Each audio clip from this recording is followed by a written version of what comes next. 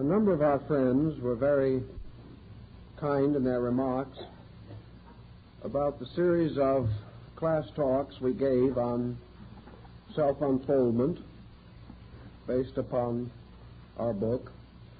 So we decided to try another book and chose one which was written quite a number of years ago, which is itself rather dangerous in the field of science. But since the book was written, I've been watching moderately the opinions rising and developing in the field which the book covers. And while it does not seem as though a revision is indicated, perhaps there are some additions we can make. And in a case of this kind, I prefer to work with additions or new material as far as possible, assuming that those who are seriously interested in the basic text have either read somewhat on the subject or in a position to do so. It seems, therefore, that in this first evening we want to strike at a problem which has not essentially bettered in the last 25 years. More work has been done. Probably much more would have been accomplished if the field had not been restricted by its own basic concepts. Today, the trend is to substantiate, as far as possible, or to support the broad and prevailing attitude in the world of science. And to the degree that the scientist is orthodox, to that degree he must plod along very slowly, achieving little in his effort to offend none. This process is, in a sense, rather tiring. On the other hand, we know the danger that arises from simply plunging into an area unequipped or inadequately disciplined for the particular work to be accomplished. This, in turn, may lead to a series of wild guesses which have very little foundation in secure fact. Of course, our interest in the whole field is essentially philosophical. Therefore, we do not impinge too closely upon the sacred ground of the exact sciences, but we annoy them somewhat at times, and the tendency toward this kind of annoyance is increasing every day. So we want to develop certain themes and problems. Perhaps we can define one of our themes from the text itself, which carries a series of rather thought-inspiring references to the field under consideration. On page 126, I quote from a textbook of general embryology by Dr. William E. Kellicott. And he gives us a few rather priceless gems. Quote, "The province of embryology is not merely thus to describe the upbuilding and unfolding of the structure and form of the new organism. It is, further, to describe the more fundamental processes involved in this development, and still further, to summarize these descriptions of both kinds in the formation of a simple general statements or laws." This sounds very encouraging up to the moment he has said almost nothing, but he has said it and very, very well. He goes on and gets himself into trouble. This physiological aspect of embryology is concerned more with how development occurs. How, and through the operation of what factors or mechanisms, one condition leads to another. little break while I added a few personal remarks, and then we quoted the doctor again. In a way, this is also the why of development. Not why in the philosophical sense, of course, but the sense of how does it happen that these things occur in development. So he now explains to us that he is working on the premise of a how that literally includes the concept of why, but that the why, of course, is now to be understood in the terms of how. This gives you perhaps a little idea as to why great bodies move slowly. The situation, however, which we would like to discuss this evening centers directly in this how-why situation, because I think it reaches more deeply into the problem, a problem rather close to many of us in our thinking, than we have done in the book itself, perhaps due to the fact that in the years that have followed the publication, much new general information bearing upon the why of things has sort of come along and been stored away for such an occasion as this evening.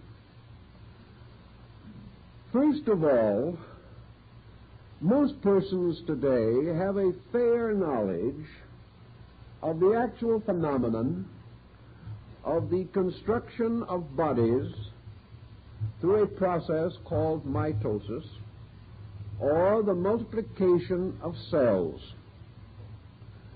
We also know broadly that this continuing multiplication achieves the gradual building up of the various structures and parts of our corporeal constitution. We have a point on that which perhaps might be worth mentioning, quoted from Pearsall's Normal Histology. Quotation: according to Donaldson, there are 12,000 million cells in the cortex of the cerebral hemispheres of the human brain. These are all formed by the process of mitosis, which is a broad term covering the various phases of the multiplication of cells. They are all formed by the process of mitosis, and all before birth, so that nearly 12,000 million mitoses have occurred in the prenatal period in forming the cells of this region alone. That's a rather large piece of work. Now, science knows these things. Science appreciates the actual phenomenal process, but it has been able to regard this process for a long time without becoming, we might say, reverently aware of the tremendous mystery of universal law and procedure that underlies so complex a procedure, continually going on and continually necessary in the development of all structures which we behold in nature. All structures, certainly, that claim any biological background. This brings us then to a problem of very great importance, and that is the pattern behind this entire procedure, which is now covered by the broad field of the concept of embryology and its related matters.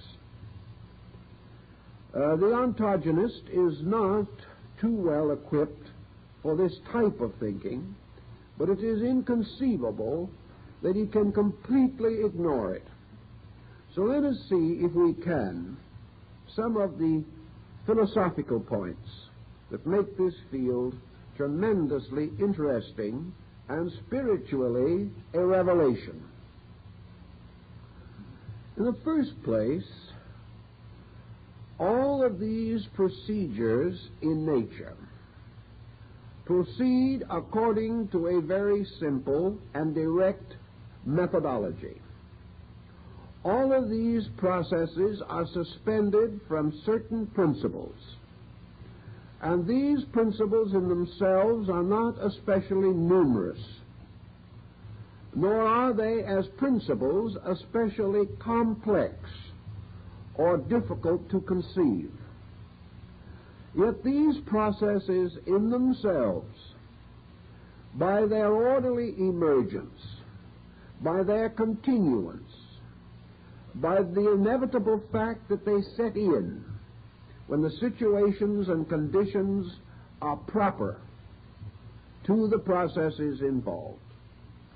This in itself and its related thoughts means a great deal when we try to understand life as a living thing rather than merely as an organism.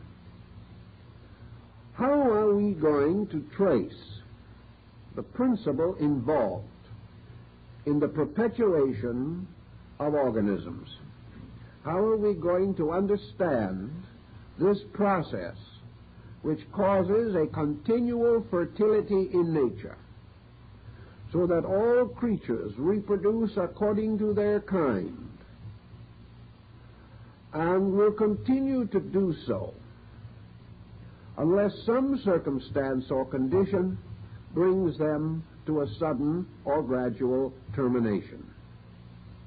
Forms of life can perish, but usually the perishing of a form of life is due to circumstances disturbing the conditions which are necessary for the progressive continuity of that form of life. What do we actually have then?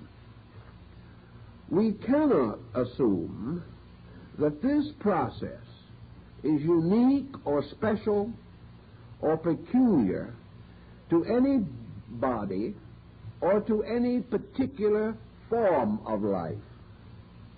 We are forced to the recognition that generation, as we understand it, is a universal phenomenon, that in one way or another it is present everywhere, continually moving life itself, and that the presence of generation or fertility is not primarily due to the fertility of individuals, but due to a principle of fertility which passes from generation to generation, does not originate with any generation, and usually does not terminate with a particular generation. This unfoldment or continuity of life, however, has a certain fragileness about it. It can end. It can terminate a species or a type of life. It can terminate in sterility, by means of which the continuity of one of the fine threads of this fertility can be destroyed. What do we actually have then? We do not have fertile persons. We have fertility moving through persons. We do not have the right to assume that any individual generates his kind merely from himself. He generates primarily because of a power that is not his own, but in which he participates, and which is carried from generation to generation. By this same concept, which seems to be inevitable, and brings us to the simple primary point, namely that the generating principle is everywhere existent, and that creatures participate in it or of it, but are not primarily in control of it at any time. Nor is universal generation dependent upon any order of generated things. And nature, where it encounters peculiar difficulties in the perpetuation of certain forms or types of life, immediately readapts itself and produces other forms which are capable of surviving. Thus, we may begin our general consideration by the basic concept that we have an energy, that this energy is essentially a life energy, that this energy is like a stream or a river flowing from a mysterious source and extending itself over the vast area of the world. That this river or stream rises in a fountain of life essence, a fountain of what we are now more or less pseudo-scientifically inclined to refer to simply as energy. Energy, however, performs more than one function. And while it is true that in the process of generation more than one function is present, it is also true that the whole process of generation does not exhaust the potential of the area of this energy. Let us then assume again that perhaps we can use a tree to signify the principle involved, referring not necessarily to human beings, but to all processes of nature involving the formation and development and maintenance of structure by cellular chemistry or biochemistry. We then come to the idea that we have a root energy, that this root energy is essentially solar, cosmic, universal, that this root energy functions not only in our way of life, but in every conceivable way of life, where it is necessary for any reason to create structure, to create living tissue, to form bodies or vehicles for the manifestation of intelligence or consciousness. Out of this root energy, then, rises the life which maintains the entire tree. This life, perhaps, may be likened in its root to a seed, for we have the concept of a seed energy. We have the concept of energy growing in space. We have also the concept, which we can understand because we can observe it, that all of that which comes from energy, or which unfolds from the nuclear source of energy, all that is to come forth is archetypally contained within the seed itself, so that the oak tree, in all its glory and beauty, is locked within the acorn. And the unfoldment of the energy of the acorn must inevitably produce the oak tree. Thus, in some way, we have an energy that has a destiny, that this destiny is inherent in the energy, that this energy is a name which we have bestowed upon one of the great creative processes of existence. We therefore see, as in the case of the tree, that this energy will produce in its own growth a series of supports. It produces the trunk of the tree.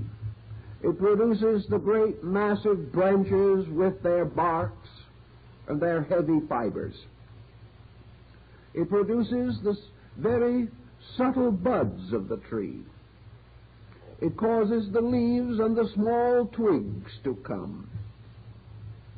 It finally brings about for this oak tree the recreation of the acorn, so that the life of the oak is consummated in the acorn which it produces, even as the oak itself grew from a previous acorn.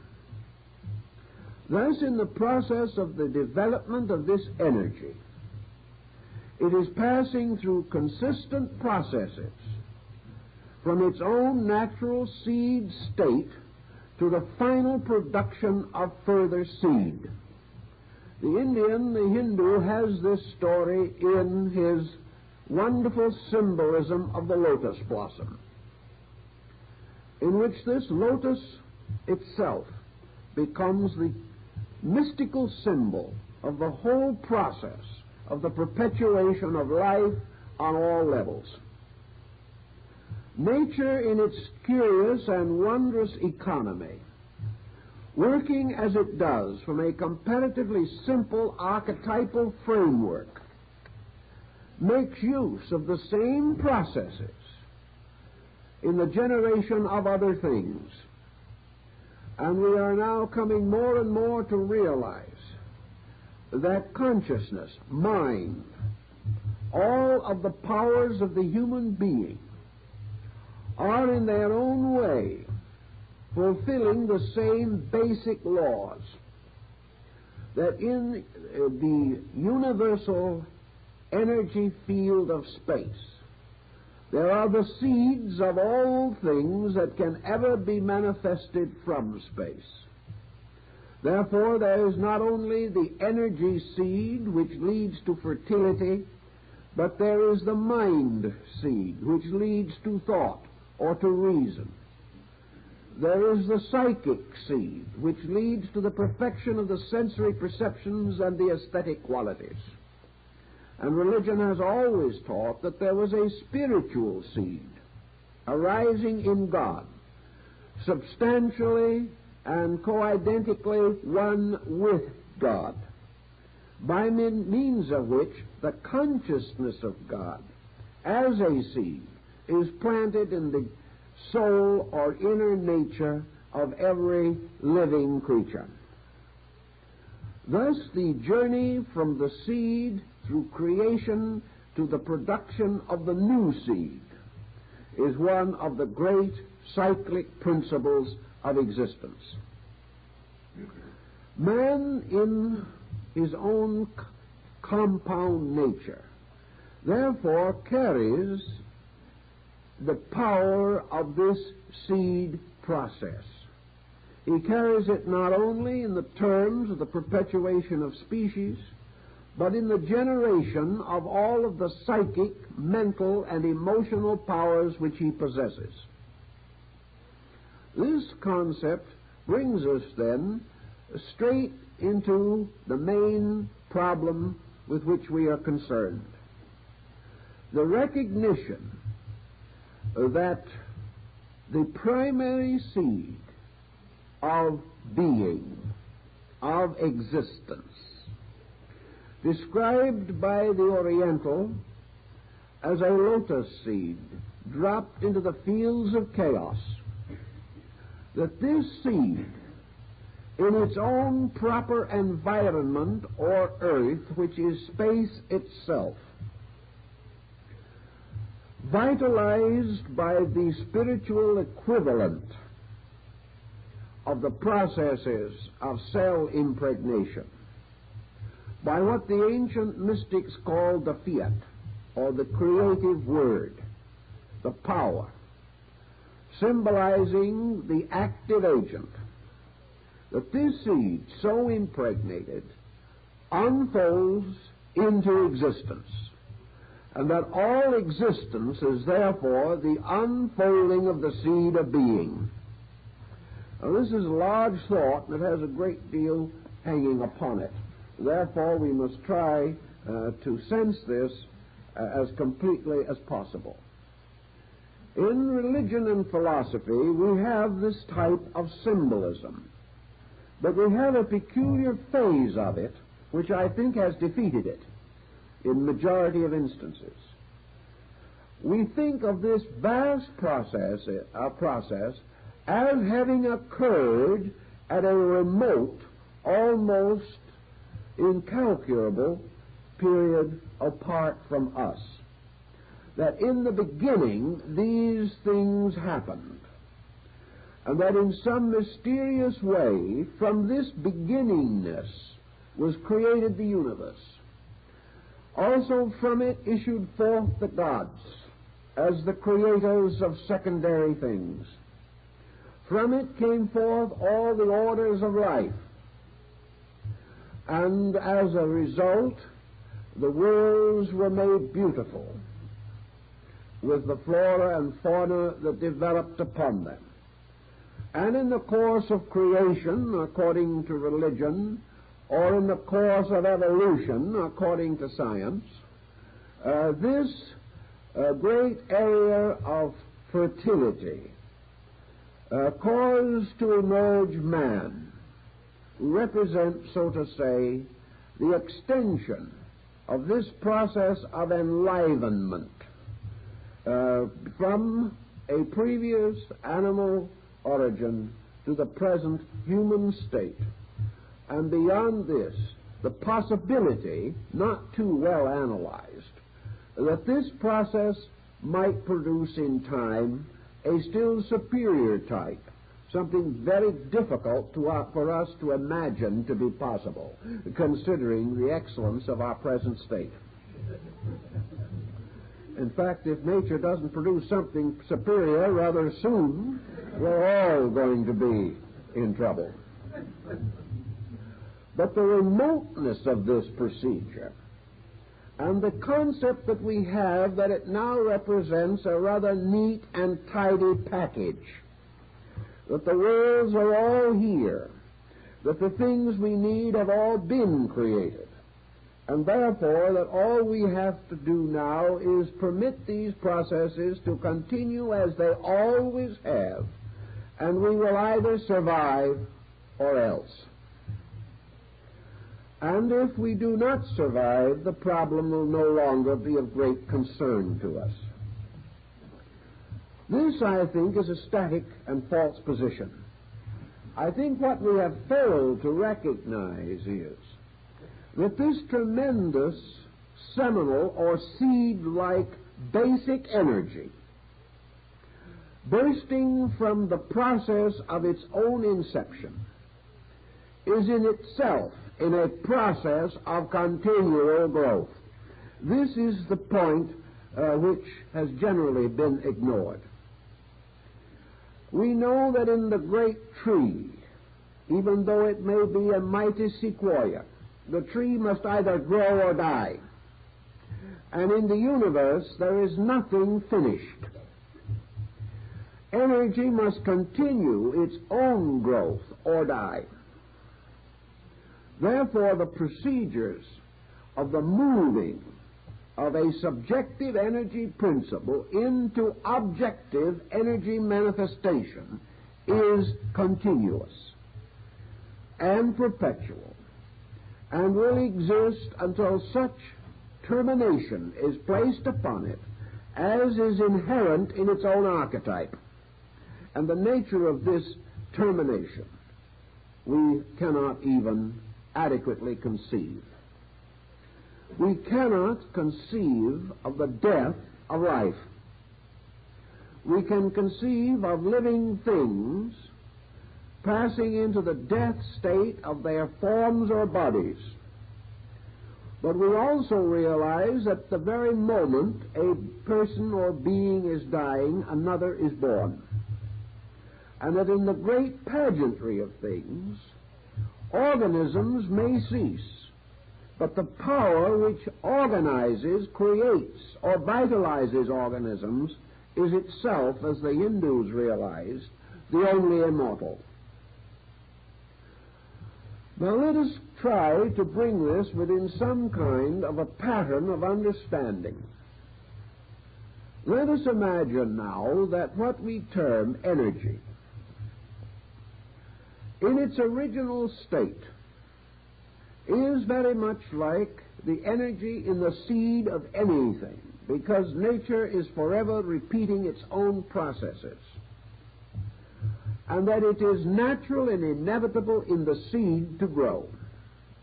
And placed in a proper circumstance or environment, it will germinate and fulfill its reasonable expectancy.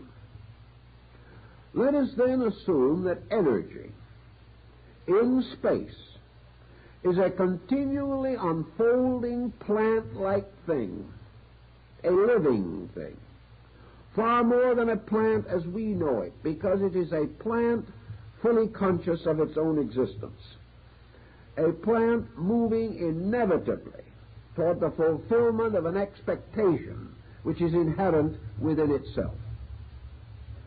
Now, what is the actual expectation of energy? We have to use symbolic terms.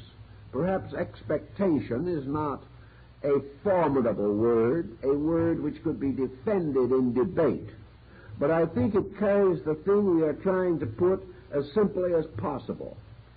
The expectation of energy is the total expression of itself. The inevitable of energy is that it shall energize everything, that there shall be no area, no spot, no place, anywhere within the natural area of energy which is not ultimately, completely, and fully energized. What would be the deterrent to this process? And the answer in the old philosophical system, of course, was that energy, so to say, has an adversary. Now, this adversary is not a real being. It is not a thing. This adversary is a space dimension, which the old Gnostics said was deprived of energy. Namely, that energy moves in a negative area or a negative field, and that this negative field is the static adversary which energy must overcome.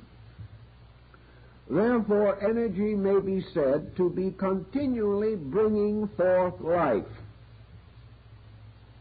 Now, as there is only one principle of life, and only one principle of energy, and only one principle of matter or substance, and this matter or substance itself is a condition of energy, and exists only because the energy agent is already active in it, then we may say that the energy opponent, the adversary of energy, is a different condition of itself,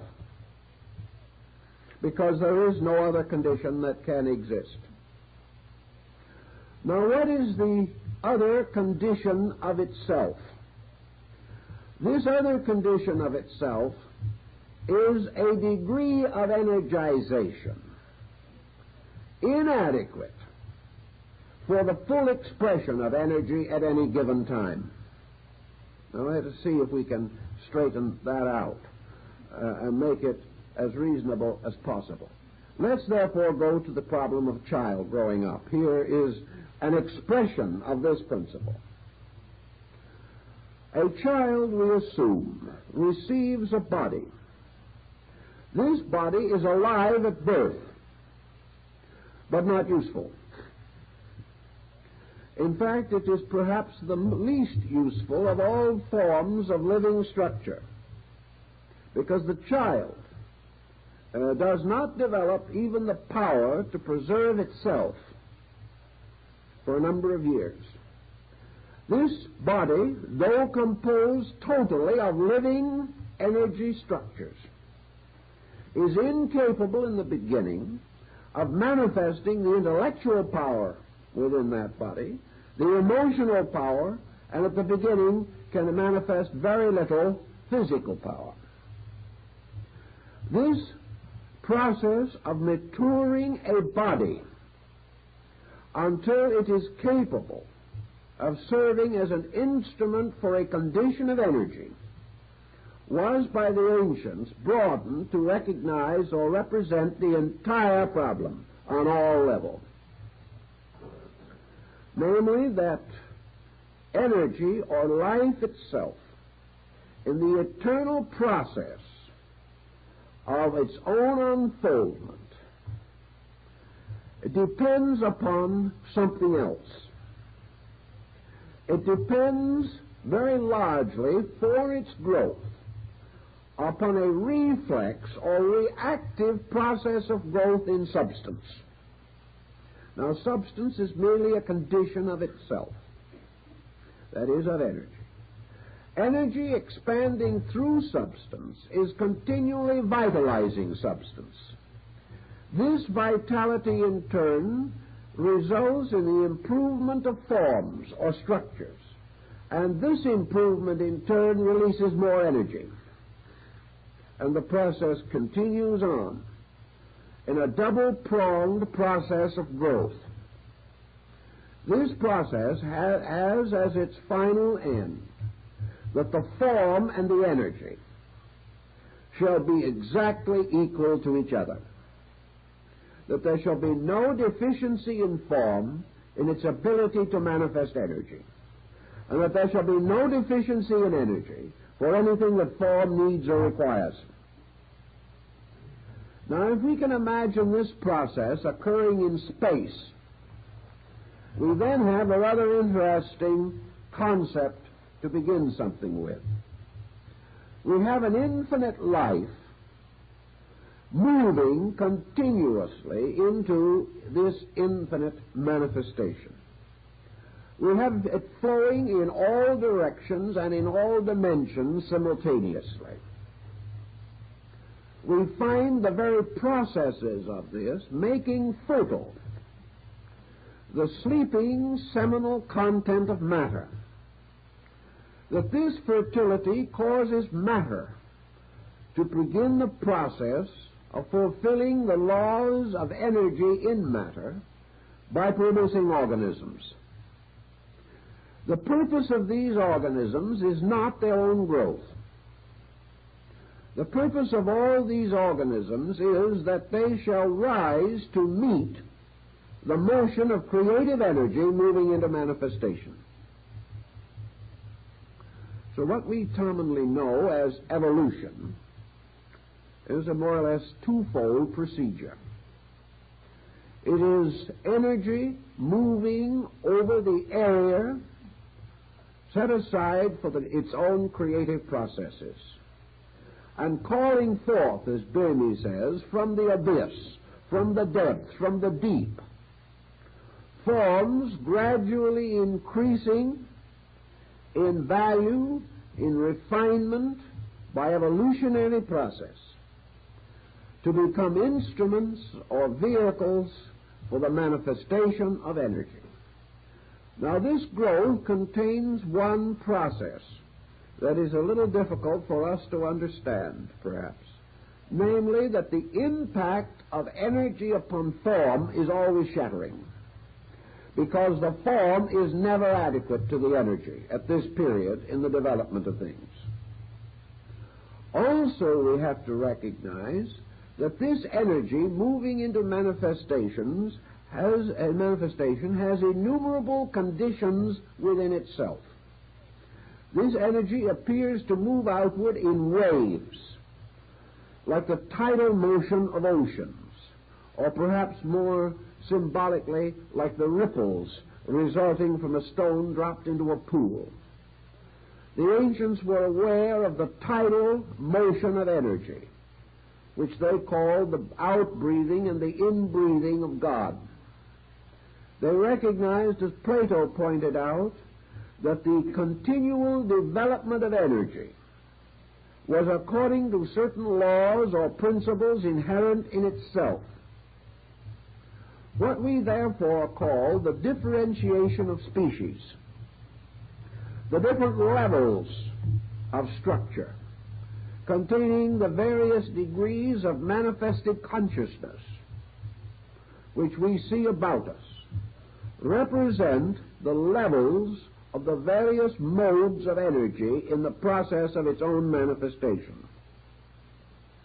Therefore, we have to assume that forms generated in various ways become instruments of a level or of a kind, and that wherever this level is reached, energy moving into manifestation produces level consciousness, level attainment, level growth, level specialization. As a result of this, in turn, we have an infinite diversity of the manifestations of a single energy. This comes then to perhaps one of the neatest problems that we have today, and one I think interests all of us profoundly, and that is the problem of heredity. Now, we have already attempted in the scientific world to understand the laws governing heredity. And we have created a situation which, scientifically speaking, is philosophically unsound. We have created a situation in which the unfoldment of life is placed in the fragile keeping of a dubious ancestry, or a series of so-called accidental processes for which life has no adequate solution. This situation is not essentially true. It cannot be. It cannot be that in a universe governed by absolute law, a creature can, as a result of heredity, be born into a hopeless situation, mentally, emotionally, or physically. Nor is it possible for us any longer to assume that the child is the extension of the psychic energy of the parent by way of generation. Therefore, we cannot assume that the parent gives birth to the child. We cannot assume that the child is in each instance merely the extension of its ancestry. If we assume this, we assume a situation that is utterly contrary to the available facts that we can discover in nature.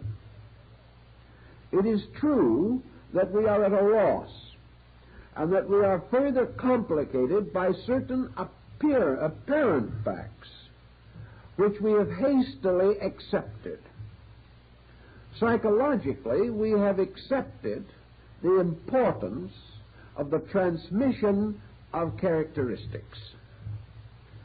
We find that a child born of a family with a certain type of attitude seems to be born with that attitude, or perhaps with a great repugnance to that attitude, but at least heavily conditioned by it. The fight as to whether the child's temperament has been modified before birth or subsequent to birth as a result of conditioning goes on. Most geneticists deny the concept that the parental nature can be directly inherited. But at the same time, they also assume that the new person, the child, is the direct product of its ancestry, that its entire nature originates in the ancestral pattern, and that consciousness arises as the result of an abstract psychological chemistry taking place in the area of inherited or hereditary characteristics, qualities, and substances. Now, this actually creates the ultimate state that the child coming into conscious existence is merely a consciousness derived from hereditary contributions. That regardless of how we look at it, this remains true. Let's take an extremely materialistic position. Let's assume, for instance, that we do not believe that there is any psychic heredity, that we do not believe, as the ancients did, that the child could be prenatally influenced by the emotions or thoughts of parents. And let us assume that the only part of this child's organism that is transmitted is the physical body. If, however, you take the scientific position that consciousness is a byproduct of the physical body itself, then the total being is the product of heredity. There is no way of escaping the implication. And the total being is therefore the helpless production of something that has preceded it. The helpless progeny of parents who perhaps would give anything if the child was not like themselves, and are much disappointed when they see their own characteristics emerging. Why do these characteristics emerge? Let us then ask another question. If heredity is merely a principle involving the descent of fertility, then we have to recognize a very intricate philosophical principle. We know today something that we didn't know 100 years ago: the effect of the psychic integration upon bodily structure and function. We know today that our attitudes and our psychological integration, or lack of it, can affect the procreative power. So now the next generation is a byproduct not only of our chemistry but of our notions. And we may therefore not be too surprised if it gives us a little worry. If the new generation is a little bit on the delinquent side, we now have the full explanation. It is a projection of our own delinquency. Now, this in itself seems to be poetic justice, but it is wonderfully interesting and intriguing and just, perhaps, that the parent should have the burden of a child whose temperament is similar to its own. But in all this situation, are we not a little hard on the child? Here we limit or condemn a creature to a situation which is only present because of the parental factor.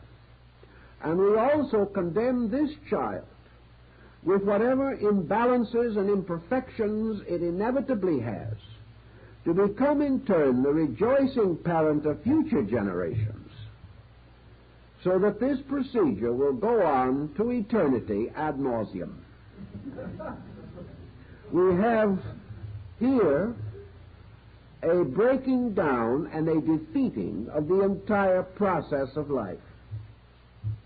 What we are therefore seeking is an explanation which will justify the known observed circumstances, and at the same time give the universe something more of integrity than the present explanation is able to confer. It is inconceivable to us that the universe could depend upon the frailty of man's increasingly neurotic temperament for the fulfillment of its vast and inconceivable purposes. There was a time, perhaps, when man felt that this was possible, that after all he was the noblest work of God. But today the thoughtful person hardly dares to say this, and at the same time believe deity to be a being of integrity or value. Now let us see what would happen if we took the attitude that instead of the parent being the origin of the child, that the parent is merely a bead upon its long thread, which passes through many beads, and that the life principle of generation has an existence of itself, that it moves through the long, deep channels of created things, but is never identical with them, never bound to them, never dependent upon them except in certain details. That the life that passes from one generation to another is not and cannot be, we will say, contaminated in itself by the instruments through which it passes. That this life is apart from and superior to the attitudes or conditions of any living thing.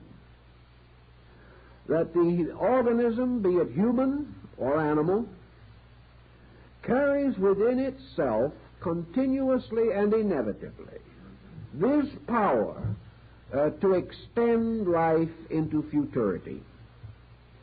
But that this power to extend life is a part of the psychic nature which cannot be contaminated by the attitudes or conditions of the person through whom it passes. That this life, passing through every form in nature, survives all forms, cannot be trapped or captured in any of them ultimately, produces all conditions, but is itself unconditioned and capable of an infinite extension beyond any condition through which it passes at any time. This makes the perpetuation of the power to create form something entirely separate from the essential structure of human psychology. That this form is perpetuated as a result of the presence of an energy, a spark, a life principle, superior to and separate from any psychological, emotional, mental, or physical circumstance. Therefore, we can say now, this, assuming it to be true, still leaves us with a dilemma. If this is true, how are we going to explain that individuals may be able to destroy, or elements of sickness or circumstance may destroy the power of propagation? That therefore it is not inevitable that any being propagate, nor is it inevitable that life itself will break through obstacles set up to propagation and force it where either it is not reasonable or not desired?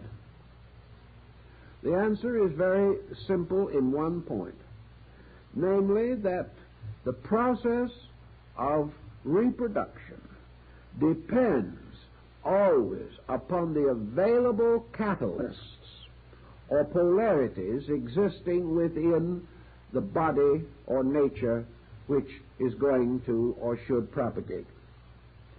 However, the failure to propagate has no effect upon the energy of propagation, any more than the fact that a wind blows a twig from a tree kills the tree. Any branch which is cut off from the tree withers and dies, but the tree does not die. Any form of life which is cut off from its energy supply will not perpetuate its kind, because it will not produce the necessary physical chemistries and physiological processes by means of which life can be reproduced. But this does not affect the continuity of that life itself.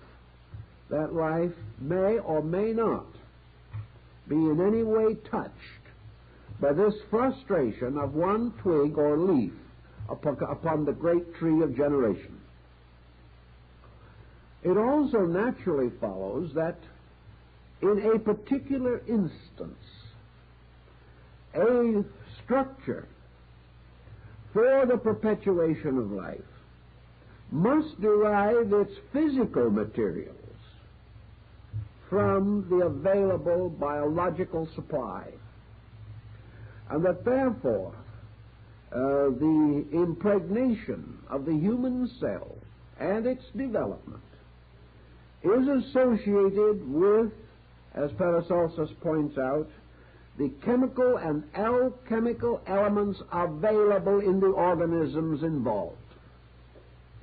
There is therefore no reason to assume that heredity means any more than what it does mean, namely the natural deriving of materials from the only reasonable available source.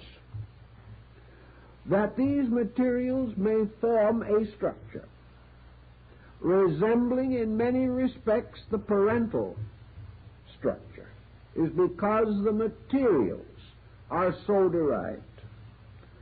That in the process of generation, not only is the one cellular structure involved, but this cellular structure mirrors the available energies, the available principles, the available substances derived from the entire structure of the parental chemistry. Thus, the newborn person may inherit certain tendencies of a bodily nature, may inherit biochemical disturbances which are likely to produce temperamental peculiarities. And as these disturbances were inherited with the substances from which the bodies were built, they may in turn react upon temperament, causing a parallel of certain dispositional traits. But these parallels are not always uniform or equal. And in all these different processes of generation, we must be prepared for exceptions, for these exceptions are continually occurring.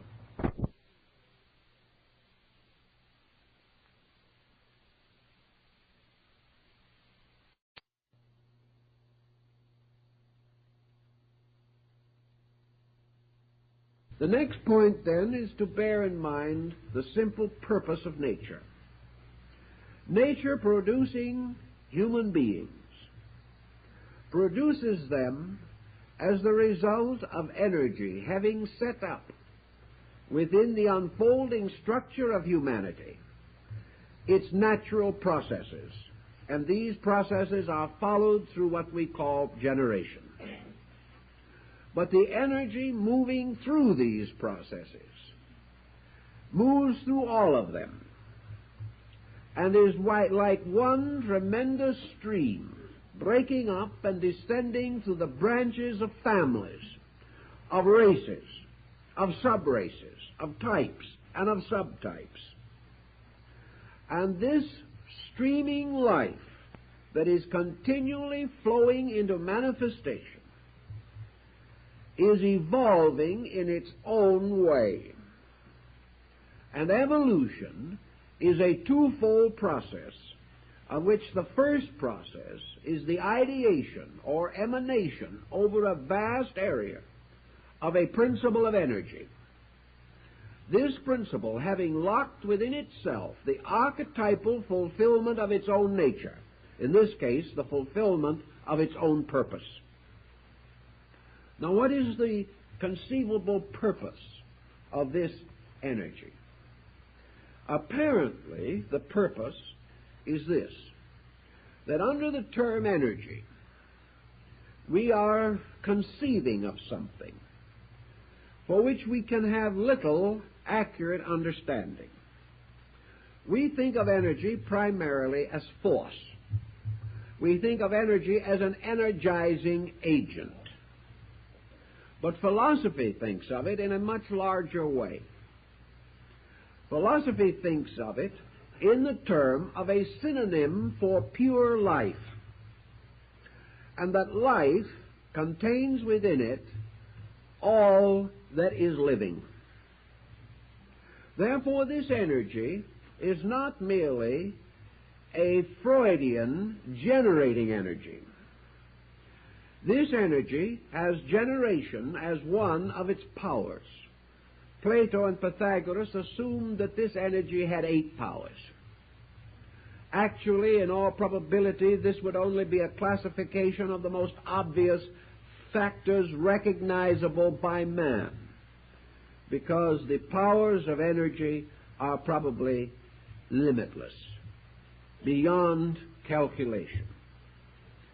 But this energy contains locked within itself also the seeds of life as conscious experience. It contains within itself consciousness, intelligence, and force. It carries within itself every faculty, power, and dimension of our comprehension, and also innumerable extra faculties beyond anything that we know at the moment. And we only can assume that energy carries within it total consciousness. That this total consciousness is an infinite capacity to become more conscious. That this infinite capacity to become more conscious must theoretically end in something.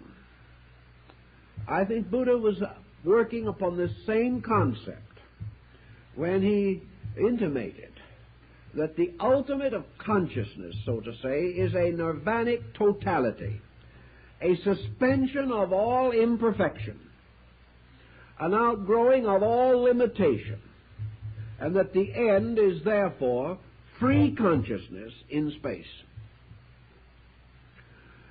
To achieve this end, then, we must assume that consciousness from a seed is growing until it completes itself by becoming all conscious in all condition, place, space, and dimension. To achieve this inconceivable purpose, therefore, consciousness locked in energy is continuously manifesting. Energy creates through generational processes forms. These forms, according to their orders, their degrees of development, and the central nervous system which develops in them, become instruments for the manifestations of fragmentary parts of consciousness. Therefore, we may also point out that all activity in itself bears witness to some degree of consciousness. When, for example, the little rabbit is a baby and does not know what to do, it follows its mother's tail, which is a perfectly reasonable thing to do. When the tail comes up, the rabbit sits up. When the tail goes down, the rabbit hides and huddles to the earth, because these are what it has learned to be the way of salvation. This is an expression of consciousness. Years ago, a hunter pointed out something that was very interesting, that a wild deer in its native state, if attacked by an animal, will run to a man, even though the man has a gun. Why? Because the animal instinctively recognizes that man has superior intelligence. This is a form of consciousness, intuitive. Everywhere in nature, consciousness exists. It takes a certain degree of consciousness for things merely to continue of themselves. It takes consciousness to allow a monocellular organism to merely exist. It takes more consciousness where motion comes in. It takes more consciousness where self-survival moves in. But everywhere there is consciousness.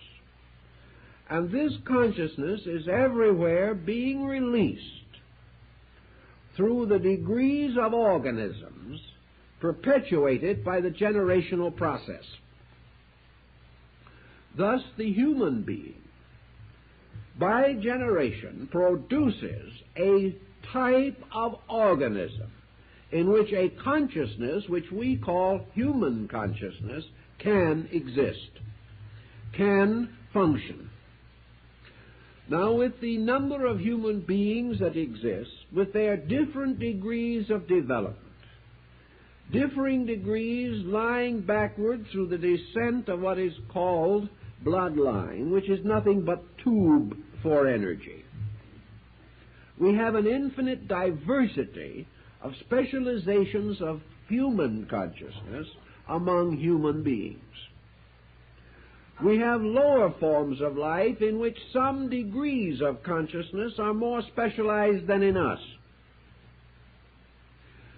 We have many variations upon the theme of consciousness, but we may say that consciousness is a kind of awakening, by means of which a kind of awareness increases in life, attaining finally to the hypothetical condition of self-awareness, which we call man. Thus we have in this descending energy, we have the rudiment, we have the substance or the essence of all that energy implies. Namely, that energy implies not only growth and motion and survival, perpetuation, but it also implies mentation, the enrichment of emotional content, the love of beauty, art, music, the power of philosophy and reason, the highest sciences and most exact phases which we now associate with mind. For mind is only a name that we give to a subtle organism for the distribution of a certain phase of universal energy. And this universal energy, differentiated upon a prism of mental process, becomes what we call mental energy. All of this is leading us gradually to the point where we have to recognize that there is moving through us all the time a kind of life that has as its ultimate goal the complete revelation of itself. Now, in every human being and in every form known to man, this revelation is incomplete. In all nature studied together, we become aware of an infinitely larger variation of revelation. We see revelation as small flowers growing out of the earth. We see revelation in the industry of the ant and the bee. We see revelation in the fruitfulness of living things and in the magnificent productions of human ingenuity. These things, however, in no way exhaust revelation. We see revelation as religious experience, producing all the religions that we know, but still locked within it are all the religions that have not yet come. But these new things, because the motion of energy is orderly, each one of these new organisms arises from previous organisms. And even in the most abstract of theological institutions, religion is perpetuated by generation, by the mingling and mixing of previous concepts and the revelation of a new degree of religious energy. So our central fountain of energy is all things unto all things. And in the processes of its own motion or development, it is constantly flowing into the structures and forms which it generates. Now, in nature, there doesn't seem to be anything that very seriously gets in the way of process. But with man, there is a certain difference in this. And we behold or observe that it is possible for this energy process to come into conflict with the organisms which it creates. If these organisms fail to fulfill their appointed tasks, then they inhibit or limit or restrict the motion of energy. And we know, as Paracelsus has pointed out, that nearly everything that can be wrong with a human being is the result of energy blockage of some kind. If physical energy is not able to achieve its proper circulation in the body, the individual is physically sick. If there is anything to interfere with the proper circulation of psychical energy, the individual is psychically sick. If anything interferes with or impairs the circulation of mental energy, the individual is mentally sick. And wherever these processes are impaired, a series of dramatic situations result. You realize that nature, in building up sequentially and in perfect pattern this pyramid of unfolding energy factors, has achieved and must maintain a certain kind of momentum. That this process of building always brings life to a new level of insecurity. There can be no security until ultimate security is attained. And wherever energy, in its manifestation, is unable to advance its own specializations, there comes a very serious crisis in the development and unfoldment of living things. So we now have to proceed for a moment from the opposite pole of this. Energy building upward is creating in space, by means of the seminal energies of space, a series of forms. The Gnostics were well aware of this concept of emanational reflex. Forms rising out of matter to become the instruments of energy. As energy unfolds, forms must unfold to receive this energy. And the balance of the universe is maintained by a series of positive and negative reactions. That for every energy there must be a receptacle.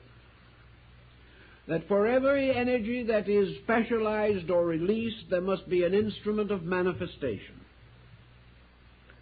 That the instruments or the bodily factors or the structural factors must unfold with the unfolding of the causal energy itself.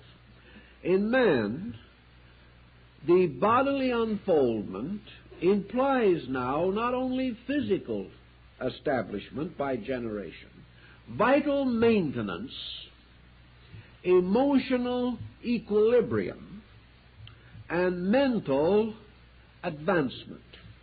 All of these must work together so that the total pattern of man is available for the manifestation of a certain condition of energy. If any of this complex machinery goes out of order, then energy moving into manifestation moves in without the full cooperation of the instrument in which it is manifesting. This lack of cooperation is known as conflict. And wherever this conflict exists, energy moves against energy rather than with it, because it is the inevitable of energy that it shall overcome and overthrow all barriers to the progress of itself. If a dam, therefore, is put across the natural growth of the individual at any point, energy will ultimately destroy that dam.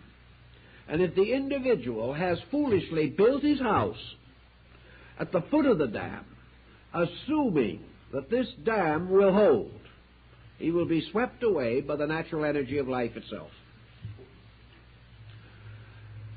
Thus, the growth of the human personality through infancy, childhood, adolescence, and maturity represents a recapitulation in structural development of the principal steps by means of which energy has achieved the integration of the human personality. And energy moving in upon this, if it is frustrated, if it is blocked, is unable to achieve its natural and inevitable purposes through that organism. Now, one of the things that is always the enemy of energy in all structures is crystallization. Crystallization in the body blocks certain types of energy. Crystallization in the emotions will block another type. Crystallization in the mind will block still another type. So that crystallizations of various kinds, among which we may mentally note such things as opinions and fixations, these will block the natural flow of energy, or prevent this energy from achieving its own purpose, namely its own freedom through the personality. The energy that is in the individual has no particular intention of staying there. It doesn't necessarily stay there even for a moment. A study of the magnetic field of the human body shows that energy is pouring from it continuously. And this energy can all move out in many ways. It can move out physically. For each human body or any other form that it creates is a microcosm of itself, and man, as an energy field, is continually contributing to the energy of lesser things. Energy is moving out of him and through him. Just as his physical energy, therefore, becomes part of the physical availability of energy, so his emotional energy is part of the available store of beauty, of love, of nobility, of fineness, which is developing in the world. His mental energy flows out as the wisdom of life. contributing to the improvement of all human beings, of this generation and all generations past and to come. Thus energy, through the personality of man, is being continually transformed into utilities, certain phases of it. But the mainstream, of course, continues to protect itself insofar as it can, by ensuring that there will be new channels for this energy, and that this energy will therefore continue to radiate from a center which is everywhere to a circumference that is nowhere. Infinite manifestation. Wherever the individual comes into conflict with the natural motion of energy, he is delaying the second prong of the process of evolution. For evolution is not merely life ideating. Evolution is form ascending to meet life, represented in Eastern philosophy by the spiral in the conch shell, and of the very beautiful poem, "Build more noble mansions, O my soul." The noble mansions, the better houses, are being built from one level of energy, carrying the individual upward to a certain point, where these are ensouled by another kind of energy. What appears to be definite is that this energy itself, being, as we said, a series of ripples, that this energy is moving for its fulfillment upon several levels, even as man is. Now, man's physical energy is of great value to him in many things. He does not have to be a mental giant in order to use it. In fact, he doesn't have to have an idea of any kind. He can work for somebody else who has one. He can simply chop wood. He can plow the ground. He can perform labor by energy alone. And today we even regard energy of that kind as worth about $4 to $6 an hour. It's gotten to be more valuable than it used to be. Therefore, physical energy is necessary for the maintenance of an organization by which we are in this world at this time. And being in this world at this time is essentially and evidently part of the archetypal purpose of energy. Some energy goes into clear space, into orders of life we know nothing about. But some energy follows along what we term biological lines and produces creatures such as we know and see. But whether this energy is perfecting the magnetic field of a planet or animating creatures, it is fulfilling one of its innumerable purposes. And one of these innumerable purposes, as far as we are able to observe, is the maintenance of a physical structure by means of which man can release by internal chemistry a series of superphysical attributes. Thus man builds a complicated nervous system. He develops organs and structures. He develops a brain. He develops a central and a sympathetic or autonomic nervous reflex system. These things are not necessary essentially to his survival, but they are necessary to his function, to his existence as a dynamic living thing. And at the stage of the unfoldment of energy which man has achieved, energy requires this complicated structure which we know as essential and proper to its purpose. Why it does so, we can only say rests in the will of the energy itself. But we are assuming again that the ultimate purpose of all energy is freedom, and freedom is the complete expression of itself. Now, man having achieved, therefore, the structural development by means of a certain kind of energy, at various periods creates centers within himself by means of which further energies may be liberated in him or through him. This is very much like the process of tuning in a series of stations on a radio or a television. Depending upon the quality of the instrument and upon the adequacy of the aerial, various stations can be tuned in, whereas a neighbor with a poorer instrument may not be so fortunate. But whenever we tune in to a level of energy, we get a program. And that is one of our troubles in most instances. But what might we say would be the first and most important tuning in of energy? Apparently, the great principle of energy as itself moves and makes one essential polarization in the life of developing man.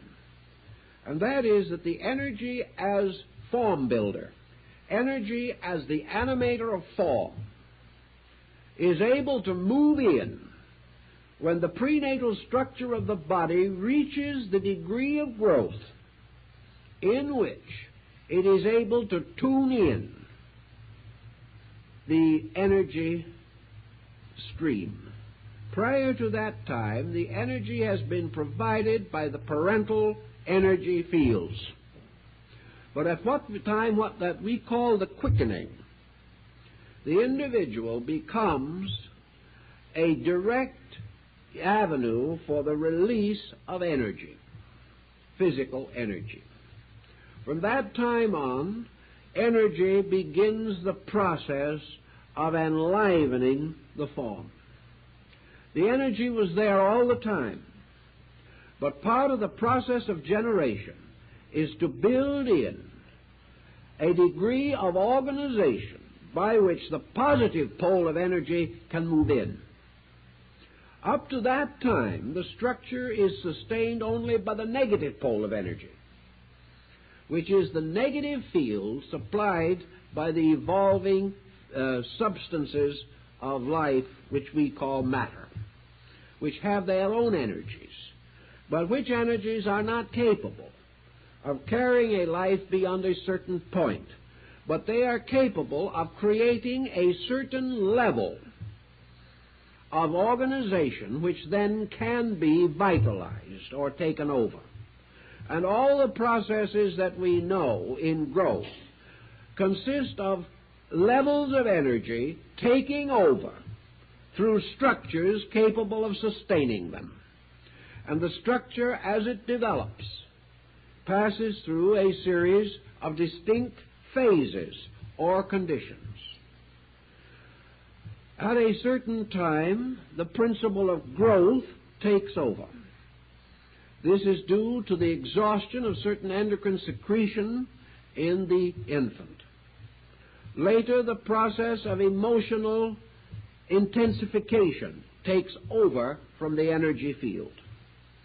Later, the mental process takes over, producing the major divisions of childhood, adolescence, and maturity. Each case, however, the energy does not drive the bargain. The energy, being everywhere always, is simply tuned in by the evolving organism. As the structure advances, the organism is able to accept what the Greeks would term an ensoulment by energy. Now remember, this isn't blind energy we're talking about. This is energy which is capable of releasing any degree of consciousness that the organism is capable of sustaining. So when the individual reaches maturity, he achieves this end as a human being by being capable of receiving into himself and transforming and ultimately transmitting that degree of conscious energy which we call selfhood, or egoism, or the I amness in man. As Buddha pointed out, this is by no means the end, but it is as far as man can normally accomplish. The body which has been built, therefore, becomes the instrument of this conscious energy principle. Now, the energy descending through infinite specialization has produced orders of life between itself and man, which are not visible to man. Energy coming in as consciousness is not merely a mass, a substance. Energy coming in as consciousness is already a highly conditioned existence. And we have every reason to suspect, therefore, the essential validity of the Vedantic and yogic positions on this. Namely, that consciousness, the atmic nature of life, the true Atman, is identical with all others. That pure spirit, pure consciousness on the human level is identical and one with all other human consciousness on the same level. Therefore, that the I consciousness in each individual is shared by all, and that the appearance of individuality is due to the organism and not to the division in the principle itself. Therefore, one self manifesting through an infinite number of bodies becomes apparently an infinite number of selves. But this self-principle, like all of the other causal agencies, is actually one substance. We therefore come to the very simple process that behind humanity as a level of consciousness, there is the human state of energy, which was the anthropos, or the Adam Kadmon of the Kabbalah, the one man who became all men, the Manu of the ancient Indians. That within this one man, therefore, again, there is a series of differentiations. This one being differentiating into evolving individualities produces the so-called conscious beings that are embodied in form. But all of these conscious beings are themselves varying degrees of growing seed within the energy field. Thus, evolution is infinite life coming into infinite manifestation through forms passing through infinite modifications. And in this, then, we are not in conflict with the basic principle of heredity.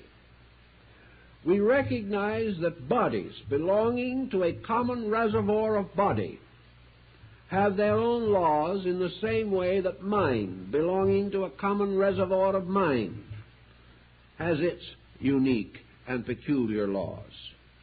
But we do know that the fulfillment of the plan for things must be that forms are forever meeting energies, growing to be ensouled by them, and that the continuous growth of life in its total spiritual, moral, intellectual, and physical status consists of this increasingly understanding partnership between form and energy.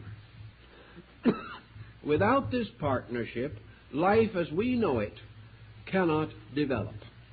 The cell is the instrument, therefore, by means of which the partnership between body and the degree of consciousness which body is able to manifest, that this partnership is made possible. and the infinite procedure by which this is achieved seems infinitely complicated to the scientific mind. But in nature itself, it is merely one of innumerable expressions of the same process, everywhere repeating itself, on all levels according to their need and their kind, and varying in no essential principle. This is why the old way of thinking is so vital, is that it has no exceptions, that it does not have to create a new solution for every problem. It recognizes only one essential problem in relation to man, and that is the possibility that man will not keep faith with the motion of energy through him, that man will not continue in the essential purposes for which he was intended. Now here's where our moral question and our ethical question comes in. The human mind, being capable of a degree of what Aquinas calls self-determinism, therefore has a right, in a sense, to choose its purposes or choose its projects. The only way in which it can know with certainty whether it is right or wrong in its selection is the consequence. All amount of abstract contemplation in this is to a measure futile. The only way in which the individual can know whether a certain procedure is next for him is determined by what it does to him. It might be perfectly properly next for someone else, but might not be next for him. If what he is doing is next for him, the chemical compound of consequence will enlarge his participation in consciousness. More consciousness will move into him. More consciousness will find polar possibility in the structure which he has set up. If the individual, for example, centers his entire life upon the development of body, he, by this determinism of his own, may neglect those processes by means of which the consciousness quotient can be increased. Now, this consciousness quotient is important. Now, let us take, for example, an individual who has decided that he is going to be a great athlete. He is going to limit his development and his consciousness largely to the improvement of his body. He is going to be primarily a physical person. By this concentration of energy, he changes the total compound of his nature. Actually, he has caused something to grow. Some part of himself is a little more or a little better than it was. He has devoted his time and his thought to learning all that he could about physical culture. Therefore, he has become able to do certain things and to achieve certain ends not previously attainable. But here is his difficulty. He has enriched the compound a little, but he has not enriched the instrument to control it. Therefore, he is in a problem. He has added something to the total nature of himself without adding the control factors. The control factors in all cases being the power to enlarge consciousness to meet the demand of function. A new function demands new governorship, a new degree of unfoldment. May be very slight, but it still is never sufficient. So the individual, in all of his specialized activities, outgrows his total insight and then falls into emergency.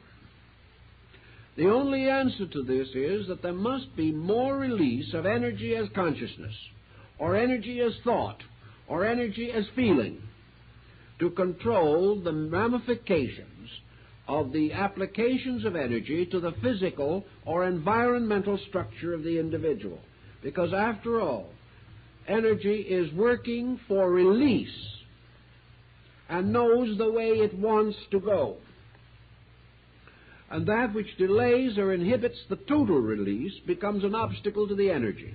Obviously, if the obstacle becomes too great, the energy is unable to function or breaks through, damages structure, and may ultimately result in the sterilization of that organism, which no longer continues. But this has nothing to do with the life. The life goes on. Because life, consciousness, intelligence belong to one level, and energy in physical structure belongs to another. And our student of the cellular processes is dealing totally with that form of energy which is used in form building. We are thinking in philosophy more of that form of energy which is used in character building. But the same processes go on. Thoughts are generated like bodies. That is why the brain is so constituted that it is a generating structure.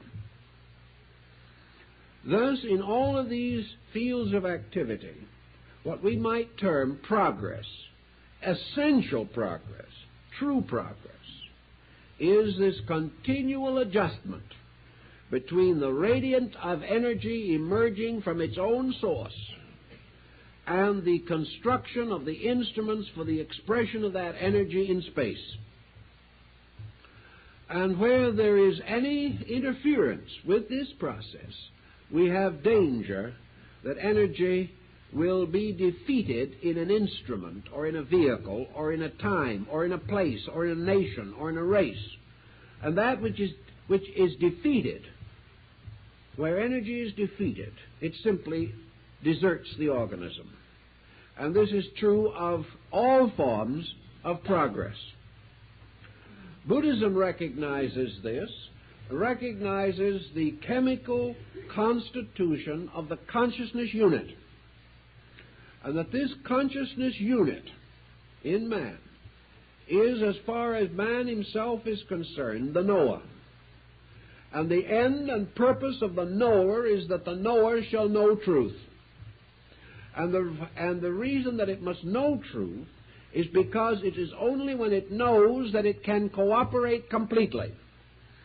And it is only when it possesses this inward understanding that it can become the clear channel for the release of purpose itself, which is resident in energy as absolute consciousness.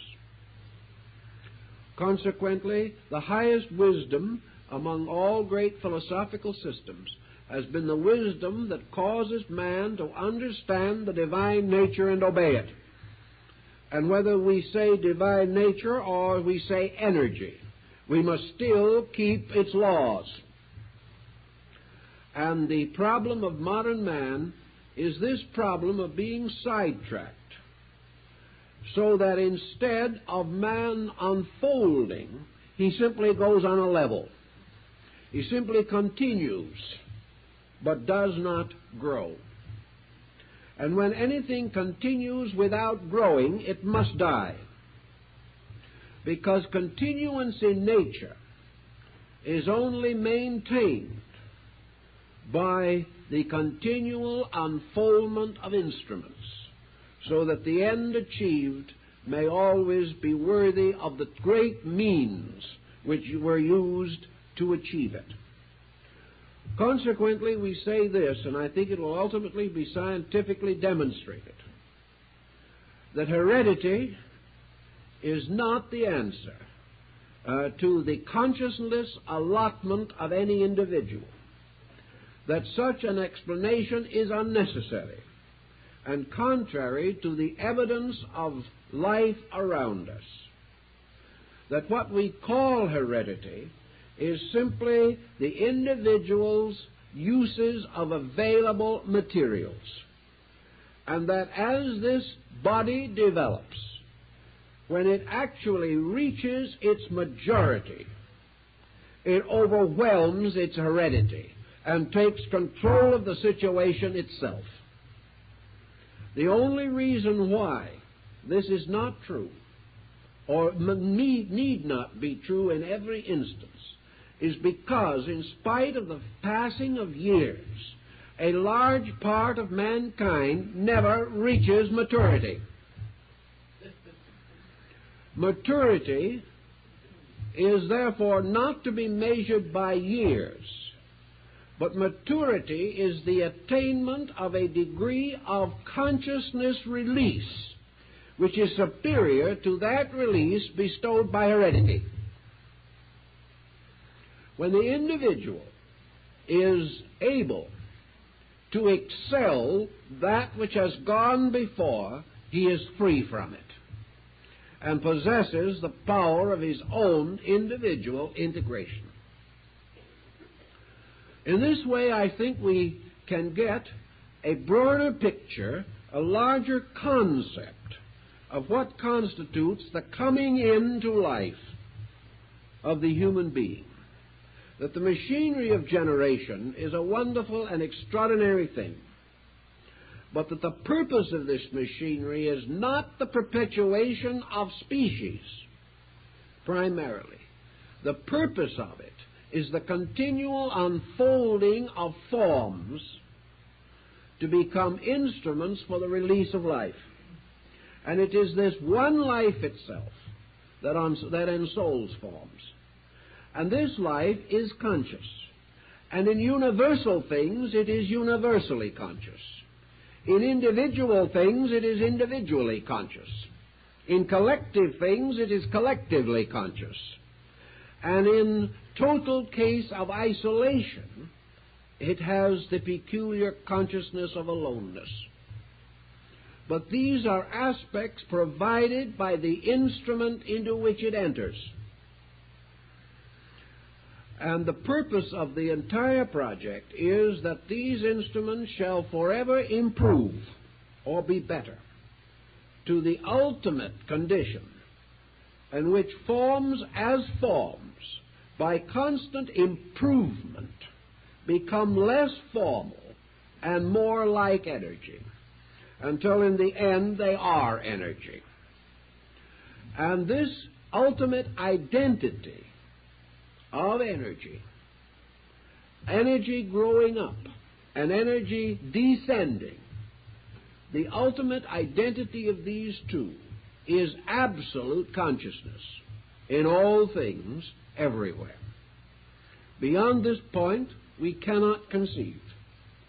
But it is obvious that the end which nature is striving to achieve is that man shall continually outgrow himself. For outgrowing what he was, he outgrows the energy part or the energy allotment which was his, and by this circumstance attunes in to a greater energy allotment. This is the search for security, the search for peace, the search for life. And the individual who directs his attention to the unfoldment of those powers by which his superior energies are channeled becomes more suitable, more useful, more happy than the person who, turning his attention from these essentials, mistaking the purposes of the body for those of universal energy. This person fails, has already produced adequate animal forms to achieve the purpose. And when man, ceasing to be himself, retires to an animal state, he is not even an animal, because many of his energy elements have already exceeded this state. Therefore, he is a kind of hybrid. He is a creature in which no value is clearly indicated. And unless nature is able to correct this condition, this type of thing becomes sterile. It is no longer suitable for the purposes for which it was intended. If we think in this larger way, I believe the processes of generation will become increasingly clear. And we shall realize, as Lao Tzu gives us in the doctrine of Tao, the nature of this one power by which all things are sustained, which takes all shapes in all forms, yet is in itself shapeless, that it becomes all things to all beings, but remains forever itself, and that man, through the processes of growth, finally becomes aware of the sovereignty of this fact and moves from a creature sustained to a creature sustaining, or by voluntary effort accomplishes the alchemical mystery of perfecting nature through art, and by the consecration or dedication of his own consciousness fulfills what the mystics of all time have taught and hoped for. This in its turn is a new birth upon a new level, and the processes of generation still continue. But they continue in their primary purpose, which is that the infinite itself shall become completely manifested through all parts of its own nature, releasing its power to every creature, just as human consciousness through the nervous system is distributed throughout the body of man. Through these studies, I believe we can get a better orientation on what might be termed the processes of human generation. Time's up, time's up, time's up.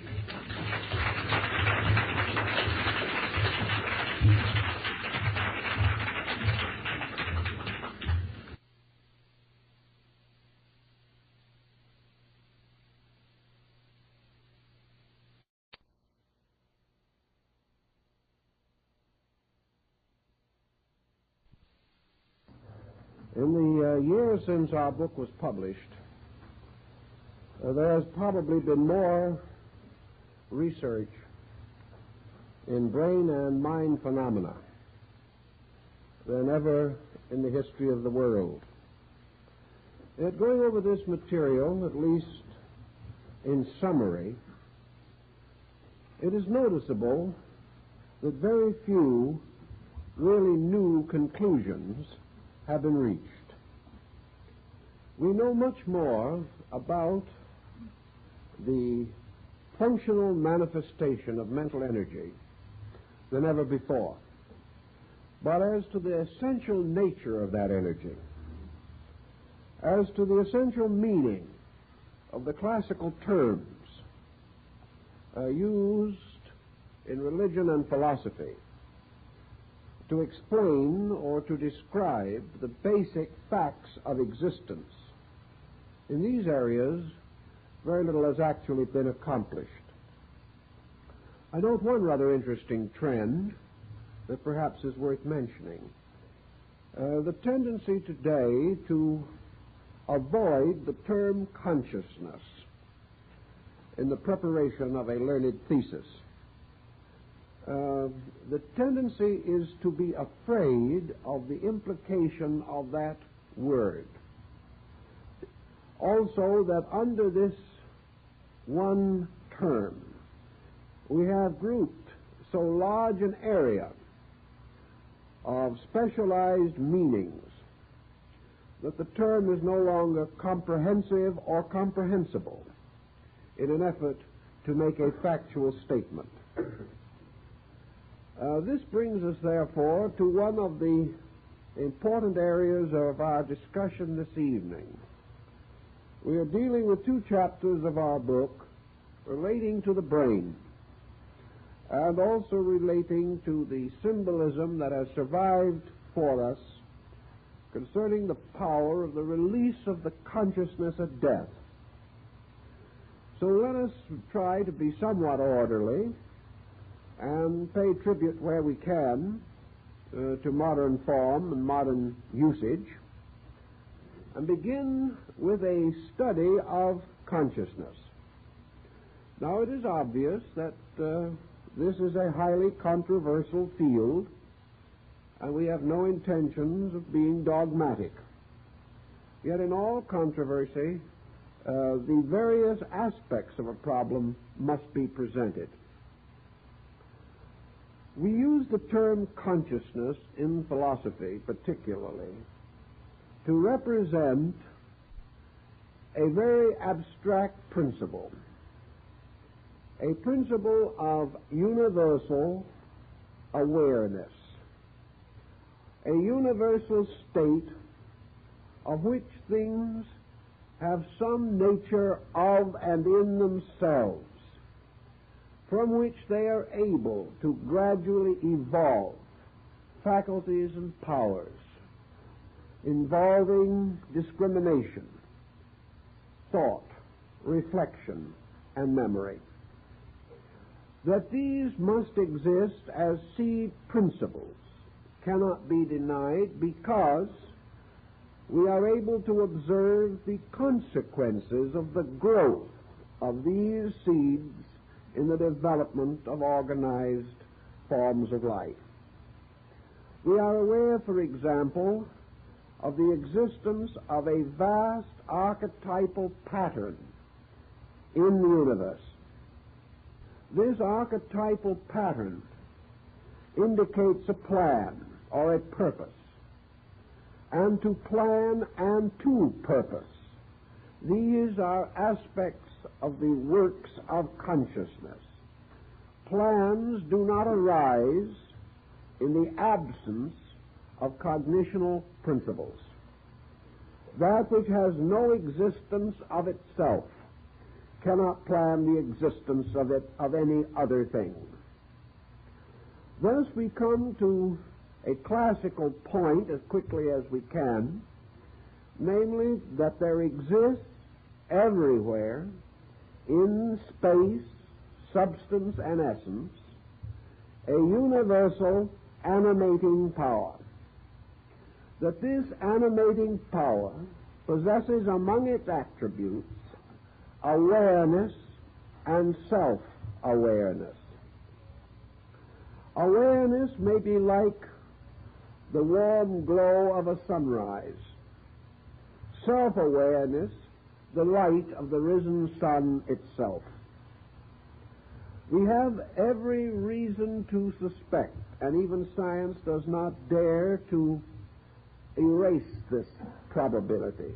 We have every reason to suspect that the root of what we call consciousness is present in every molecular unit, in every cell, in every electron, and in modern terms, in every atom. That this atom, this unit, contains the potential power of awareness, and that what we commonly term the growth or unfoldment of life is made possible primarily through the continuous release of awareness in things. Thus, as surely as man grows by the unfoldments of faculties and powers, so all these faculties and powers are dependent upon the presence of a suitable energy to sustain them, to vitalize them, to ensoul them with its own interior awareness power. We may liken our problem somewhat to the mystery of a telephone. The establishment of the phones and the wiring will not result in the possibility of communication unless an energy is also given to those wires by which they become capable of transmission. Thus, that energy must be present in practically all phenomenal activity of the universe. This energy, in various levels and in various ways, supports function, makes function possible and real, and supplies to every structural unit in nature an enlivening power. What is this power? Perhaps it is more convenient for us to attempt to note its existence first in this way. This existence can be bestowed and it apparently can be removed or withdrawn. The state of life seems to reveal to us the presence of this inner awareness energy. The loss of life, the condition of death, seems to reveal to us the departure or the cessation of this energy. Science would be the last to assume that energy is destructible. Therefore, what we would term death cannot be regarded as a destruction of energy. And by extension, we have a strong case in the favor of the fact that death cannot be regarded as an extinction of consciousness. Death, however, is a phenomenon involved in the relationship between consciousness and a medium of manifestation. Obviously, consciousness can fail to animate a form. And when energy involving consciousness totally departs from a form, that form disintegrates. And all of its activities upon the level of our consciousness will cease. Thus we have an energy or a form of life which by its presence activates all of the composite nature of a being, and by its absence or removal causes the end of such activation, leaving that body or form inanimate, or reducing it to forms of activity far lower than that with which we are concerned in the study of consciousness. We must, however, be immediately aware that our term consciousness involving the principle of energy must be universal, everywhere present, and therefore can be understood as being present in forms of life lower than those of the human being as we know him. This brings us then to the next important problem.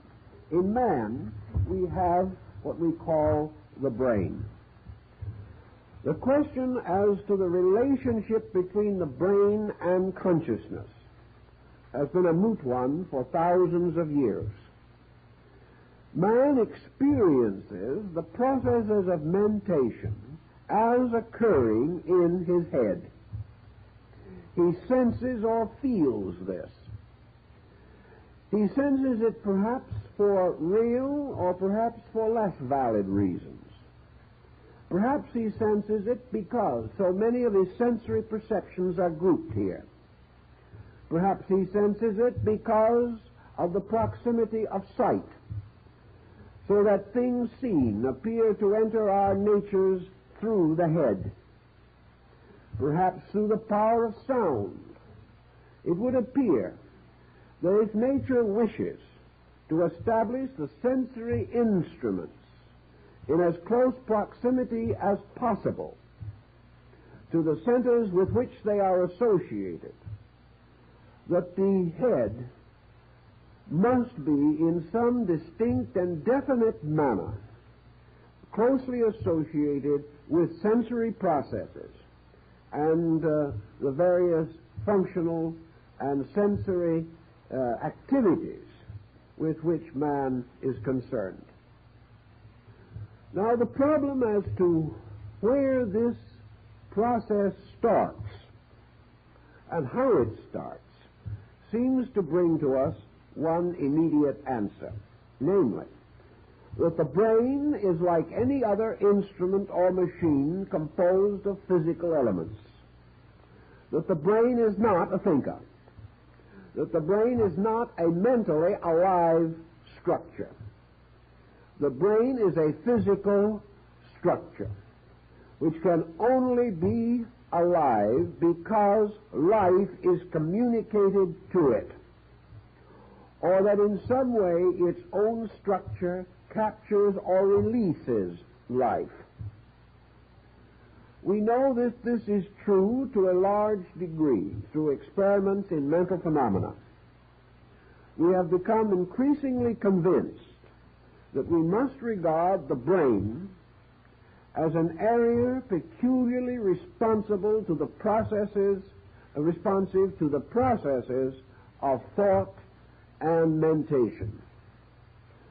That this area of structure must supply us with the most subtle parts of body, must supply us with very subtle instruments, such as those that we are now discovering in our researches in atomics and electronics, but that the brain itself is only able to think because of the presence of an energy, that it is the loss of this energy which prevents thought.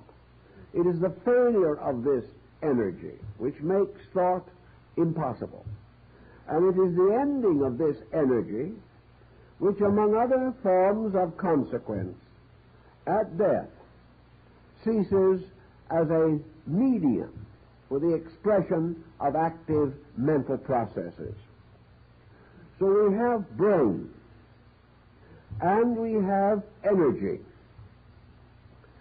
And now we have to find out, if we can, the relationship between energy and brain.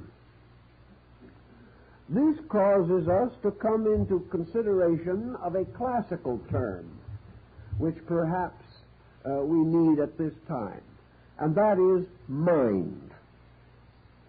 What is the relationship between brain and mind? What is the relationship between mind and energy?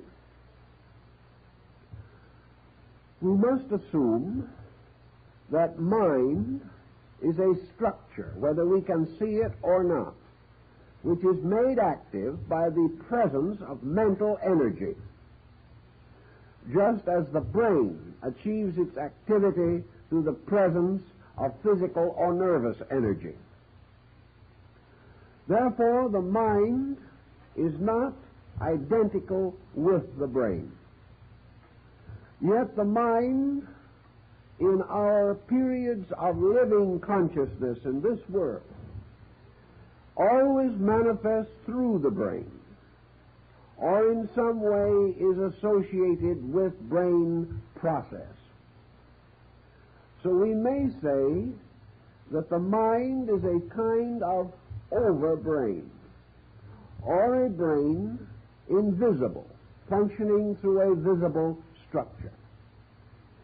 The Greeks would say that the mind is a form and the brain is a body.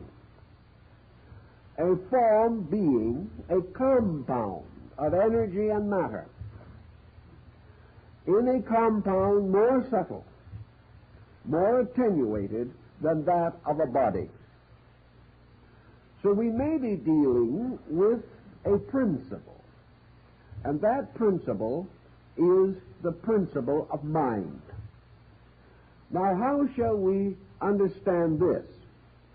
Oriental philosophy, I think, gives us one of the clues to it. Mind is a form of the word, or an extension into our language of the word manas, which in turn is a synonym in Sanskrit for the name or term for man. Man, manas. Therefore, the mind is a human instrument, peculiar and natural to that degree of evolutionary process which we call human. Mind is therefore a kind of body, invisible, but essentially rooted to the humanity of man. And this mind becomes, so to say, the overself, the archetypal being. And according to most systems of philosophy that believe in the survival of an intelligent entity after death, it is this mental entity which survives. And it is the belief in many philosophical systems that the mental entity is the superior entity, and at least relatively speaking, the true entity. And that therefore this entity, by union with body, causes mental activity to be released through brain. This mental activity, as the term implies, includes the activity principle itself. Therefore, a mind is also a vitalized area. It is a subtle structure sustained by energy, even as the brain is a grosser structure, also sustained by energy. Now, it is reasonable and not difficult to recognize that there must be, and always have been, degrees of relationships between various life forms in nature. We cannot assume the existence of space and then of man. Man must be bound to space by certain bonds and ties. Space, moving in upon man, must achieve union with man by means of a series of emanational forms or structures. Thus, between two very different forms of life, there must be intermediate forms, forms which partake of one or the other to some degree, but make of their own natures bridges across which energies can move. Pure energy, therefore, striking the brain of man, might keep this brain alive, but would not bestow upon this brain any mental processes.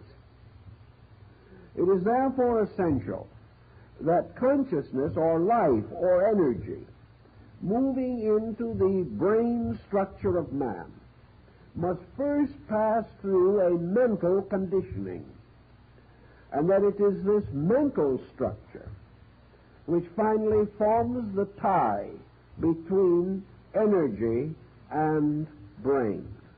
Therefore, mind is mentally conditioned energy.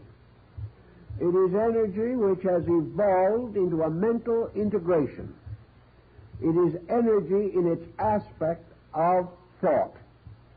And it is furthermore energy which, as thought, has created an instrument for its own expression, an invisible but real instrument, the instrument we know as mind.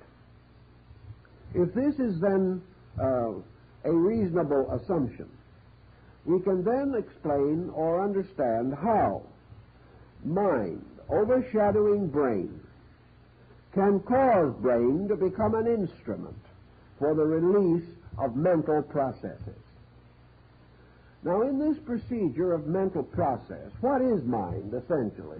Is mind the same as consciousness? No. Mind is very obviously and definitely conditioned. Mind is not pure consciousness, nor is it pure life in any form. Mind is already life reduced to a mental equation, functioning as a mental energy in an instrument suitable for such specialization of cosmic life power itself.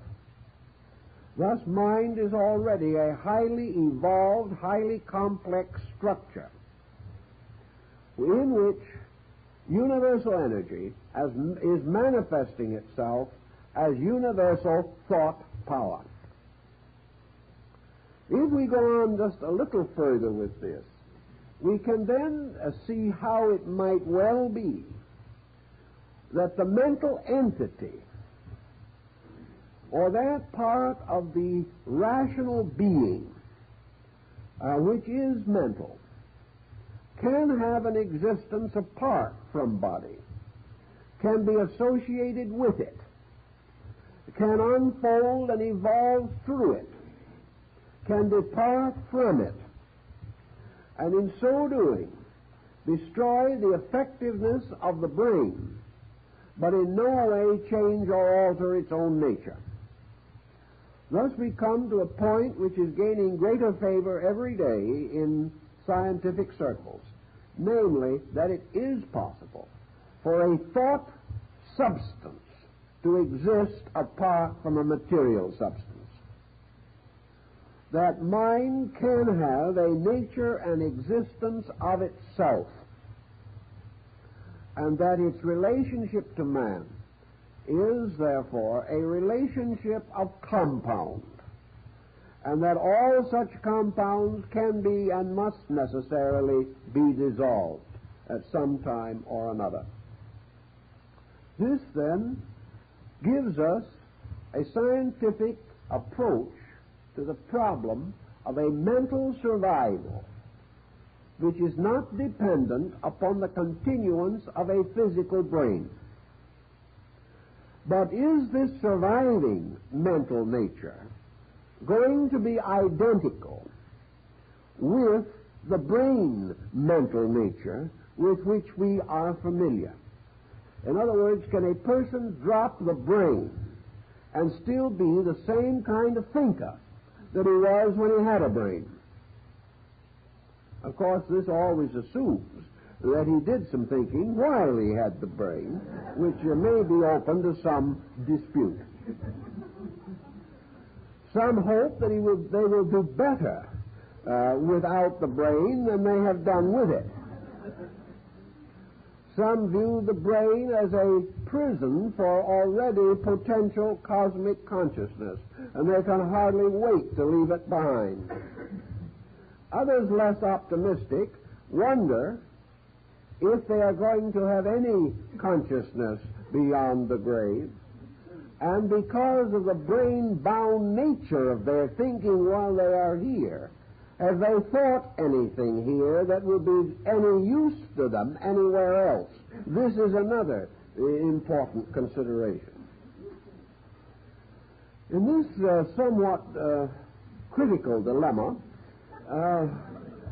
I think we may then ask, what is the essential function of mind? Is mind actually the thinker?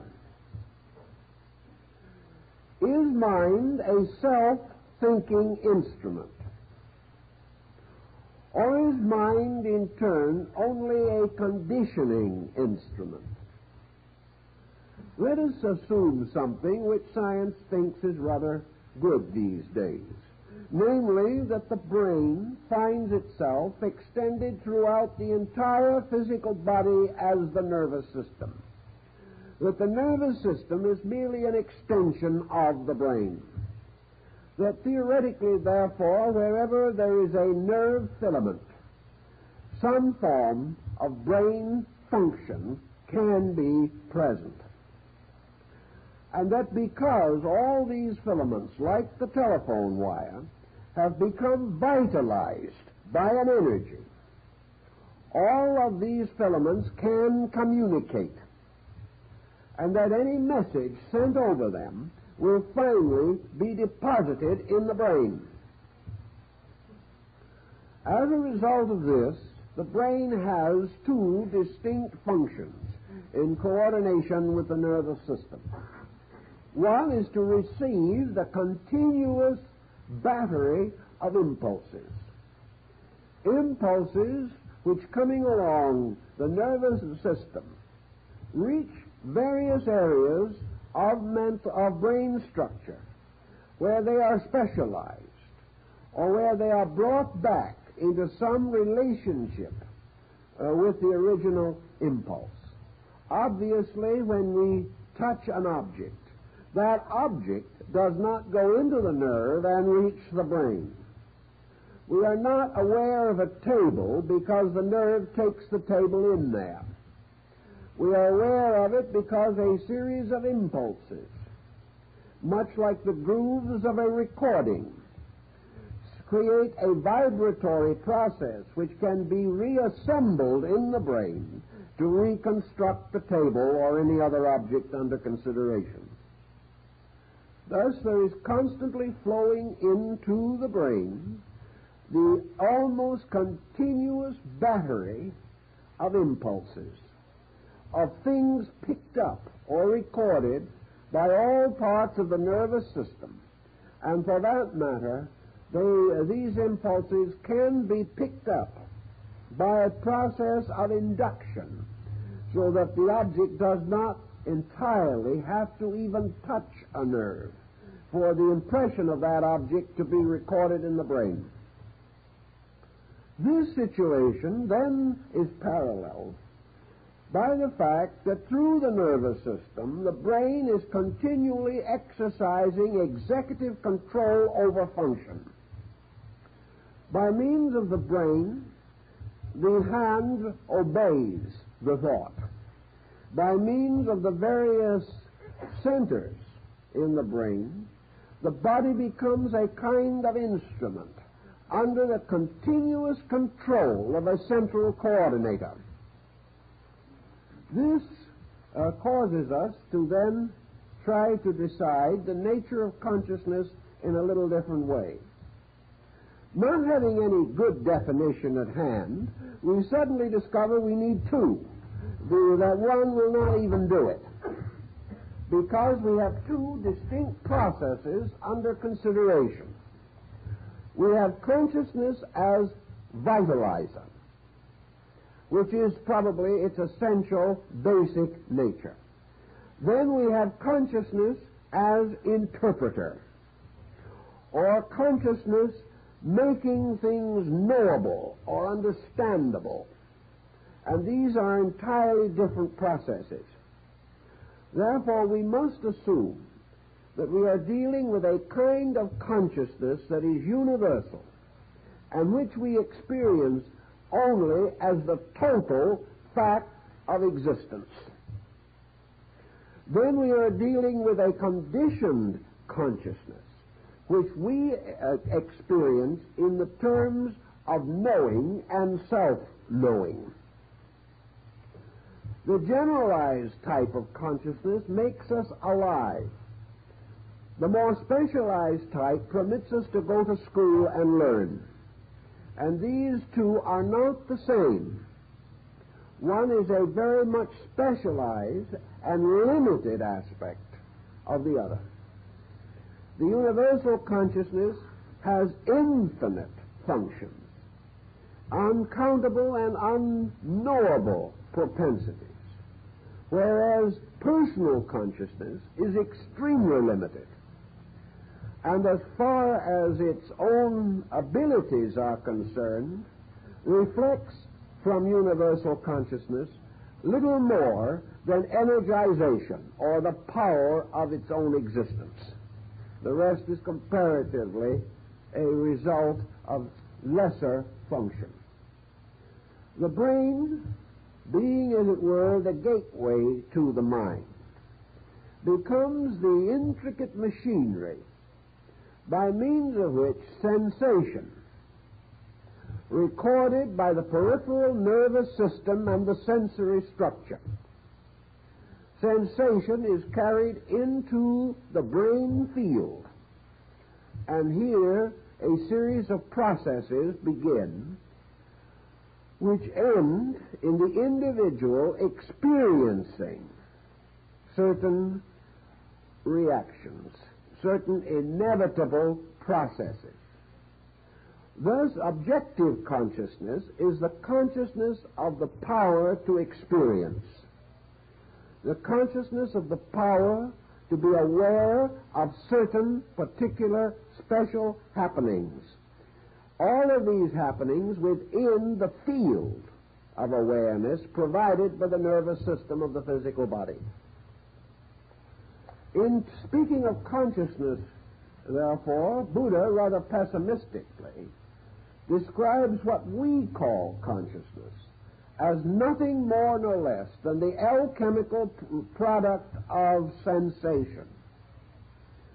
That the individual's mental life as we know it, his attitudes on all things, his feelings, his impressions, his convictions, his emotions, his thoughts, his reflexes, are all of them simply the byproducts of sensation entering the brain and finally coming into a state of coordination because of the existence of an invisible coordinator called mind.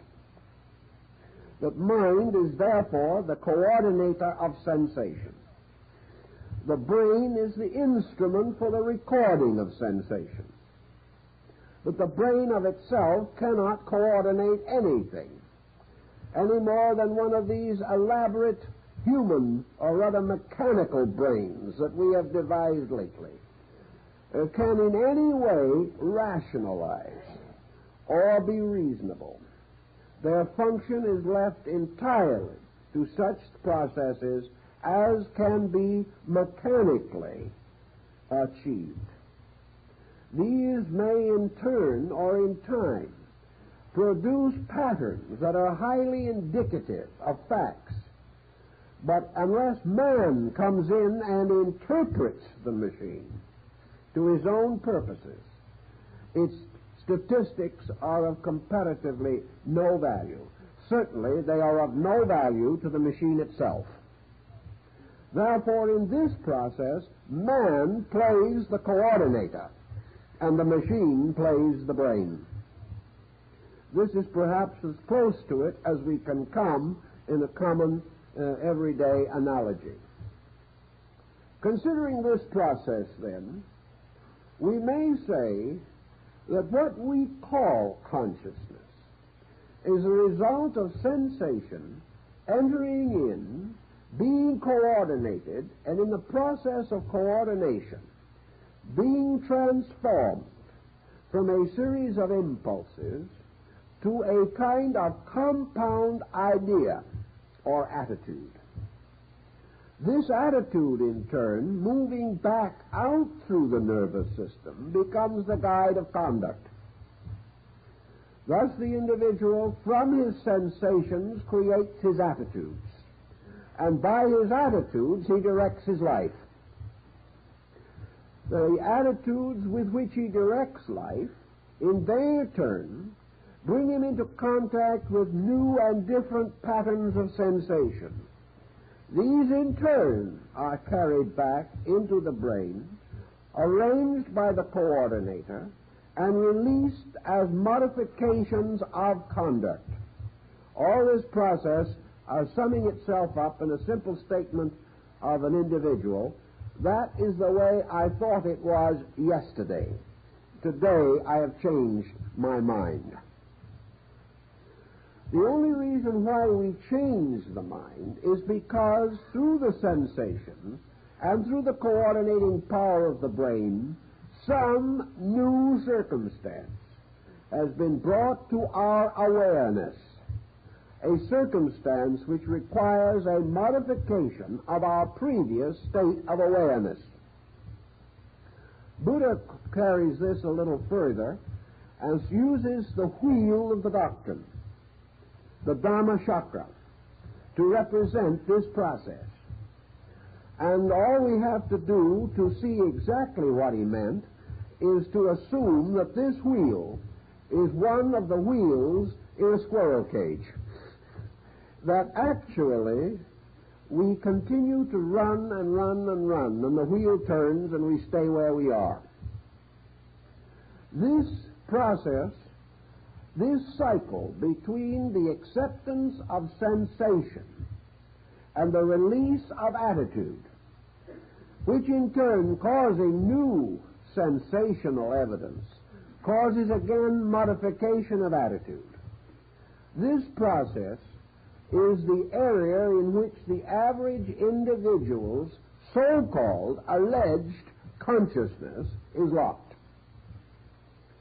When he says, "This I believe," he is speaking only from this sequence of sensation producing in its turn modification of the previous evidences of itself. When the individual says, "This I am," his so-called I amness is merely the calculated conclusion of his mental coordinator concerning himself.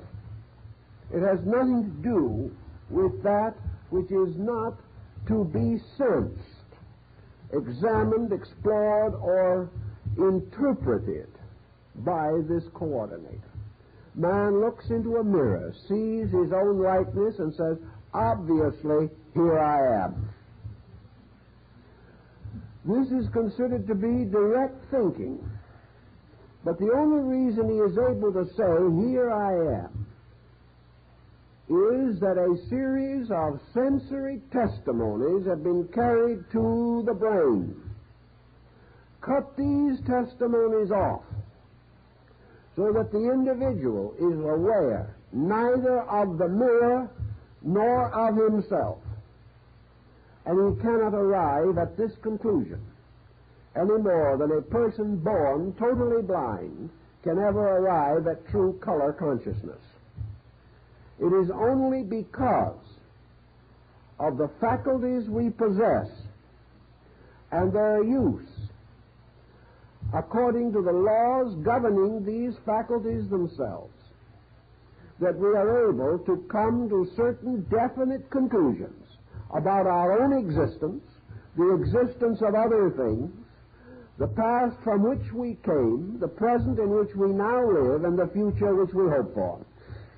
These things all exist because of the continuous cyclic interplay of sensation and rationalization through mental alchemy. If this be more or less reasonable, and there is much evidence to sustain it, particularly in the field of abnormal psychology, man remains today what he has always been, a being who does not know himself, who has no way of actually becoming aware of his own true nature. Because it is obvious that this true nature cannot be fully comprehended on the basis of the sensory cycle. Man cannot experience the invisible part of himself. He does not know how. It will not be discernible to any sensory perception. And for lack of this ability to capture it within the net of the five senses, the individual cannot know about it. Therefore, what we term speculation on these subjects is merely the pressing of the familiar along back toward the unfamiliar. It is the imposing of the world of senses upon the unseen universe that cannot be comprehended. Therefore, we merely project our physical thinking into space and call it metaphysics. This is what it essentially amounts to. It is our own pattern that simply seeks for solution by the rarefication of its own accepted processes. We see this in the study of all primitive culture, where God emerges as king, merely the extension of the tribal chieftain. Always deity is the hero or the chieftain or the patriarch we have known plus. And this plus is achieved in our heart by putting a halo around his head. It's the best we can do with it. But when we put the halo around his head, we tell everyone the explanation of the halo, and it becomes a word. And this word says, I am not human. I am superior to that which is human. Thus we put wings on angels, not because we've ever seen any with real feathers, but because we wish it to be known that we are not dealing with literal human beings, and not knowing how to draw an angel in proper person. We draw the most attractive human being that we can, and then make it an angel by the adding of wings, much as the Mayas made a verb out of a noun by also adding a wing to signify energy. So we are pushing these sensory conclusions backward, and we are trying continuously to penetrate the unknown by the brute force and awkwardness of sensory intensity. But we are blocked for the reason that the mental coordinator cannot coordinate that which the senses do not bring in. The mental coordinator has no existence apart from the process of coordination itself. So we experience it because we use it. If it was not used, it would vanish from our awareness and we would not know that it exists. Thus we have now the brain, and we recognize the tremendous mystery of this structure. We realize that in many respects it is one of our most valuable possessions. It is an instrument created almost like a television or a radio, by means of which we can tune in the processes of mental energy by which man is able to solemnly and seriously declare that he is a thinking being. This thinking being the executive leadership of the mind over the testimonies of the sensory perceptions. Facts, therefore, as we think of them scientifically, are bound very closely to sensory perceptions. The scientist doubts that which the physical faculties cannot sustain, and as far as he can go, he uses them. Where he cannot use these, he uses the scientific processes of mathematics to substitute symbols for facts and to call upon the highest available resources of the mental coordinator. If this thinking has some value in principle, and it seems to come the nearest to any solution that we know, we can then say, what is the pure nature of mind itself, as separated from brain? If the individual is to step out of the brain, what happens to him? The first thing that must inevitably happen, of course, is that any form of sensation dependent upon the brain and the nervous system must be blocked or cut off. The individual is no longer, therefore, able to experience this mysterious cycle of the Dharma chakra. He is no longer able to defend his sensations with his mental coordinator or express his mental coordination through his sensory functions. Thus he becomes, so to say, separated from a sphere of activity in which the brain is the one and only link. Consequently, the phenomenal universe, as he knows it, must cease to exist. Aye, but there's one other factor. And that other factor is that among the mental coordinating factors that have been brought out by this process through evolution is a power of retention. Therefore, it is true likewise that the individual is continually building a mental image. Without this mental image, the value of sensation and reflex would be comparatively nil. The individual would have the perfect capacity to make the same mistake 1,000,000 times and never even know that he did it. It is only by use of the retentive faculty that thoughts remind us of previous experiences, or previous experiences are retained to become, in a sense, censors over new testimony. This procedure then tells one other thing, that if the sensory area is blocked by the loss of the body, by brain disease, or by any other circumstance which renders the brain function impossible, then the mind still has a mental existence of its own. an existence in an area of things remembered, an internal existence.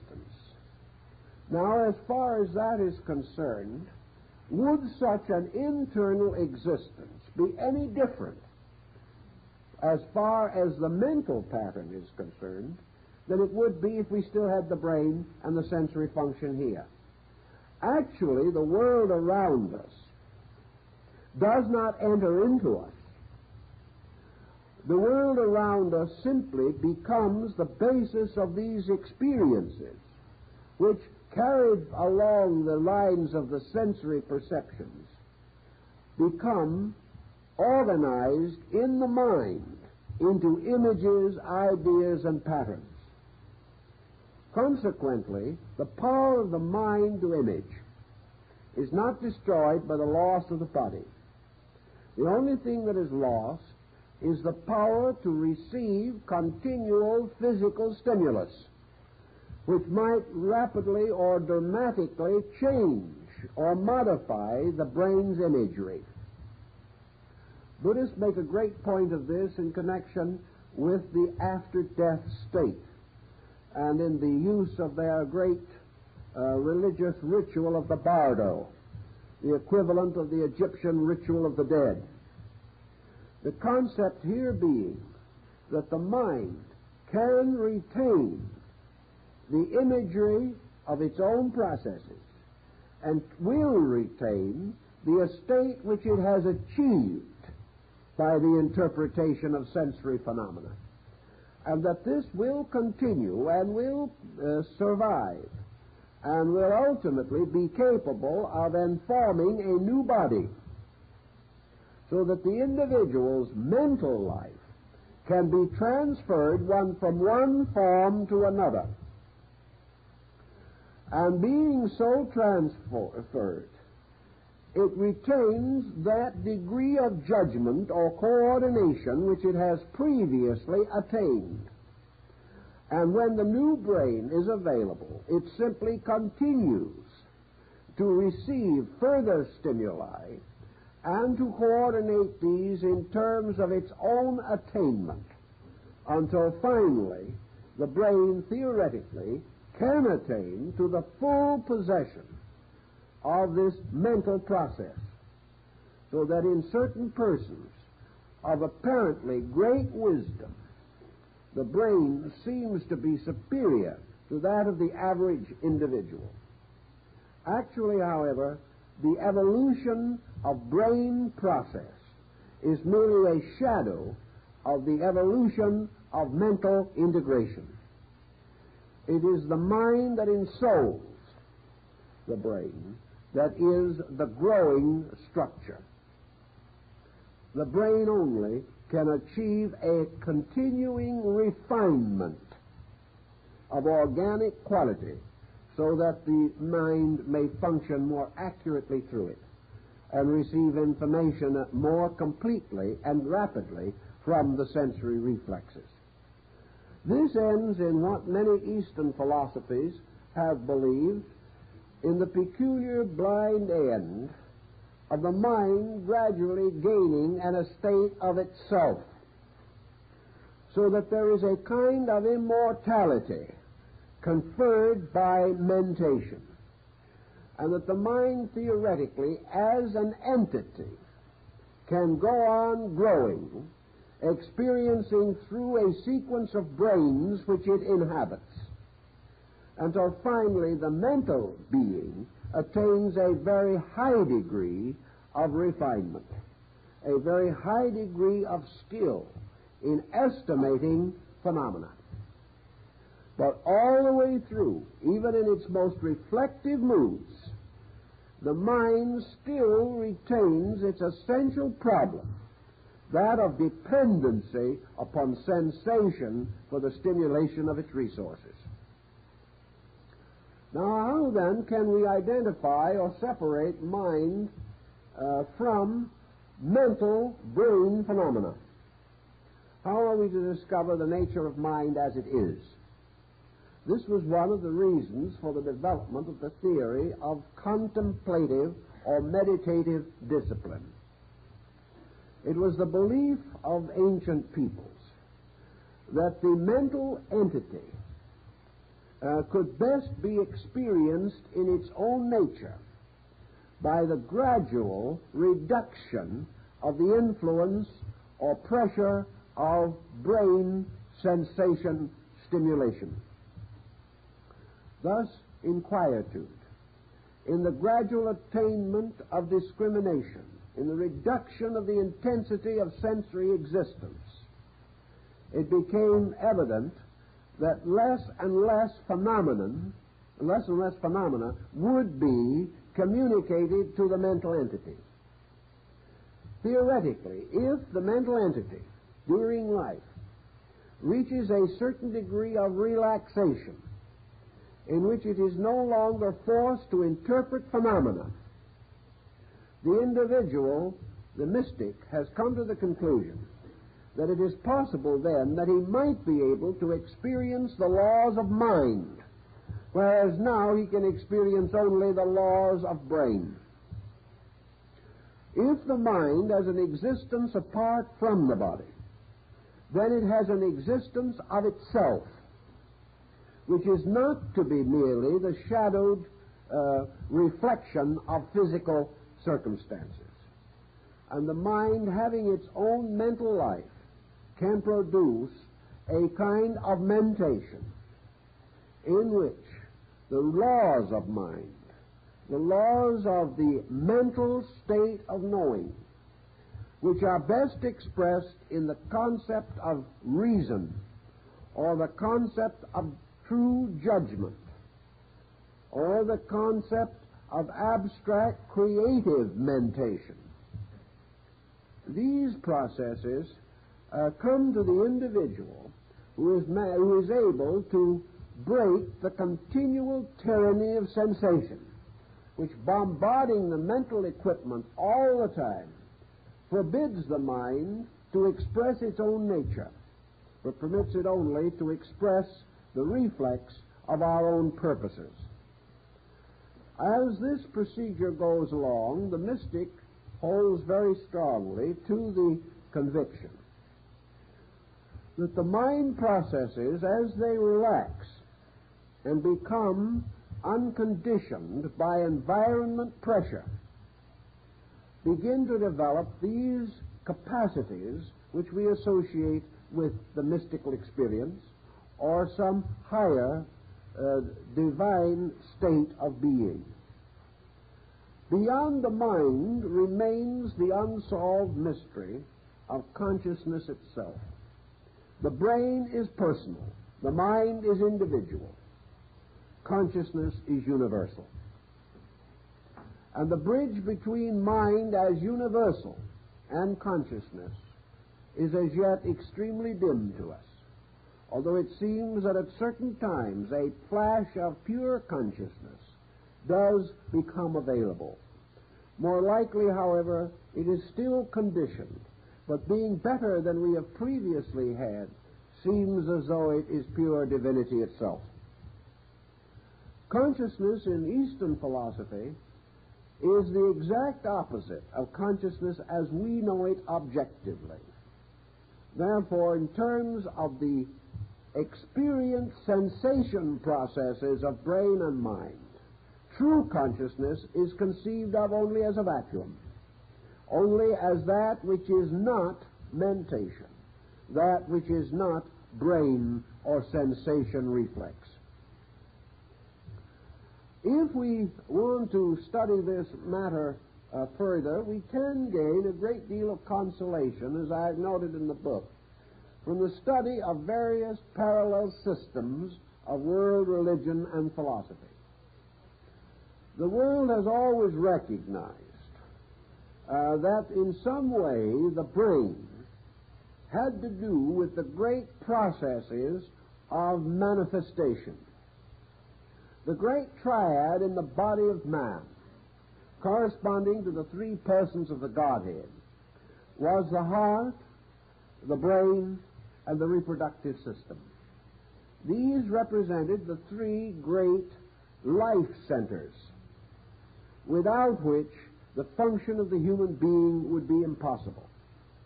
It was the opinion of the ancients that what we term now as energy or pure life has its polarization in the human heart, and that from this polarization the energy is communicated to the brain by which it is activated.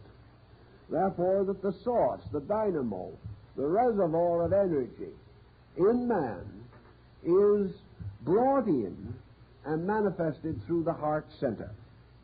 That this in turn is then distributed throughout the body, and a specialized aspect of it becomes polarized in the brain, and the other or negative aspect becomes polarized in the reproduction of the species. This balance of energy would then cause us to assume that if we could go deeper than the brain in search of a center for consciousness, that we would turn and must turn to the heart. That the heart, therefore, lies behind the manifestation of energy which we know as brain mental energy. If, therefore, a superior nature possesses the brain with its mind, it possesses the heart with its consciousness. And the heart is to the consciousness what the brain is to the mind. This consciousness the ancients called spirit, and they therefore assumed that the spirit had its abode in the heart, the soul, which included the entire psychic nature, in the brain, and the energy or vitality in the great generative complex of nerves. In this way, a triad was established, and we can then continue, perhaps even with the thought from the Bible, as a man thinketh in his heart, so is he.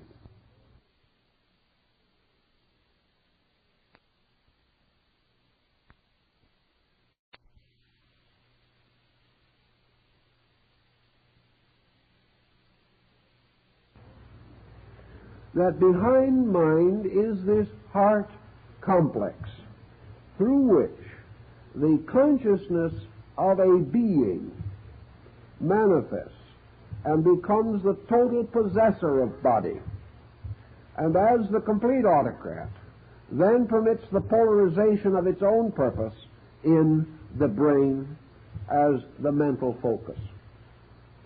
Now, it is reasonably obvious that during the processes of life, the brain is active.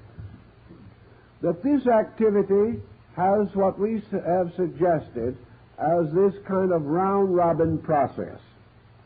This process of the wheel turning. And then we come to the problem of how the mind is associated with the brain. Does the mind impose itself completely on the brain? Does the mind envelop the brain? Does the mind hide itself in certain cells of the brain? Is the mind lurking in the mysterious ventricular openings of the brain? This was the more common thought of the ancient. He held definitely that the most attenuated part of the brain must be the part which links it to the next superior and still more attenuated energy. Therefore, that in all probabilities there might be within the brain itself no cell, no physical unit, which could be appropriately used as a pole for the mental principle. If, therefore, there is any, the ancients made a rather subtle use of the old story of the tabernacle in the wilderness, in which they divided the wanderers' temple of the Jewish tribes in the wilderness into its three parts: the court, the holy place, and the Holy of Holies. declaring these three parts to represent, in a sense, the parts of man's body. That within the body itself, within the area of the body, there were two principal rooms. The holy place, which was the body as an instrument, and the Holy of Holies, which was the cranium, or the skull. And that this was, as the Greeks said, attached to the body by an isthmus called the neck. I think that's a rather nice way of saying it. An isthmus. We all know how it would sound if someone said, well, I have a pain in the isthmus. It might also be a good way of putting a certain well-known phrase in case you are having social difficulties. In any event, within the Holy of Holies was the Ark of the Covenant. The Ark of the Covenant consisted of these two cherubs kneeling upon the surface of a great chest-like box. The cherubs faced each other, and their wings met overhead. And the space beneath their wings was called the mercy seat. And it was here, between the wings of the cherubs, that the Shekinah's glory, or the presence of the Lord, was made manifest. The Shekinah's glory did not appear in the box, nor did it take over either of the cherubs, nor did it have an image of its own, for no image was permitted of it. It appeared in a space between these cherubs, whose meeting wings above resembled very closely the structure of the two hemispheres of the forebrain. Within this space, inside the brain, overshadowed by these two great brain lobes, is a series of ventricles, of which perhaps the most commonly referred to and best known is the third ventricle. It is in this ventricular space also that we find the location of the two great ductless glands of the brain, the pineal and the pituitary body. In the ancient beliefs, Albertus Magnus held this opinion, so did the great artist Leonardo da Vinci.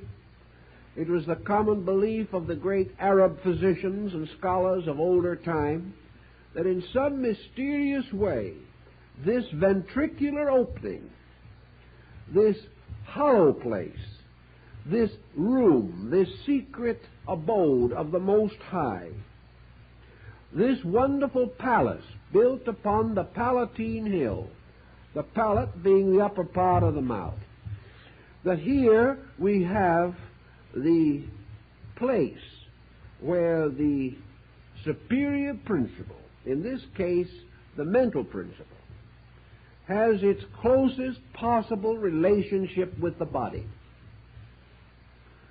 Now, in order for this relationship to exist, it is inevitable and necessary, therefore, that this ventricular space be not empty, but rather be in a continual state of vibration, that a golden mist, or as was sometimes referred to in the old writings, a kind of dew of heaven, that this actually had to fill this ventricle, and that in this mysterious glow or light, the Shekinah's glory, which in all probabilities is the original of the halo around the head, that in this light field the next superior part impinged itself upon the brain, and that in this way it was continually exercising a very subtle influence. And into this area, according to the older beliefs, the sensations poured, and in this area they were coordinated. Leonardo da Vinci, in one of his wonderful drawings of the cross-section of the human brain, he anticipated Vesalius slightly, but did not carry the point as far as this great anatomist.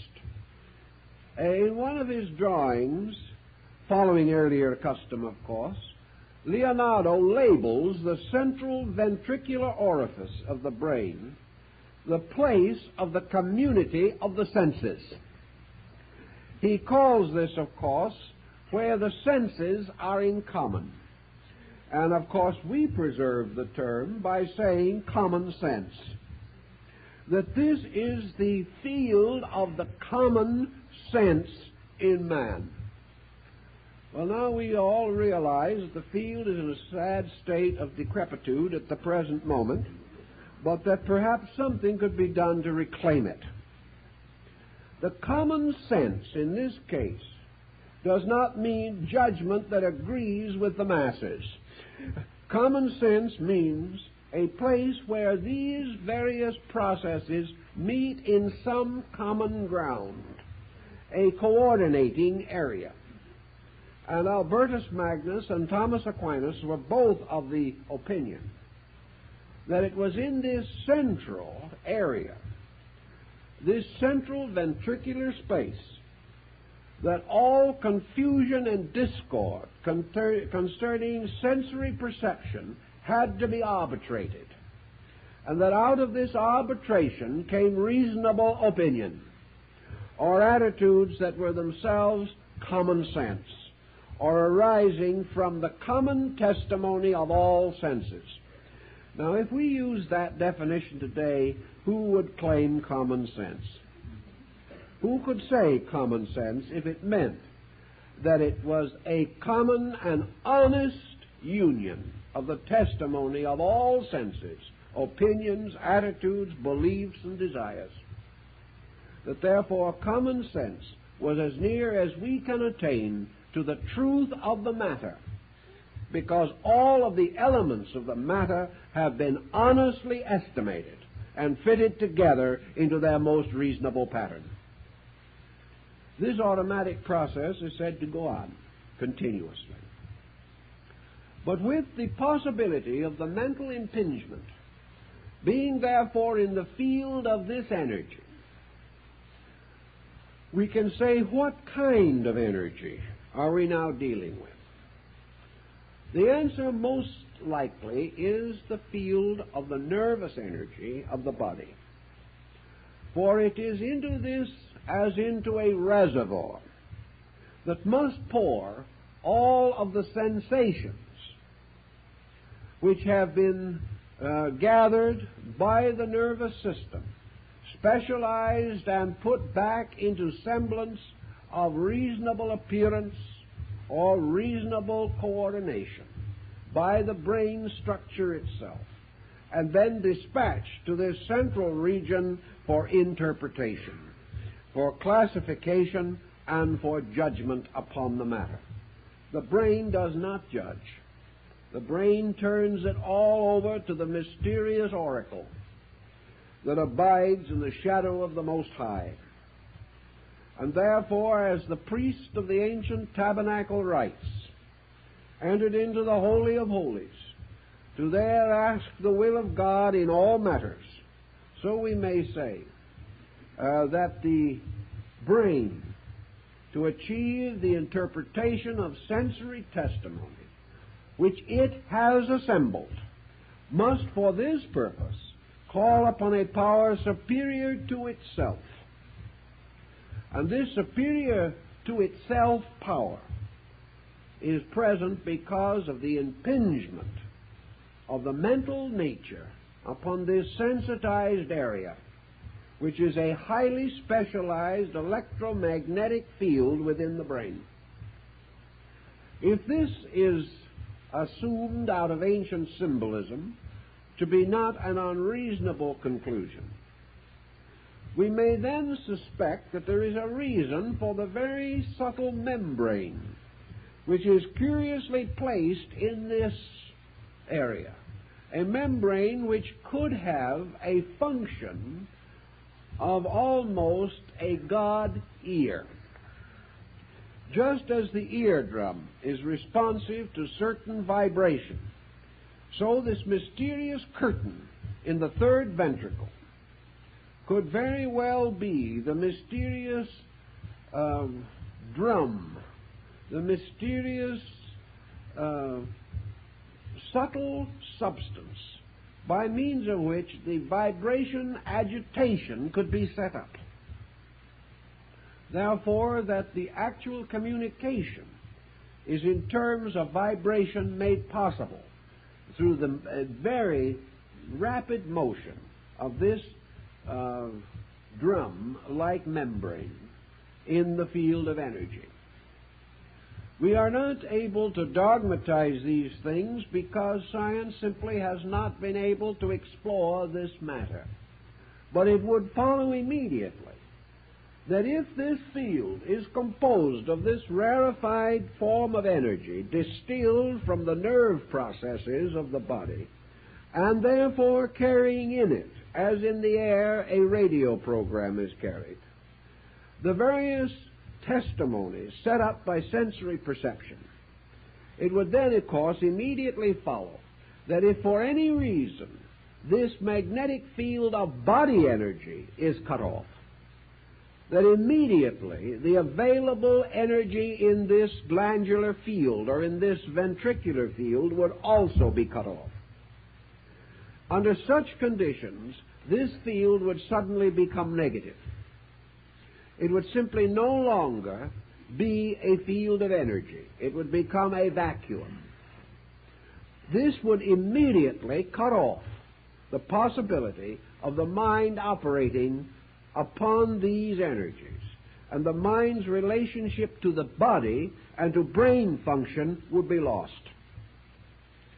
Also, it is quite obvious that at death, all such energy fields would cease as far as the body is concerned. Consequently, the moment these energies ceased, there could no longer be a rational connection between the mind and the brain field.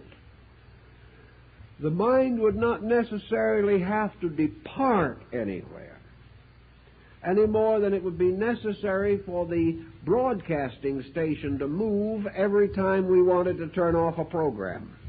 The power to turn off and on the program rests with the person.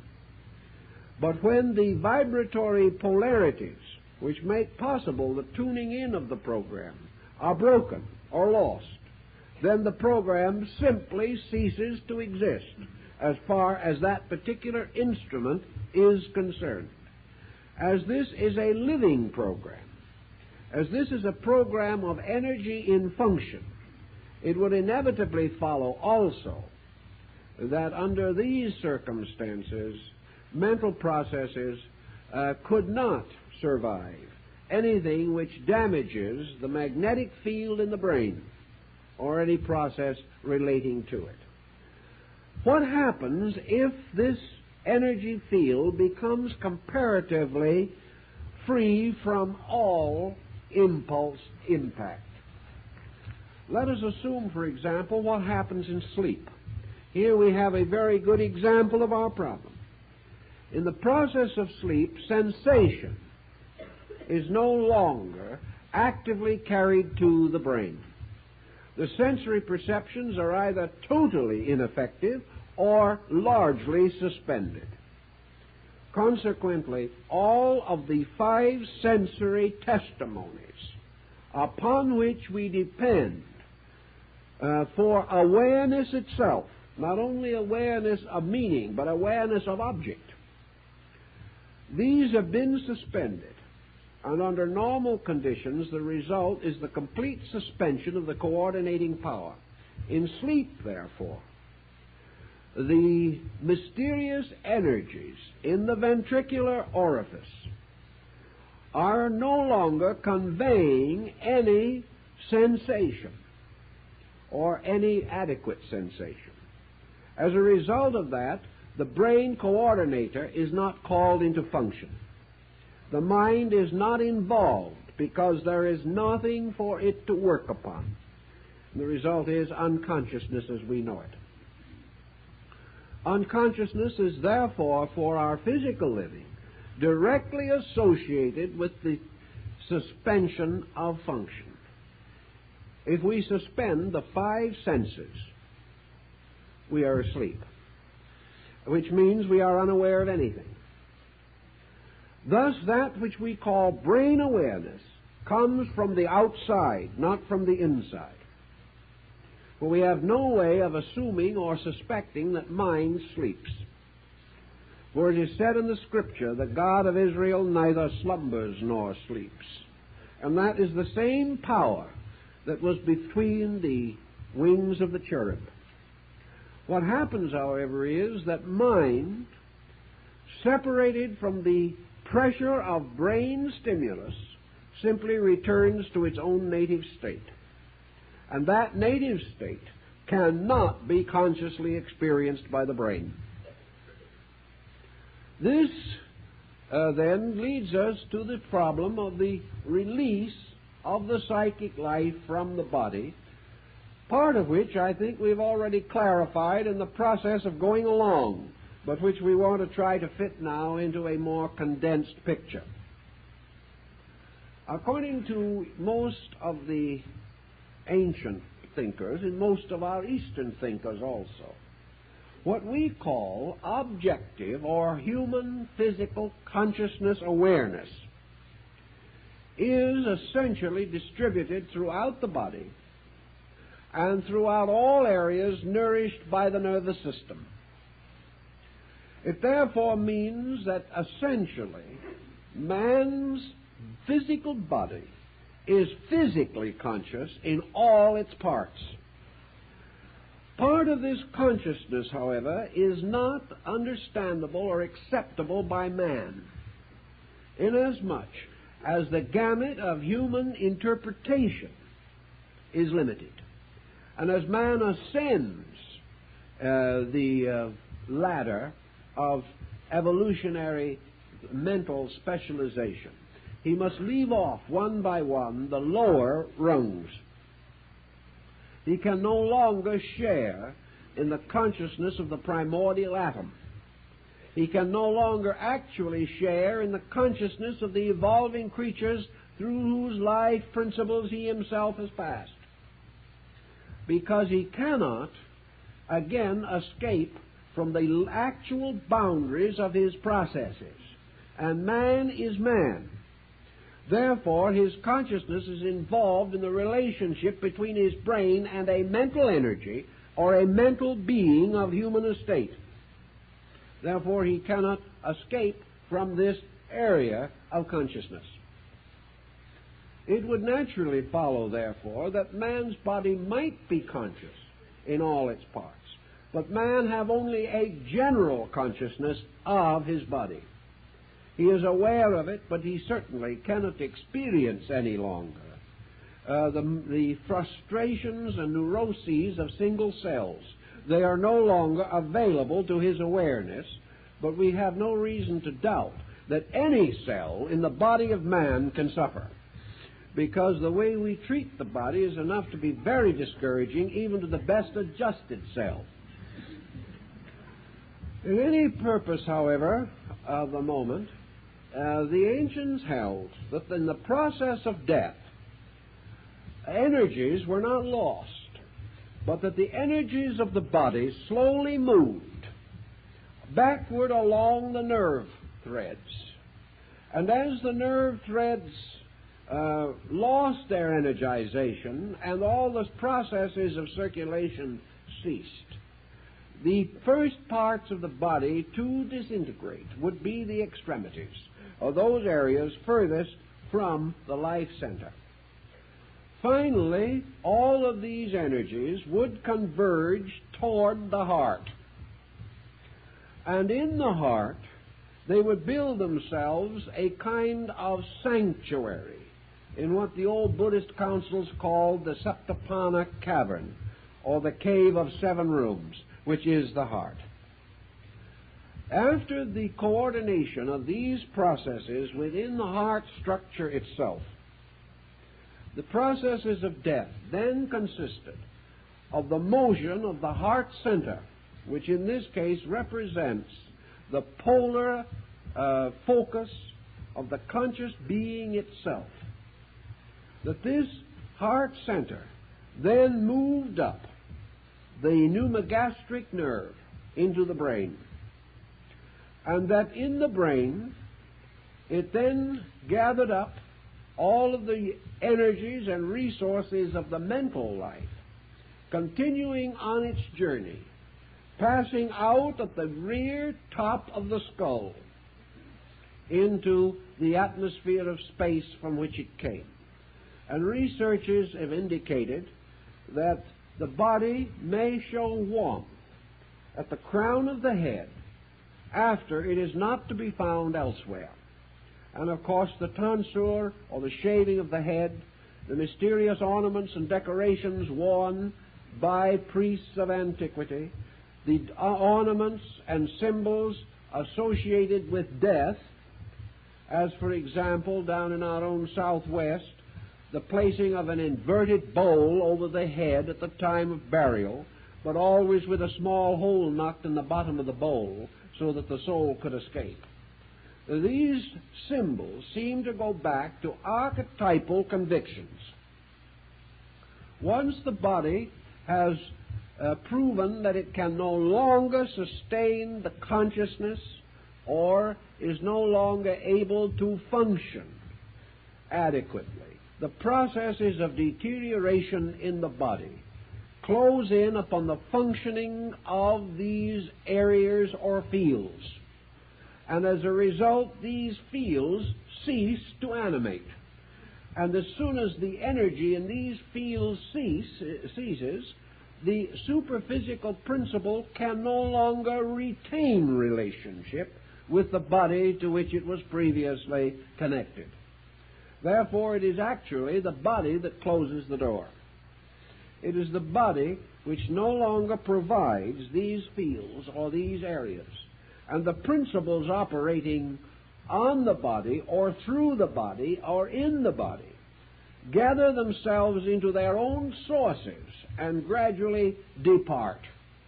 In departing, we simply mean that they cease to have conscious connection with the body. The body is then no longer theirs. It no longer is aware of them. And in only by interior imagery is it or the consciousness aware of the body. Although there appears to be some evidence of temporary sympathetic relationships between the magnetic fields and the body. These relationships, however, are normally very brief.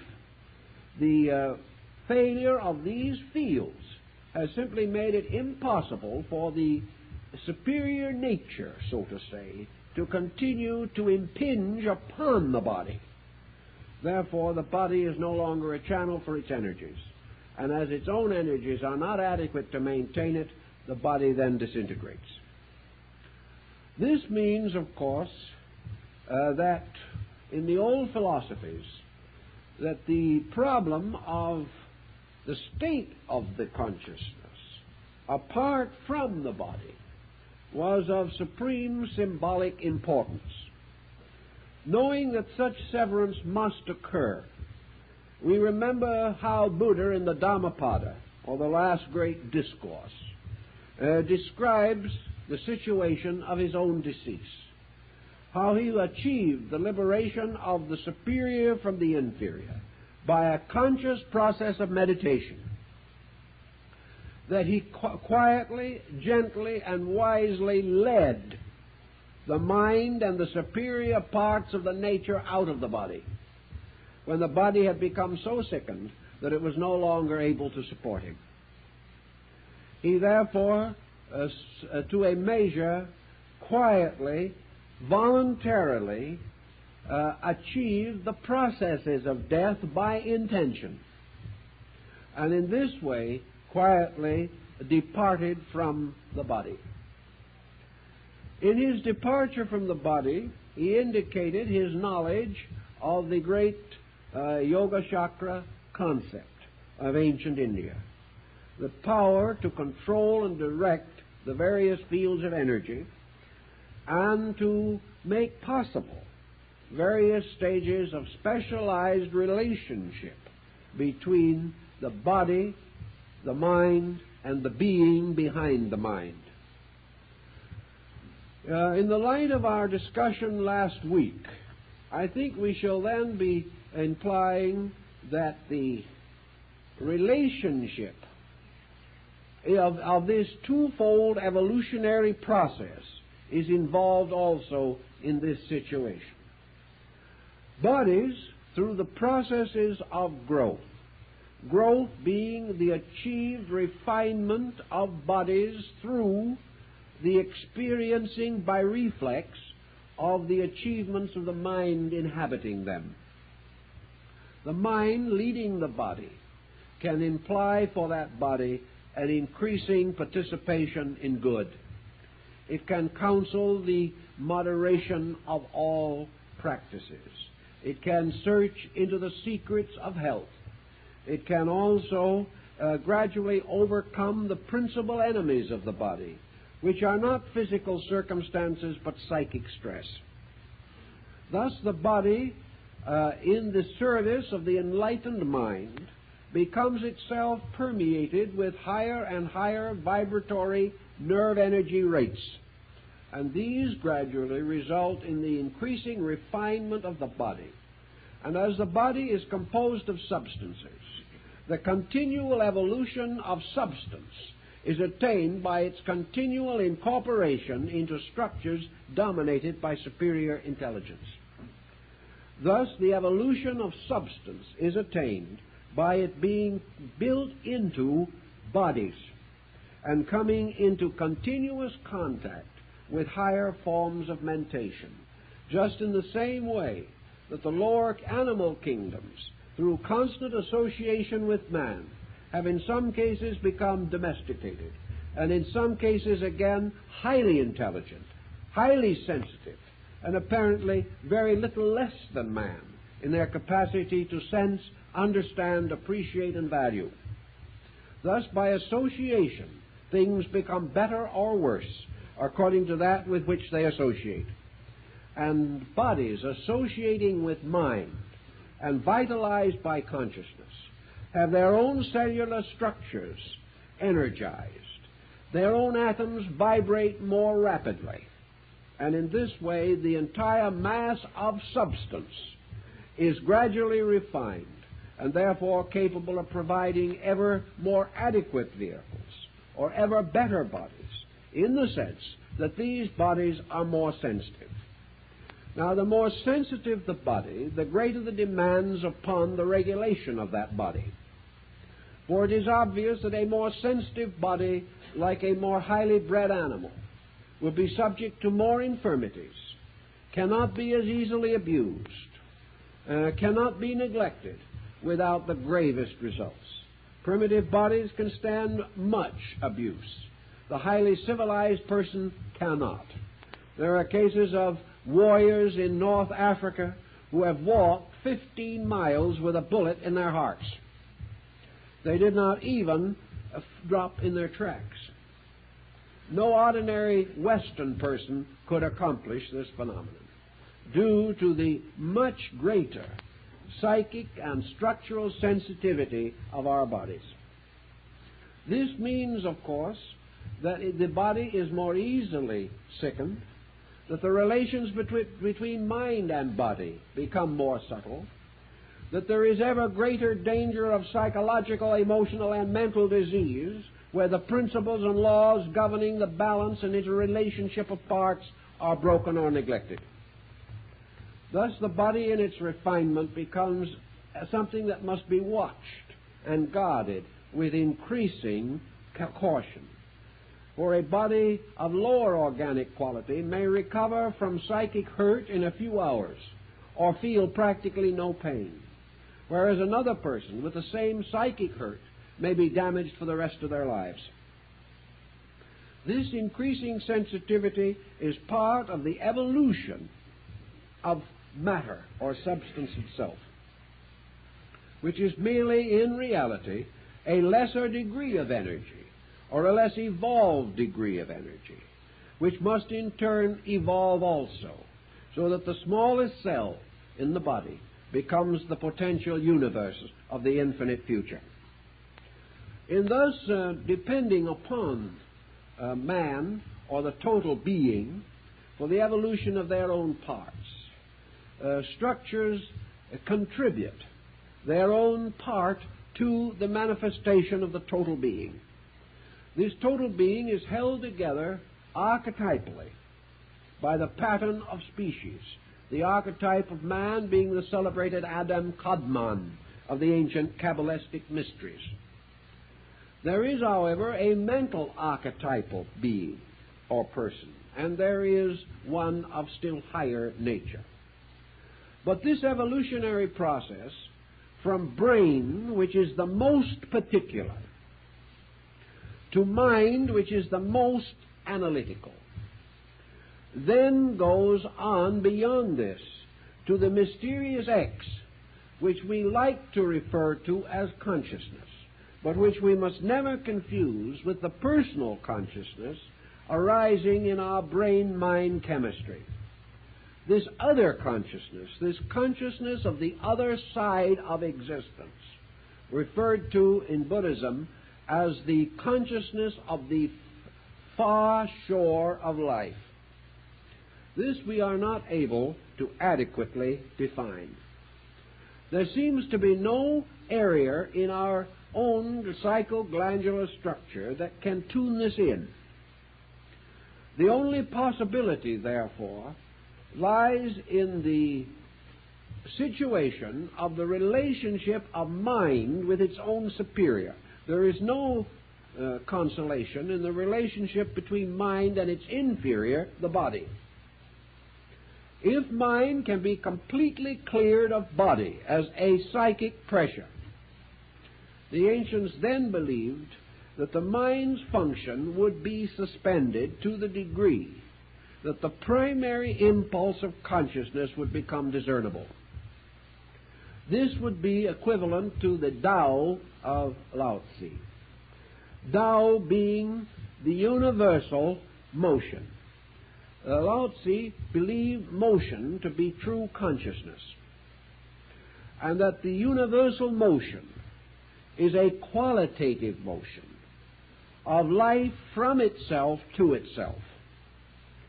Therefore, that involutionary consciousness is life seeking the expression of itself. Evolutionary consciousness is life seeking the rediscovery of unity with its own cause. And that consequently, if consciousness has any quality about it, it is a hunger for the complete expression of its own nature. That the end of consciousness is to draw everything back into its own totality, and in so doing to expand its own totality over all things.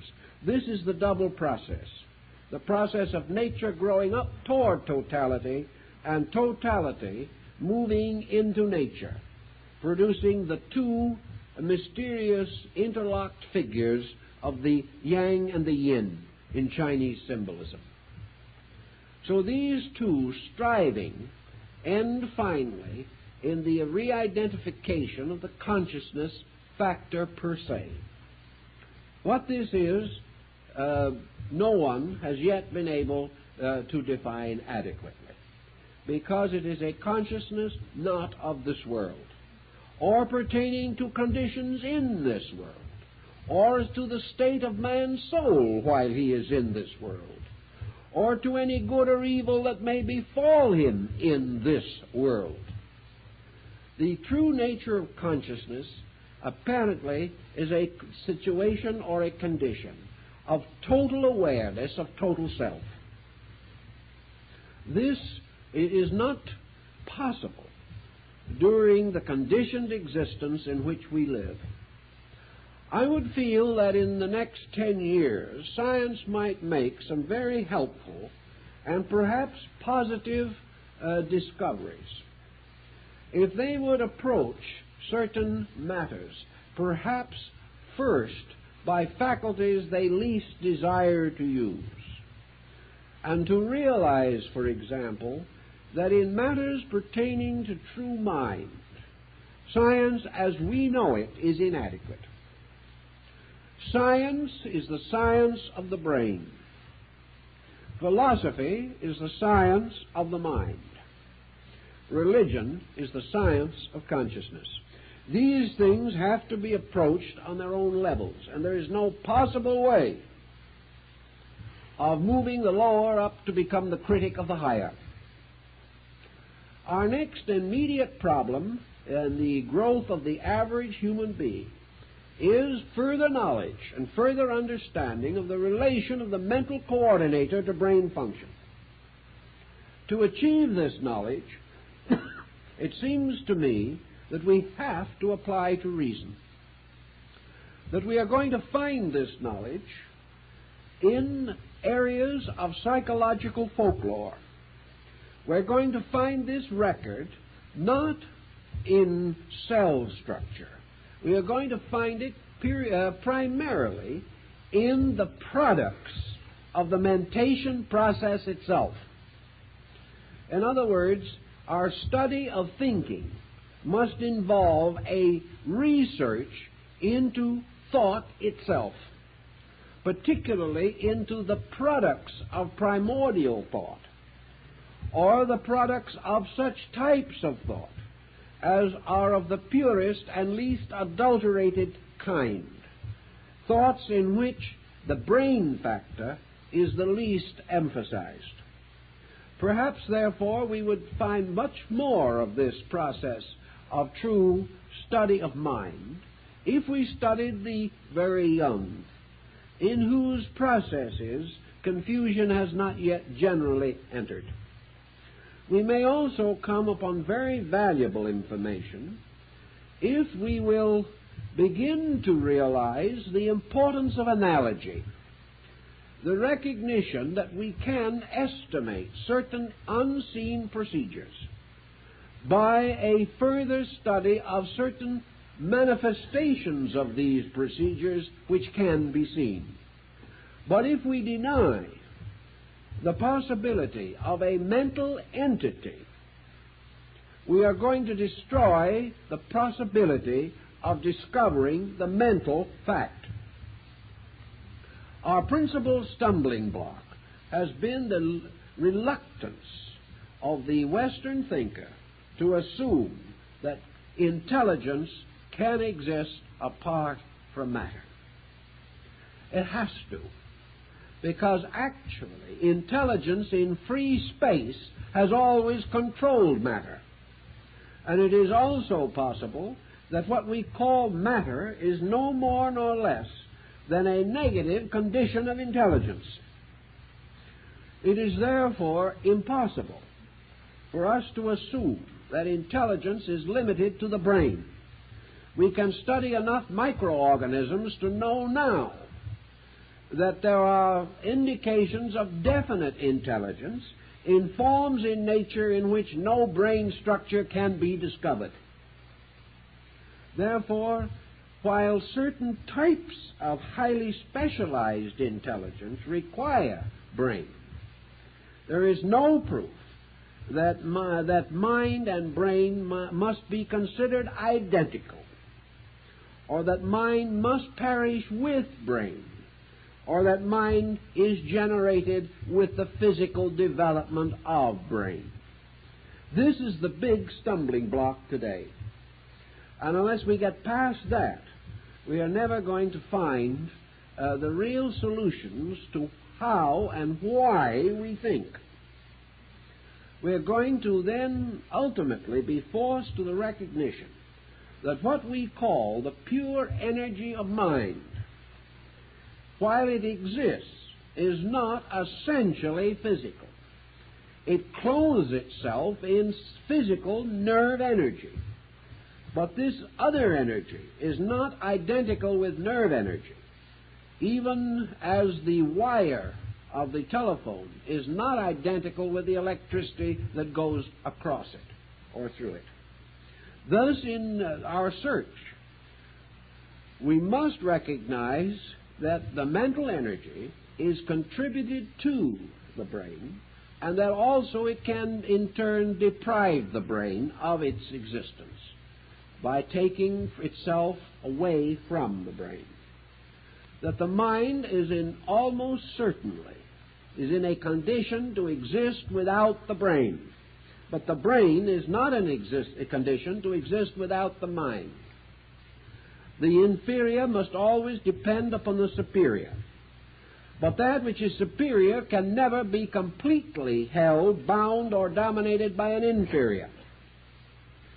Therefore, if the mind is superior to the brain, it is not subject to the law of the brain, nor is it subject to death with the brain.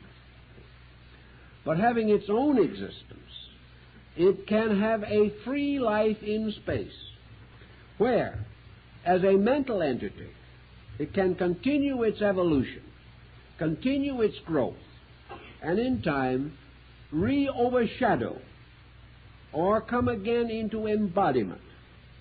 And what we call ourselves, Joe Smith and Joe Dokes, we are really this mental energy vortex, growing up under the testimony and instruction of the sensory reflexes, and naturally obligated to continue this instruction so long as the material sphere is instructive to us. But having reached a point, a condition, in which this material sphere is no longer instructive, we must either assume that the man who knows everything simply drops dead, or else we must assume that the man who knows everything takes his knowledge and goes other places where he can learn, if possible, on another level where he has not learned everything that there is to know. It is therefore quite reasonable to assume that that which is gathering information has a reason, and that the tremendous processes of nature are not so organized that man will store away in his brain the experiences of a lifetime and then lose all of this as a result of a stroke, or that he will put away carefully all this valuable information, regularly and properly filed, and then depart into nothingness, so that the brain with all the records fall into one grand and glorious decay. This cannot be regarded as essential. But we have this point. Assuming that the mind does carry these records, is the record of what it does here invaluable to the mind that is not here? I think it is for this reason. If the mind departing from here departed from here to everywhere in one step, then the chances are that this information so carefully garnered would be of no value. But if this mind, having a vast curriculum to achieve, a mind in which there must be periodic re-embodiments in order to attain its ultimate supremacy over the laws and phenomena of the objective universe, if such is the natural plan, and it seems to be, or else there would be no reason for creation whatsoever. If this is true, that there is a reason, then the possession of mentally remembered facts would become of the greatest validity in assisting the individual in the direction of future conduct when he has again attained a brain. Now, it is also perfectly possible that when he attains this brain and permeates it with his own mental energy, that this brain will then, to a large measure, be vitalized and will become the continuing function of his own mental purpose. There is only one catch in this, and that is that when he comes to find a new brain, he must find a brain suitable to the degree of evolution which he has attained. If this is not achieved, then of course, naturally and obviously, he cannot make maximum use of his problem, of his achievement. It being known that brain must grow and that gradually mind must take hold of brain in order to bring it finally into coordination with its own purposes. We then have every evidence that it is only after a number of years which we now say precede the period of maturity or adulthood or majority, that until this time has been reached, the mind, carrying its own purposes, has not yet completely become accustomed to a brain, achieved a rapport with it that is satisfactory, and is able then to continue the growth where it left off. Up to this time, the new inhabitant of the brain, not being adjusted, the control and direction of that brain must still be parental or social. And the individual is not regarded as self-responsible until the mind has become comfortably oriented in the brain, capable of using it, and capable of directing the flow of mental energy through the nervous system. These facts present perhaps the only solution that can explain purposefully a series of mysterious circumstances which without purpose are amoral, completely meritless, and condemn the individual to a purposeless existence. Man rejects this because he cannot live with it. And in the course of years, the next step, I feel certain, is the final recognition of men of science and of learning that this mental thing which we call ourselves is capable of independent existence, has existed before and will exist again, and that what we call life is merely an incident in a great curriculum of educational awareness by means of which mind conquers matter, and by so doing restores matter to identity with itself. And matter, gradually refining, finally becomes identical with mind. And by this process, as the ancient mythologies tell us, the entire level of function is raised from a level of matter to a level of mind. When this is achieved, of course, the next step will be the gradual absorption of mind into the substance of consciousness. These processes continue. Where they begin, our consciousness, as we have it today, cannot tell us. Where it will end, we have no way of knowing. But unless we recognize a valid and rational plan, we will never have the social, ethical, moral incentives to improve our world, and we will never understand evolution as a means of advancing the total good of humanity. Time's up.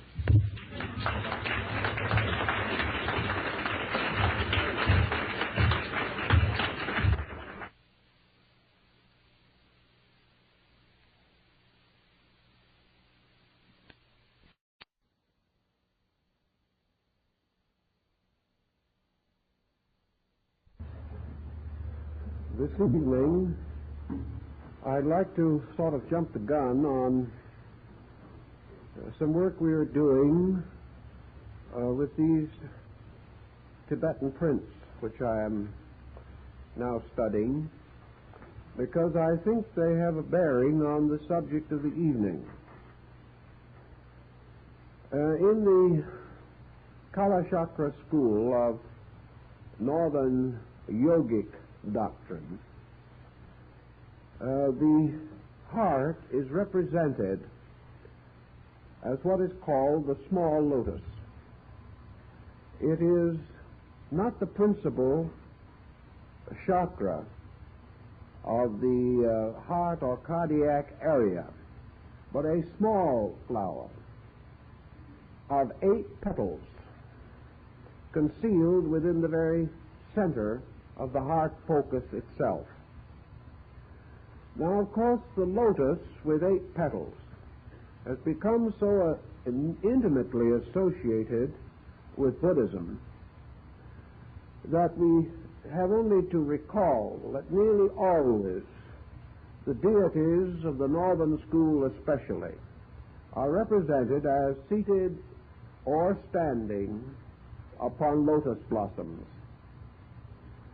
This 8-spoked or 8-petaled lotus of the heart is, of course, also reminiscent of the noble 8-fold path, or the mysterious wheel of 8 spokes. And we know that in Buddhism, the number of the petals on the symbolic lotus is arranged to conform with the 8 spokes of the wheel. Now, all this centers in what the Northern School itself refers to as the heart doctrine. And this doctrine is in strong distinction to the highly mentalistic system of Southern Buddhism. Our principal purpose, however, in bringing this out at this moment is a peculiar symbolism which is found in both China and Japan. There is a belief in the religions of those areas, a faith which is quite clearly indicated in the Shingon and the Nichiren sects in Japan, and the White Lotus sect of China. It is the belief of these people that when a devout person, or in fact any person, but especially a devout one, approaches death, that a mysterious vision appears. This is a classic vision in Oriental art. Because the term is easier in Japanese religion than in Chinese, where the words are utterly unfamiliar to us, perhaps it is best to use the Japanese terms. The dying person is said to receive a vision in which the Buddha Amida, or Amitabha, appears upon clouds, accompanied by 2 bodhisattvas, one on each side. On the left of Amida is the bodhisattva Kannon, Chinese Kuan Yin. And this bodhisattva always carries what is called the lotus pedestal. This is an empty throne in the form of an open lotus, and it is brought to receive the soul of the dead. The deceased person, the moment the transition from this world to the next is complete, is found in or seated upon this lotus pedestal. If the soul is that of a person of no solid spiritual attainment, it is said that as soon as the soul is seated there, the petals of the lotus close around it, so that it is concealed as in the heart of the lotus, as in a kind of lotus womb. In this bud-shaped form, it is transported to the Western paradise. Now, if this person, regardless of his virtues or his vices, has at any time recited the great formula, Namu Amida Butsu, Hail to Amida Buddha, with contrition of spirit and sincerity of heart, and has acknowledged, even though he has disobeyed, the sovereignty of the law, has acknowledged in his heart that there is truth. This soul, then, is carried in the bud into the other world, where it passes through a second birth. and as its interior consciousness grows, the petals again open, and the soul is permitted to dwell in the world of Amitabha. If, however, the dying person is of advanced spiritual attainment or of greater integrity, then the soul is represented as seated in a Buddha-like posture in the open lotus as it is carried across to the other shore of the mysterious ocean of life. Now, this scene is very, very common in Eastern art, and I think perhaps it is sufficiently interesting inasmuch as the old teaching both of yoga and of Tantra, the old Brahmanical lore upon which so much early Buddhism was based, makes a great point of this 8-petaled lotus throne. And it states that this throne represents the heart of the person. Studying the triad appearing in the clouds, as in the vision already mentioned, the Bodhisattva Kuan Yin, or Kannan, who carries the pedestal, is always upon the left side of the central deity. And we may also remember, therefore, that it is a left branch of the pneumogastric nerve which touches the pacemaker in the heart as a nerve, and also, by ascent, reaches the brain. This peculiar point may cause us to suspect that the so-called vision is actually a study of the central nervous system with its sympathetic cords, and that Amida represents, in this sense, the mysterious primordial consciousness which is seated in the heart of the small lotus in the heart, and that this throne by which the soul is carried to the other world corresponds with the Brahmanic belief that at death the consciousness is gradually withdrawn from the circumference of the body and is focused or brought together in the apex of the left ventricle of the heart, where it then ascends by means of the left branch of the vagus, or pneumogastric nerve, to the brain, and finally departs from the body through what is called the gate of Brahma, or the 1,000-petal lotus at the crown of the head. If we can assume an analogy here, I think it is a very interesting one, because it gives us another dimension to this old symbolism, implying, as the Shingon has always implied in Japan, that all ritual, symbol, allegory, legend, and fable had to do with the motion of the principal spiritual, psychic, and energy currents of the human body. As far back as our studies in philosophy are able to go, as far back as man has left a record of his convictions and his beliefs, the human heart has been peculiarly sacred.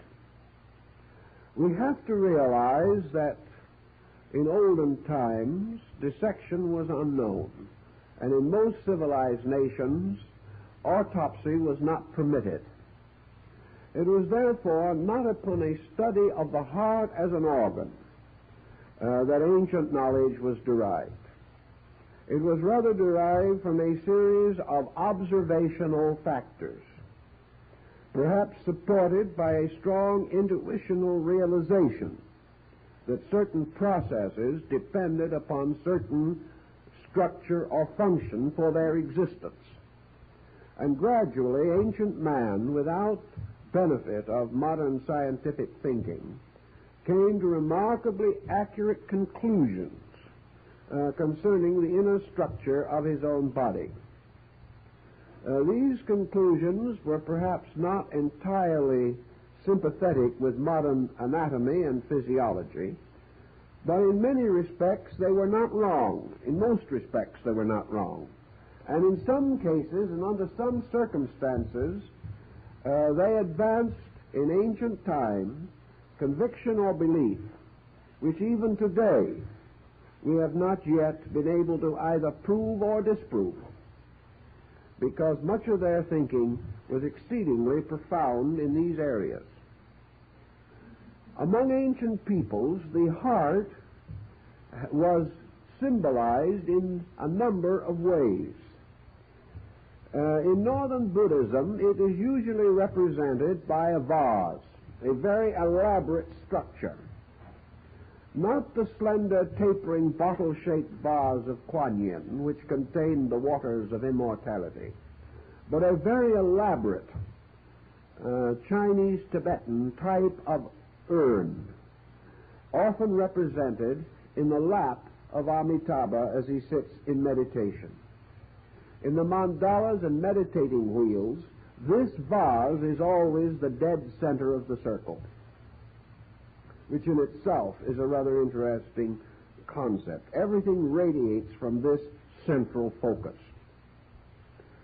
This vase, according to the belief of the ancient peoples, contained the mysterious, subtle energy of space itself. It was not merely a medicine for the woes of mankind. It was the mysterious fountain from which flowed all life, light, and reality. The Egyptians came very close to the same symbolism, for in their manuscripts, particularly the papyri relating to the mortuary ceremonies, the heart is represented as a kind of jar, sometimes with a handle, sometimes without, but nearly always ornamented upon one side by designs symbolizing a human ear. This peculiar vase is placed on the balance of the scale in the weighing of the soul, or the weighing of conscience, in the hall of the twin truths. It is this vase that speaks. This jar describes itself as containing the soul of the deceased. In many other religious symbols and systems, this central mystery is called a cavern, or a place hidden. In the New Testament, it is referred to as a closet, into which the man shall go to pray to his Father in secret. And the Father who hears him in secret will reward him openly. This is the dark closet, the mysterious place. This is Porphyry's cave of the nymphs in the Neoplatonic system of thought. This is Zoroaster's mysterious cavern. And it is the Septapana cavern of Buddha, or the cave of 7 rooms, in which the initiations into the mysteries of Buddhism were given to the candidates or neophytes. Hermes describes the heart as a pyramid, and in a strange way it is a kind of inverted one. There seems much to suggest that in Egyptian philosophy the symbolism of the pyramid was intended to represent the structure of the heart. Adams, in his book, The House of the Hidden Places, devoted to a study of the pyramid, strongly advances this thinking. The heart, then, has become associated gradually with the concept of the heart of a people, the heart of a community, the heart of a civilization, whatever may be regarded as the focal point, the central point, the strong point around which all other things are built. This seems to suggest the idea of the heart. If you have visited the countless cathedral towns and villages of Europe, you will see the little cluster of buildings, the town, surrounding the soaring heights of the church or the cathedral. For these people, the church was the heart of the community. And wherever the ecclesia appears in relationship to the congregation, it is the heart. Entering into the church is entering into the heart, symbolically. The heart represents, therefore, the cultural center, the life center, and is associated with all of the essential functions of a people. In our way of life, the same is essentially true, but by our various attitudes, we place different structures in the center of our ways of life to indicate our essential sense of value. To some persons, the home is his heart.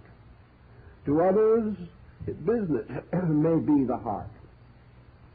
But that which is most cherished, held to be most dear or most valuable, or regarded as the source of the inspiration to good or achievement, or as a symbol of final security against all the problems and mysteries of life, this type of concept is associated with the heart idea.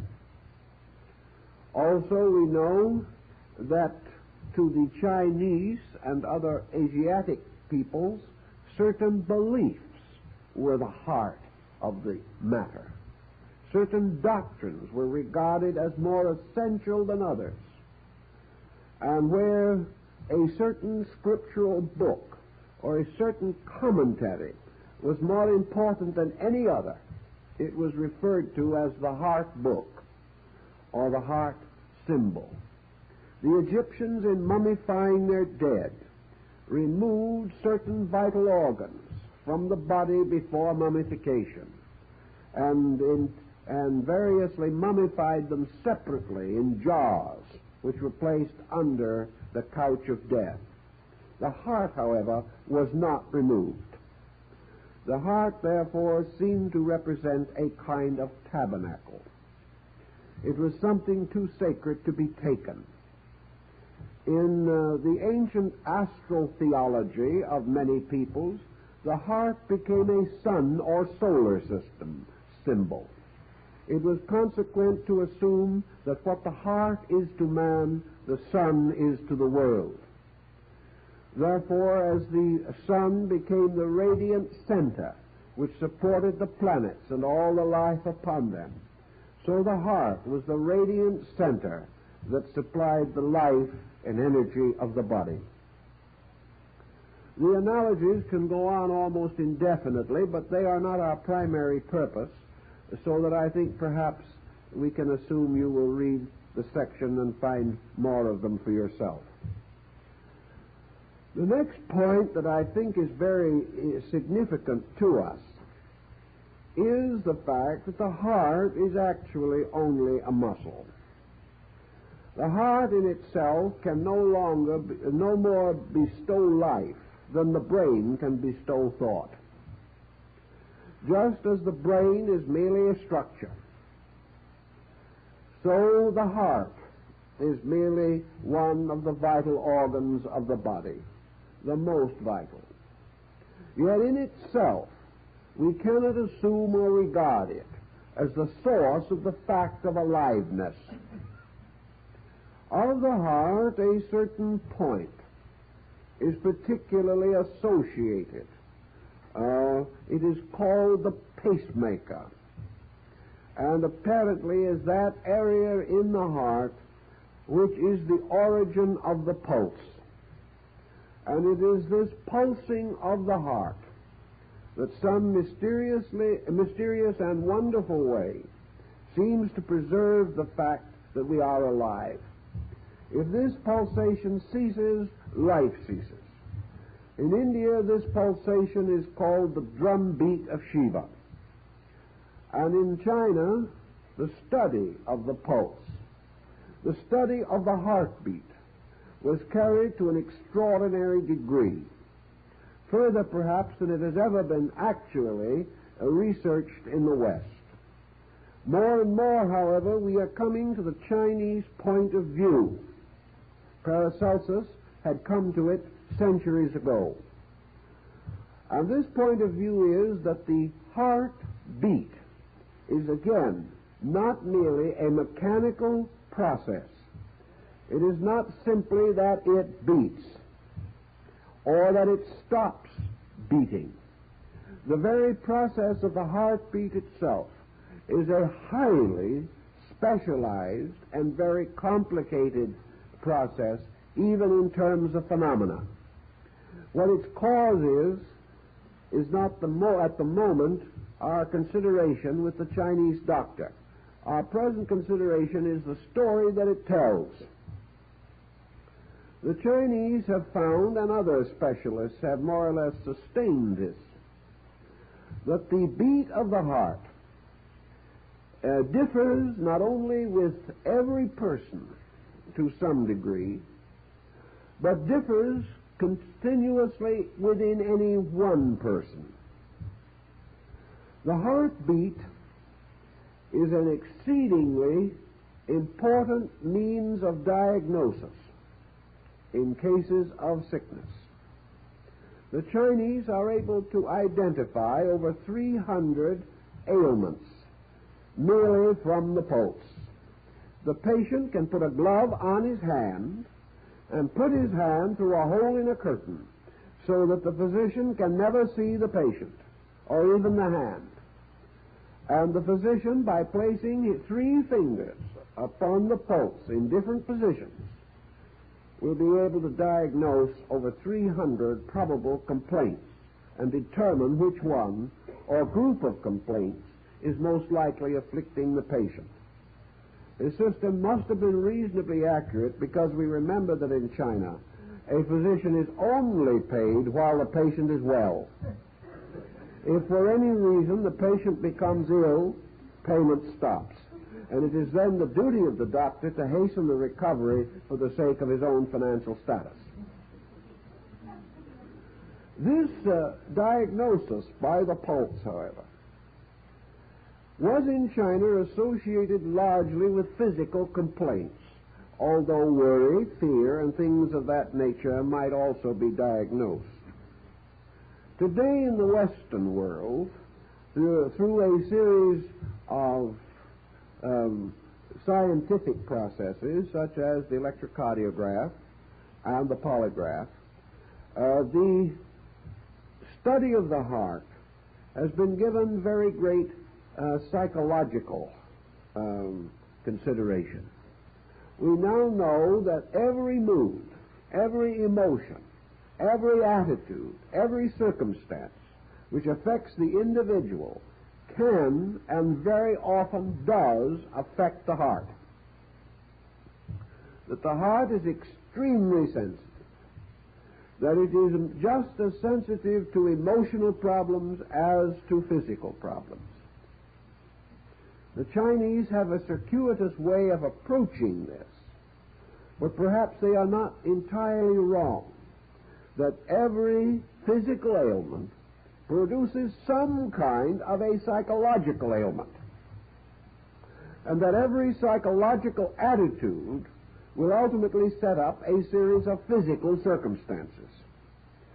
Therefore, perhaps the Chinese physician is diagnosing not the physical circumstances alone, but the psychological reflexes of these circumstances, which, in their turn, do modify the pulse rate, as we know. It is quite easy on a polygraph to detect from the heart when a man tells a lie. In other words, his heart doesn't accept the lie. His heart reveals the truth of the matter, his fears, his anxieties. The heart will frequently reveal guilt because of the agitation which arises when the mind is brought into proximity with related ideas, and the person who has committed the crime begins to fear that he is being trapped into an exposure. The moment the fear comes, the polygraph detects this in the cardiac action.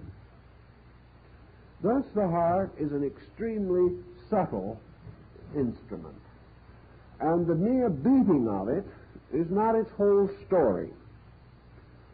Now, the heart as a muscle must have some very close tie-in with other areas of nerve reflex in order to be so immediately hypersensitive, even beyond the consciousness of the mind itself.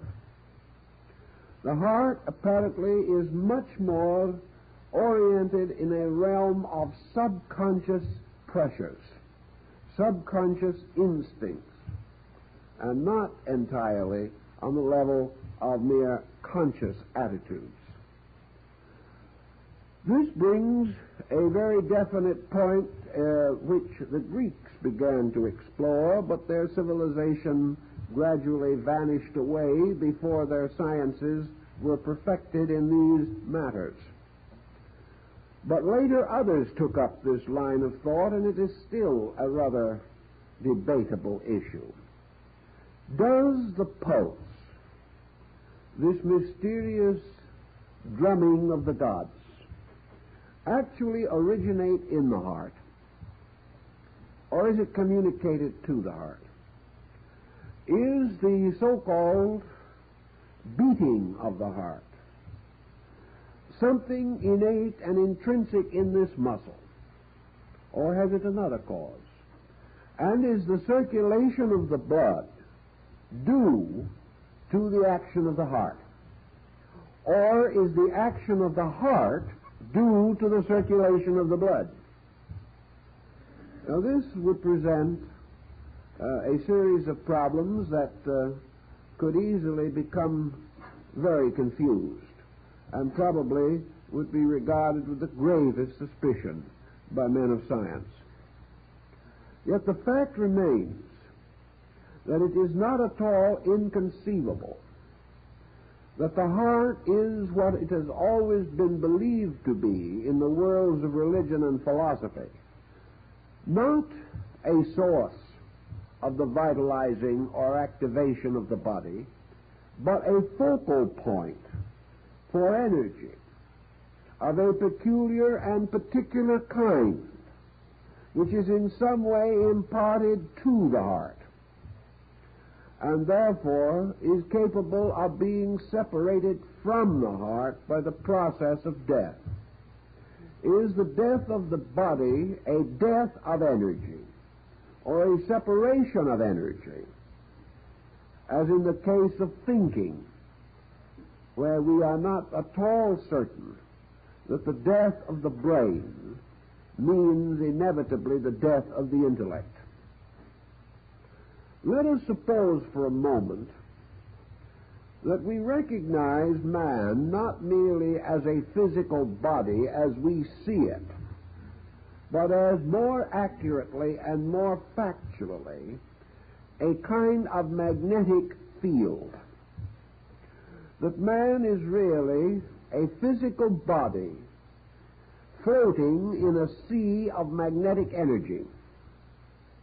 That this magnetic energy forms what has been termed the invisible or intangible perspiration, or perhaps may be likened to the mysterious bottle of alchemy, the retort of crystal, in which the processes of transmutation, generation, regeneration, and transformation take place.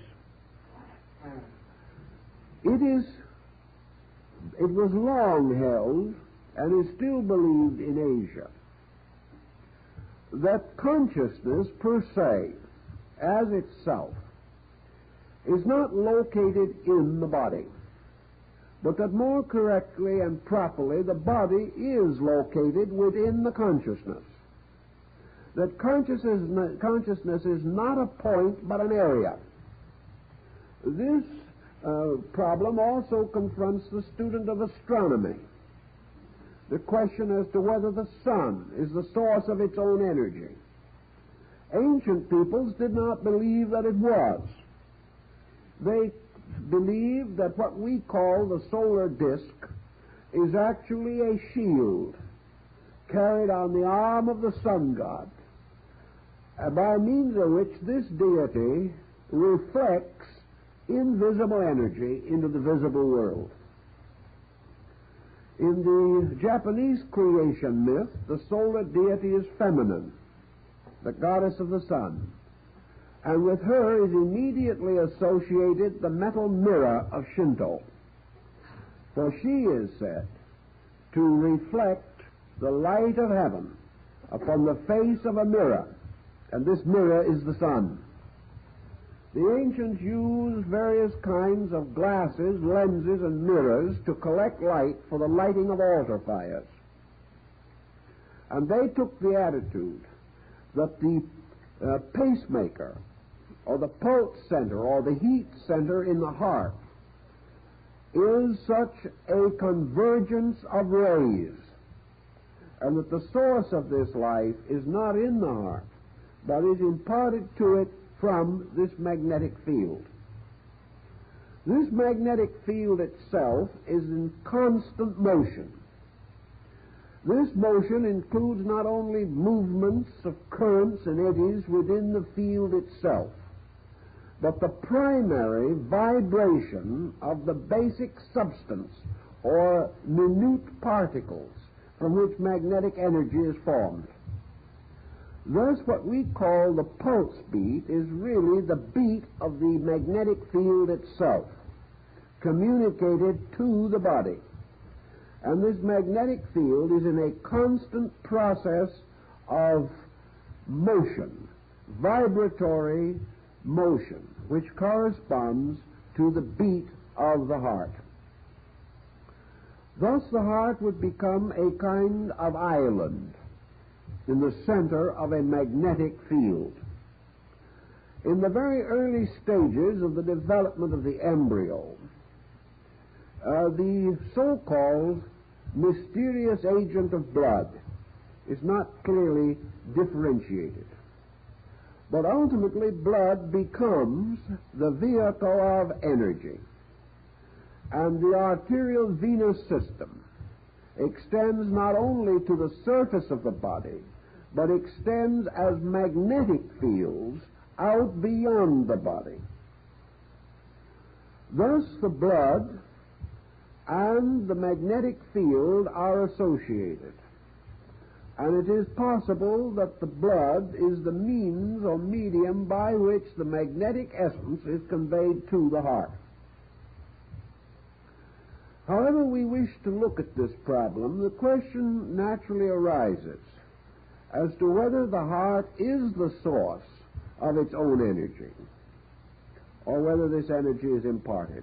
And I believe that most thoughtful persons, from the beginning of recorded research, have held it to be essentially firm that this energy is not intrinsic in the heart itself, but is imparted. The great mystics of the early medieval period, who were among some of the most powerful visionaries that we have ever produced, had various descriptions of experiences which they saw of function of body and organ. I'm thinking of St. Hildegard of Bingen, one of the most important and interesting of the Catholic religious mystics. St. Hildegard left manuscripts illuminated with numberless figures and designs of things that she had seen as inner experiences. And these touch upon the problem of the heart. And her concept of it was very definitely that it was a kind of solar center which was sustained continuously from its own field, and that therefore the field was the important thing, not the organ itself. She also held that the consciousness in its relationship to the heart was subject to a special kind of interpretation. If it is true, as the ancients also held, and we find in Indian Vedic tradition and lore, that the three persons of the great creative Trinity are represented by the heart, the brain, and the reproductive focus, then this Trinity would consist of consciousness as the heart or central power, intelligence as the brain focus, and force, vitality, or energy as the negative focus. These would therefore constitute a basic triad. Buddhism, particularly in Japan and China, began the study of what they called the lotus gospel. And this was the gospel of the mystery of the heart, which they finally came to recognize as probably the most important of all the mysterious sciences which man could discover, the science of the true meaning of the heart. Now, we think of religion almost always as a heart doctrine, but we think of it largely as a mystical, emotional doctrine. We think of the individual's heart being the source of a kind of goodness, that it is the source of a basic morality, that it is the substance of the truth in him, and that in this sense of the word, his heart means that he is possessed by a certain charity. The heart is associated with love, charitas. It is associated with all types of human affection. But to these students in the olden days, much more was implied than this. They held definitely that the focal point, which we call consciousness, was actually placed in the heart. That in a mysterious way, the structure of the heart provided it with a primary brain of its own. Therefore, that there are two kinds of brains, the mental brain and the heart brain. That the mental brain is the source of intellection. The heart brain is the source of mystical or visionary apperception. That man might achieve knowledge through the brain, but truth only through the heart. That these are different types of structures. So we find also in the old writings the reference to the fact that there are 7 brains in the heart and 7 hearts in the brain.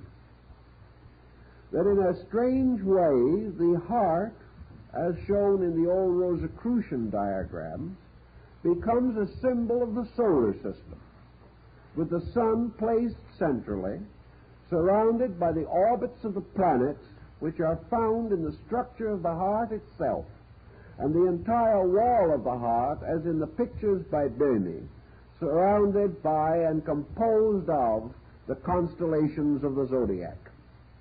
Thus the heart is a universe within man.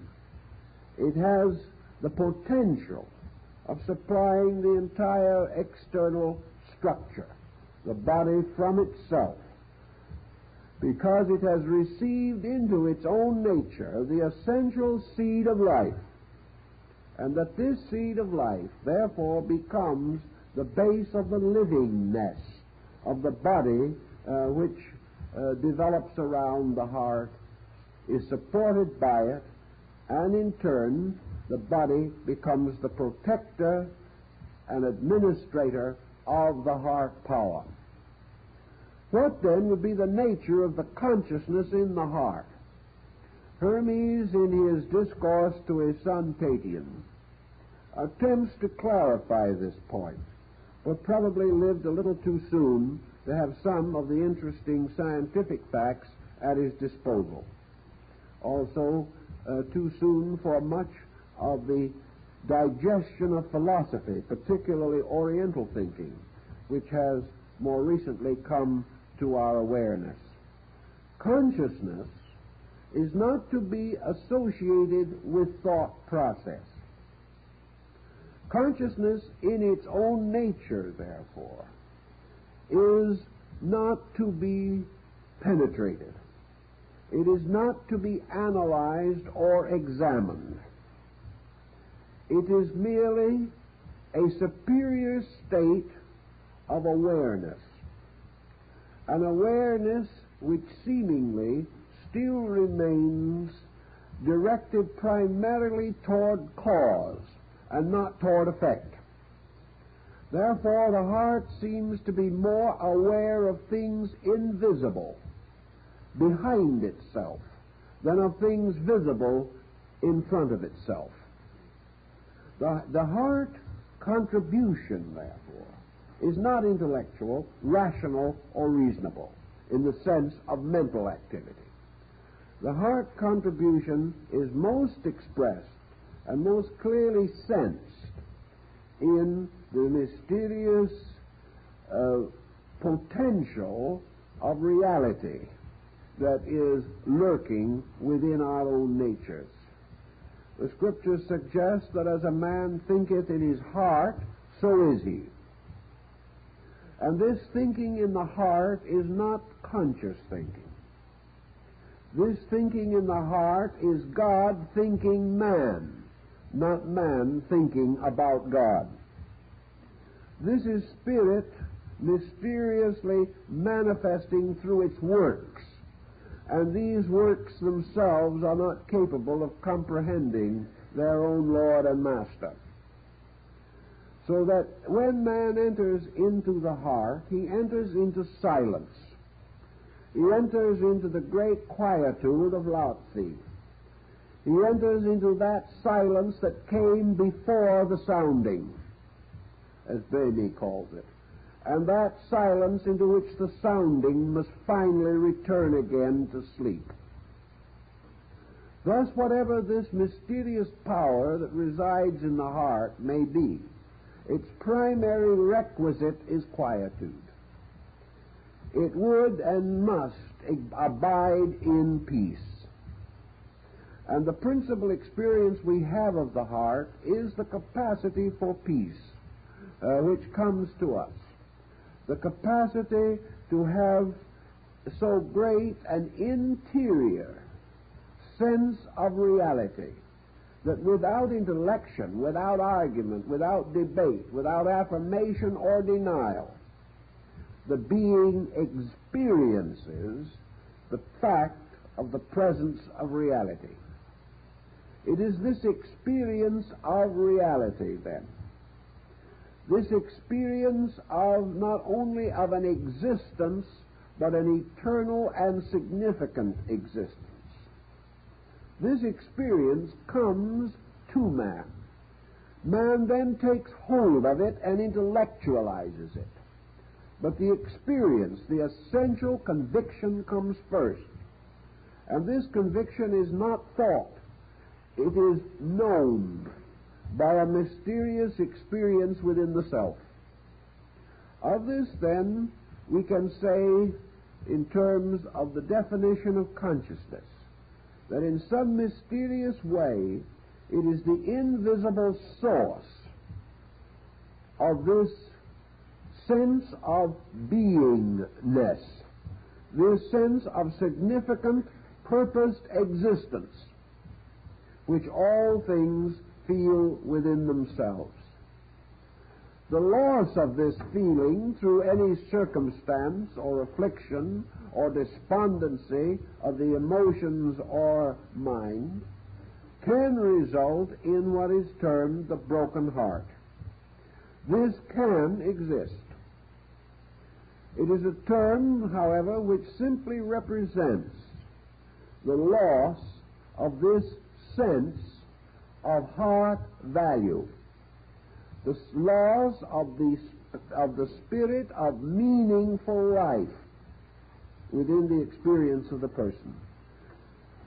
Actually, to put any of this type of thinking into any kind of wording is extremely awkward. So we can only, so to say, talk around it and hope that you will catch the point which I am trying to make. Namely, that the consciousness in man contributes no ideas, no news, nothing of a tangible intellectual nature.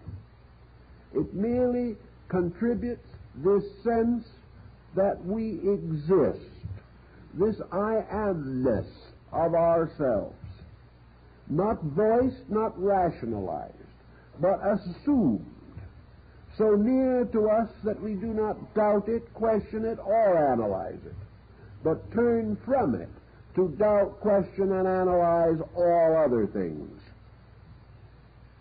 It is perhaps experienced somewhat in this concept that man is incapable of the experience of death. He is unable to know what death means because he is alive.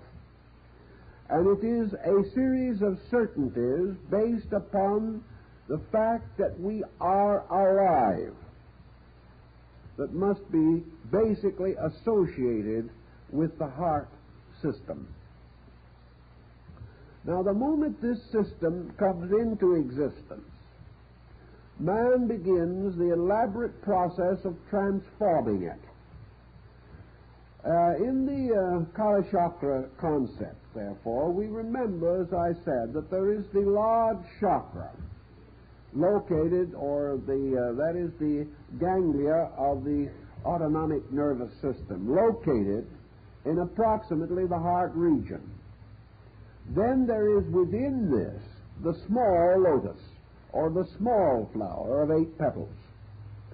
The outer flower, the chakra, is very largely the center of man's sensational existence.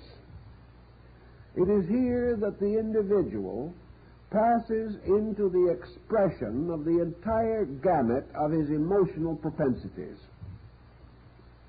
Thus there are, we may say, at least 2 layers to the heart consciousness. Its own innate structure, which remains forever in a state of reality, and its emotional negative polarity, which extends outward into the sphere of the sensory perceptions and reflexes. Therefore, the innerness of the heart may say, I know. The outer part of the heart may say, I choose to believe. Then the mind comes along and says, well, it's my opinion. And everybody has been heard from in some way or in some degree. There can be no doubt that the mind is essentially under the control of the heart. That the mind, therefore, is a subordinate being. The heart will retain function longer than the brain if the two are separated in any way. The brain's consciousness ceases very quickly, but it is well recorded that the human heart has survived assumed death for an hour or even longer, and that it is quite possible to demonstrate that the heart tissue of serpents, after the heart has been chopped into small parts, the various small parts will continue to show a certain amount of pulsation. Therefore, we are dealing not merely with a structure, but we are dealing with a kind of pull for energy which itself is pulsing. And it is the pulsation of energy that is communicated to the heart as a muscle. In this sense also, the psychic life of man is very closely associated with the outer or large chakra of the heart system. Our emotions very largely cause our psychic stress. and the mental reaction or factor is secondary. And almost always where you find the mind disordered, the emotions were disordered first. And the emotions, by some ill training which was given to them, gradually dragged down the mind. This is true also in terms of the affections of man. The psychic field with which we are very largely concerned today is therefore an elaborate structure of symbolic reflexes based upon consciousness, even as the mental field is a series of reflexes based upon the released energies of mentation. And we cannot assume that these various degrees of manifestation are identical. They are emanational, one from the other, the lower always being lesser in value or quality. Now let us go back directly to the heart problem, which we have very definitely to consider. The ancients regarded the heart as being a kind of seed. This seed, of course, has growing from it a great tree, this tree being the arterial venous system. So if you lay this out diagrammatically or make a drawing of this structure, of the arterial system rising from the major arteries, in turn rising from the heart, you come to a design that is almost exactly the design of a plant. It has a bulb-like root which is in some kind of earth.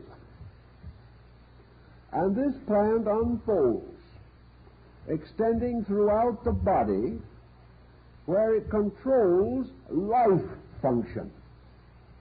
At the same time, we have another tree. This principal tree also grows from a seed or a bulb or a root. In this case, the brain. This is the nervous system. And when laid out diagrammatically, is exactly the equivalent of the arterial system in design, or so similar that there need to be very little adjustment made. Thus the brain becomes the seed of the nervous system, and the heart becomes the seed of the arterial system. Back in the days when somebody was compiling Genesis, it came apparently to their attention that man in some way had these two trees. Therefore, one was called the tree of life, and this tree of life grew from the heart. And the other was called the tree of the knowledge of good and evil, and this grew from the brain, which was perfectly consistent, reasonable, and proper. Now, in the course of time, certain things happened in the Garden of Eden which are a scandal to us even yet. So there's no use to bring up this delicate issue. But the fact remains that man was cast out of the garden in connection with breaking the will of deity concerning the fruit growing upon these trees. And if we think a little about this, we can do some rather interesting rationalization. Berney, the mystic, declared also that there was another tree, and this he symbolized by the peculiar symbol of the palm tree. And we know that the palm leaf is one of the ancient symbols of martyrdom, and was also important in connection with Palm Sunday and things relating to Christianity. The palm leaf, or the palm tree, was the tree of rest in the desert. The palm tree, wherever it appeared, told the wandering nomad of the desert that water had to be there.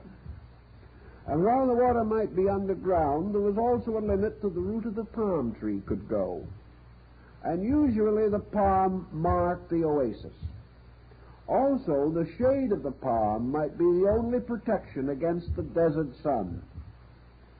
The palm tree in Christian symbolism, because Christianity arose in a desert region where the palm was one of the great symbols of hope and rest and salvation, became a very adequate symbol for the soul.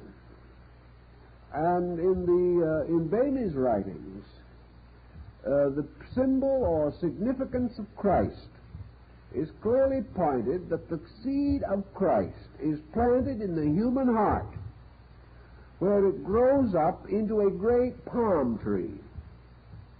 And this palm tree was the symbol of the promise, or the symbol of the waters of life, the symbol of salvation in the desert of waiting, the symbol of the promise of peace to those who were suffering from the storms and privation of the great wastes of sand. Therefore, to Bainey, salvation, or the soul, was a third tree, and the soul grew from the heart. And the soul grew from the heart rather than from the brain. Therefore, the redemption of man lies in the redemption of the heart motives, rather than in the, shall we say, conversion of the brain to certain attitudes. This is the point that was made in the Buddhist system, where the soul was taken to paradise if once during life it had truly, sincerely, and devoutly accepted the mystery of truth. Now, in this system also there is an interesting thing, because somewhere in space is the great lake of paradise. And in Asia, this lake of paradise is a wonderful pond, very peaceful and beautiful. And the surface of it is covered with lotus flowers. And every time a human being performs a beautiful act, a new bud is born there. And that is the bud that will later be brought to him as the throne to carry his soul to paradise. In other words, it is his own good deed that becomes the throne, or the lotus blossom, which is brought to him when the time comes for his soul to make the transition. So, for every good person unfolding in the world, there is this lotus in the great pond of eternity. And as he grows in this world in wisdom and understanding, the lotus opens in the invisible world. And the kind of throne he will sit upon in the infinite is determined by his merits here. The same thought is behind Bainey's mysticism. Namely, that in some mysterious way, by a process of induction, the heart lotus opens as the result of the growth of soul power.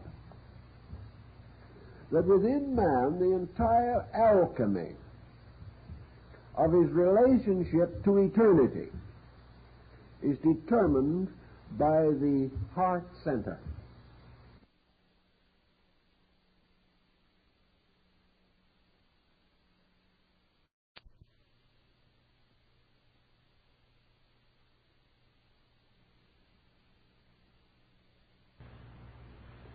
And the heart center will accept gladly help of both the mind and the hand. But the heart center is where the actual baptism, the actual mystery of the Pentecostal experience is accorded to the being or the living person. Therefore, the heart center in man represents his spirituality, his essential and real spirituality. And this heart center is where the record or the true and faithful report of his virtues, where this record begins to result in the development or growth of this archetypal soul symbol. This is a little obscure and difficult, but there's not too much you can say about some of these things, because again they can only be known by a sort of mystical experience itself. The field of the heart is called by Beni a kind of earth, and if the earth be good, then the heart is nourished by that goodness. The seed unfolds and grows, and the mystery of immortality is attained as an experience in the inner consciousness of man himself. The next point that perhaps we can do a little something with is to study a little more carefully this relationship of the heart to the body itself. We can do this by means of an analogy to the solar system. The heart in the body is surrounded by a group of organs. These organs, according to the Babylonians, Chaldeans, Greeks, Romans, practically every civilized people, have always been associated with the planets. Paracelsus makes this very definitely an assertion, namely that the organs surrounding the heart resemble the planets surrounding the sun. Consequently, the organs themselves become secondary deities. They are the secondary powers by means of which the pure life energy of the heart is distributed through the system for a certain purpose. We have three energies with which to consider, each of them, however, being a kind of specialization of basic energy. The pure energy of consciousness forms the mysterious sea of life in which all other forms of consciousness have their existence. This is the pure energy of the sun, which is totally invisible. This is the pure energy of life in all things. And the ultimate of this life is its own eternal, unconditioned fertility. Pythagoras of Samos said that every conceivable unit of life is seminal or seed-like. Therefore, that life is an eternal substance, everywhere existent, like a mysterious invisible ocean or fluid or air or gas or essence, that no place can be deficient of it in any way, and that this pure life, which has no form, no appearance that we can see, no nature we can define, no direct processes that we can understand, this pure life alone is good. This pure life is the only reality that exists. This pure life in its unconditioned state is the mysterious, intangible fact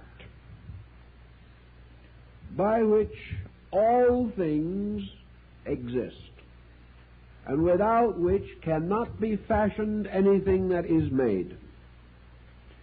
This pure life is absorbed in its own production, so that created things are aware of creation, but they are not aware of the life in which creation continually exists.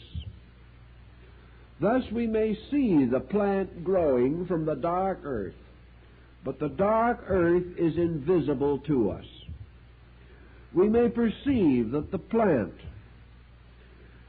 gains innumerable energies and powers from this dark earth, But this dark earth does not seem to resemble any of its powers.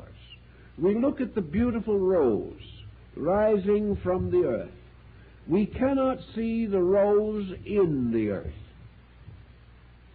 We cannot understand how the dark soil could produce so great a mystery out of itself. Yet it is the energy of the darkness that gave us this beauty of the revealed and apparent form. Thus, in philosophy particularly, we recognize that all natures of themselves are sustained by one nature, of which we have no definition. This dark soil does not, however, produce identities from itself. This dark soil produces different flowers, different forms of life.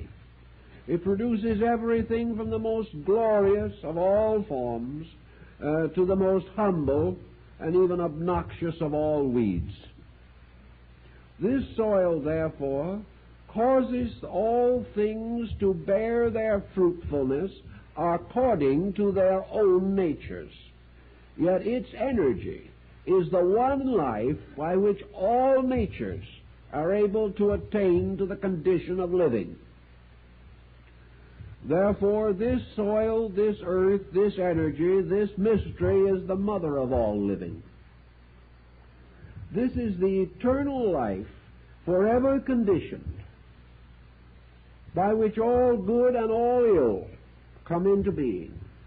Yet this life itself is not visibly similar to any of the things which it produces, nor can its nature be determined by a study of its productions. The only thing that we can finally decide is that its nature must be sufficient to sustain all production, and that this in no way shall be regarded as exhausting that nature. For it must produce all production within the sensory grasp of man, an innumerable and inevitable production which man does not understand or cannot perceive.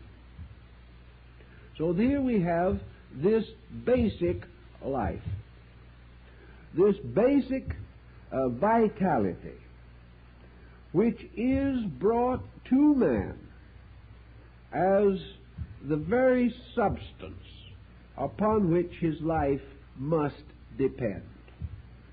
This life becomes then the vitalizer of innumerable specialized function.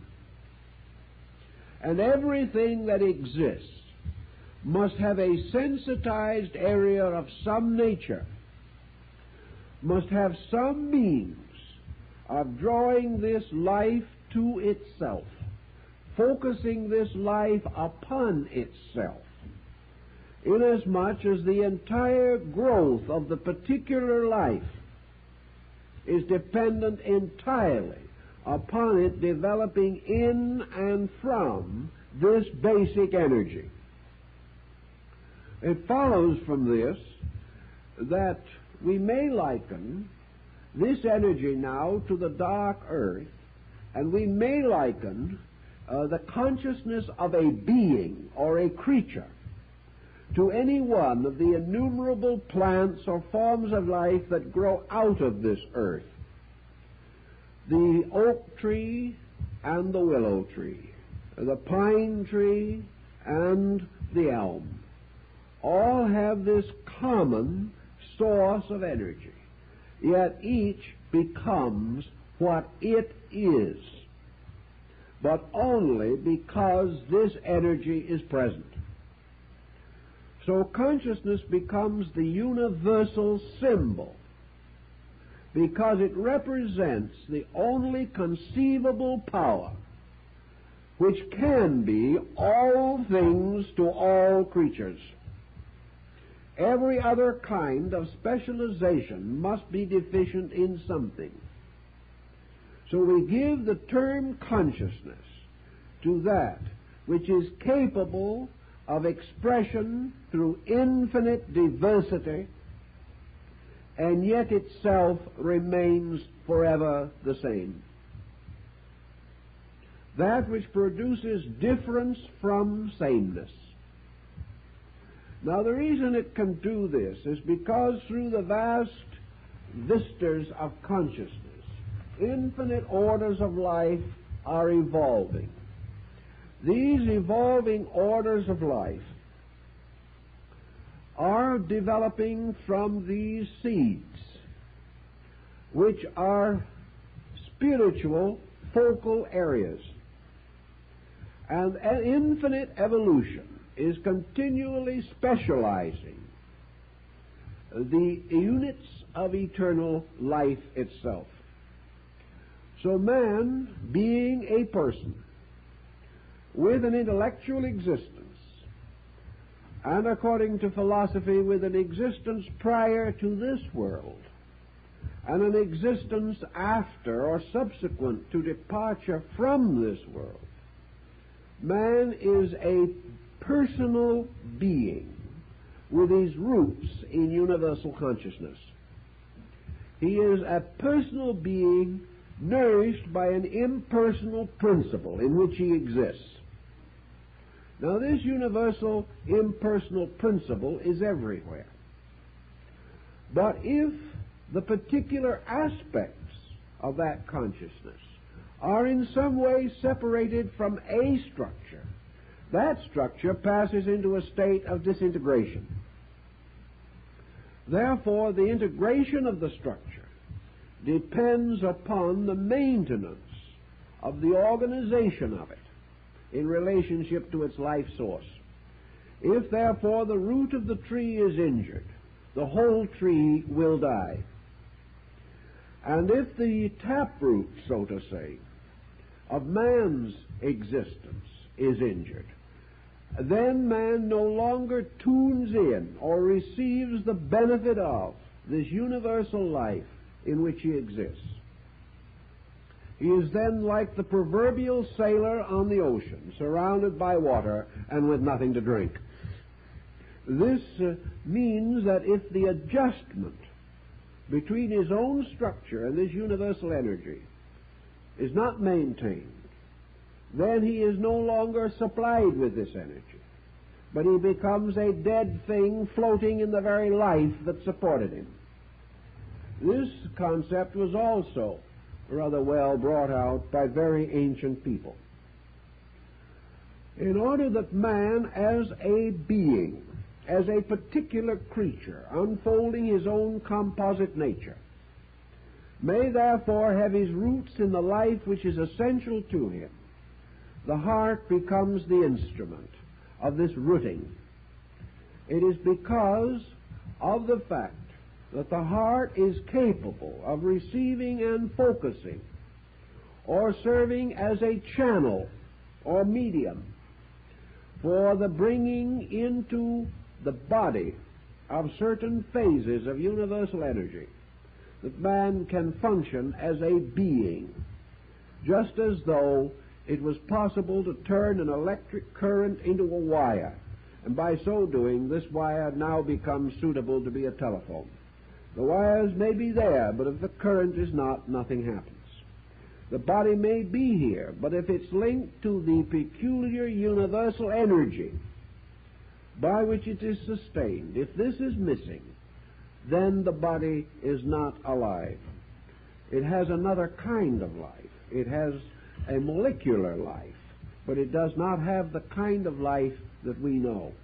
And as man as a being cannot exist consciously in a body contrary to his own inward adjustment, man cannot inhabit the body if life as a principle departs from it. I think then we have to recognize two persons in our problem. One is this universal person who supplies energy, or which is energy. And the other is the individual person who is evolving as the plant or any other creature in nature evolves because of the abundant supply of energy to make this evolution possible. Thus, we may definitely affirm that the heart does have two distinct functions. one represented by its core function and the other by its peripheral function. Its core and essential function being to serve as the intermediary or a catalyzing agent between space and manifestation. And the other is that it shall serve as a kind of throne for what we term the ego, or the consciousness of the evolving being that has moved into this environment. In other words, in the heart must also be the archetype of the form that is to develop from the heart, not only in terms of physical appearance, but in terms of mental, emotional, and psychical existence. Thus it would appear that Bamy is not entirely incorrect when he declared that the spirit in man, the personal spirit, which is himself, abides within the heart, that this is its holy house, and in this place the spirit itself worships at the altar of the Most High God, the Most High God being the mysterious power which is greater than itself, which is the life principle upon which it subsists. From this spirit core of individual existence, the essential state or nature of the being that is now incarnating begins the unfoldment of its own character, a process which begins at the time of quickening, a time in which the personal being, the entity, takes over the administration of the body, and then begins the process of adapting the entire mystery provided by universal life to the needs of the personal existence. Man can control a very large part of his own function, but with the exception of a few very highly specialized individuals, man cannot consciously control the beat of his own heart. If man had this as a voluntary function with his present state of evolution, he would probably forget it one of these days and drop dead. But as a result of the fact that he cannot do this, we have another symbolic situation, namely that the fact of life itself is not directly available to man. That this fact is imparted by something superior. That the beating of the heart, or the maintenance of the relationship between energy and the function of the body, is not primarily under the keeping of man himself. Man may destroy the instrument, or by a very long process of deterioration wreck the instrument. He may, by intensities of his attitudes, so condition it that it can no longer function properly. But all that man can do to the pulse beat is interfere with it. He has no power to cause it. It began when he was not conscious of his own existence. It continues frequently long after he loses consciousness of his own existence. Or it may stop suddenly. But in any event, it is not something that man himself can control. It is the one link between himself and the infinite, in which the infinite still holds all the cards, which is probably highly suitable, because man is not capable of handling this situation at his present state of growth. So every part of man's life, according to the old mystics, is under the sovereignty of his will, except the pulse. The pulse point in the heart is subject only to the motion of the infinite. Consequently, man has a continual promise, a pact or contract with the infinite, represented by the pulse beat. This is like the rainbow that appeared to Noah. It is a covenant between the infinite and man. For as long as the pulse beats, the infinite is with man. And when man, by some reason or other, separates himself from the infinite, the pulse ceases. Now, the principal cause, of course, of this separation is the gradual exhaustion of the structure of the body and its ability to continue to respond to this sensitive beat. Gradually, situations set in which the individual, by age and so forth, loses the power to control the functions of the body. And when the crystallization or the general deterioration reaches the point in which the pulse can no longer respond to the beat, the individual ceases to exist physically, not as a being but as a body. So man now finds himself standing forever in the presence of a mystery as great as that which he faces when he gazes out on a starry sky at night.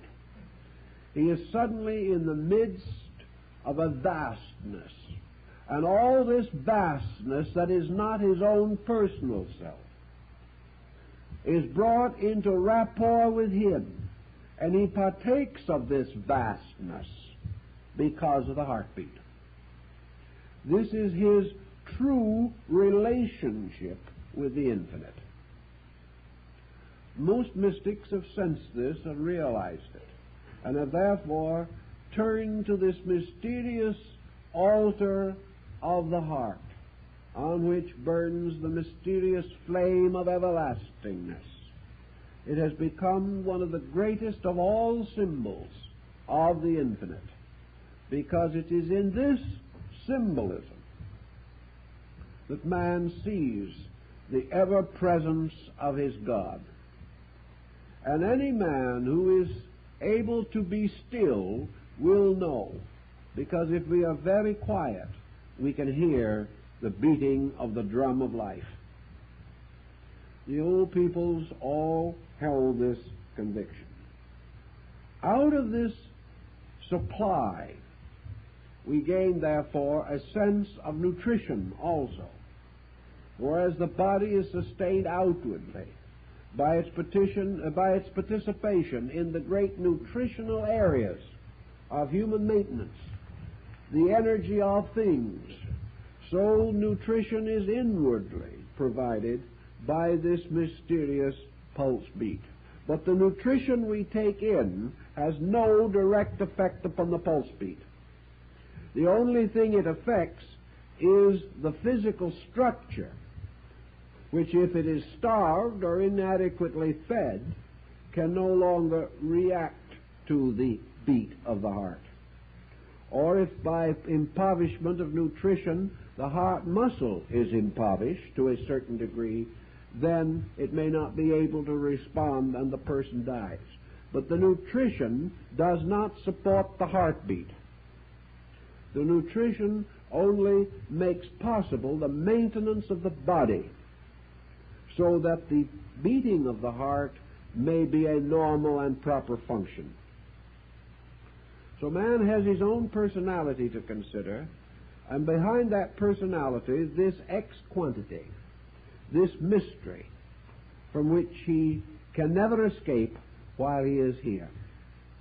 This energy also provides him with the means of unfolding the temperament which he has.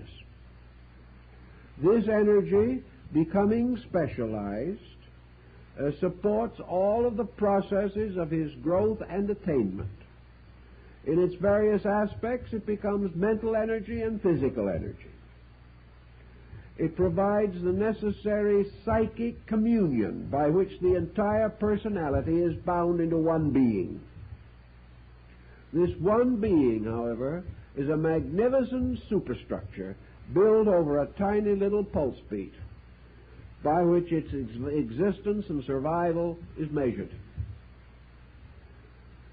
Everything that is dependent is less than that upon which it depends.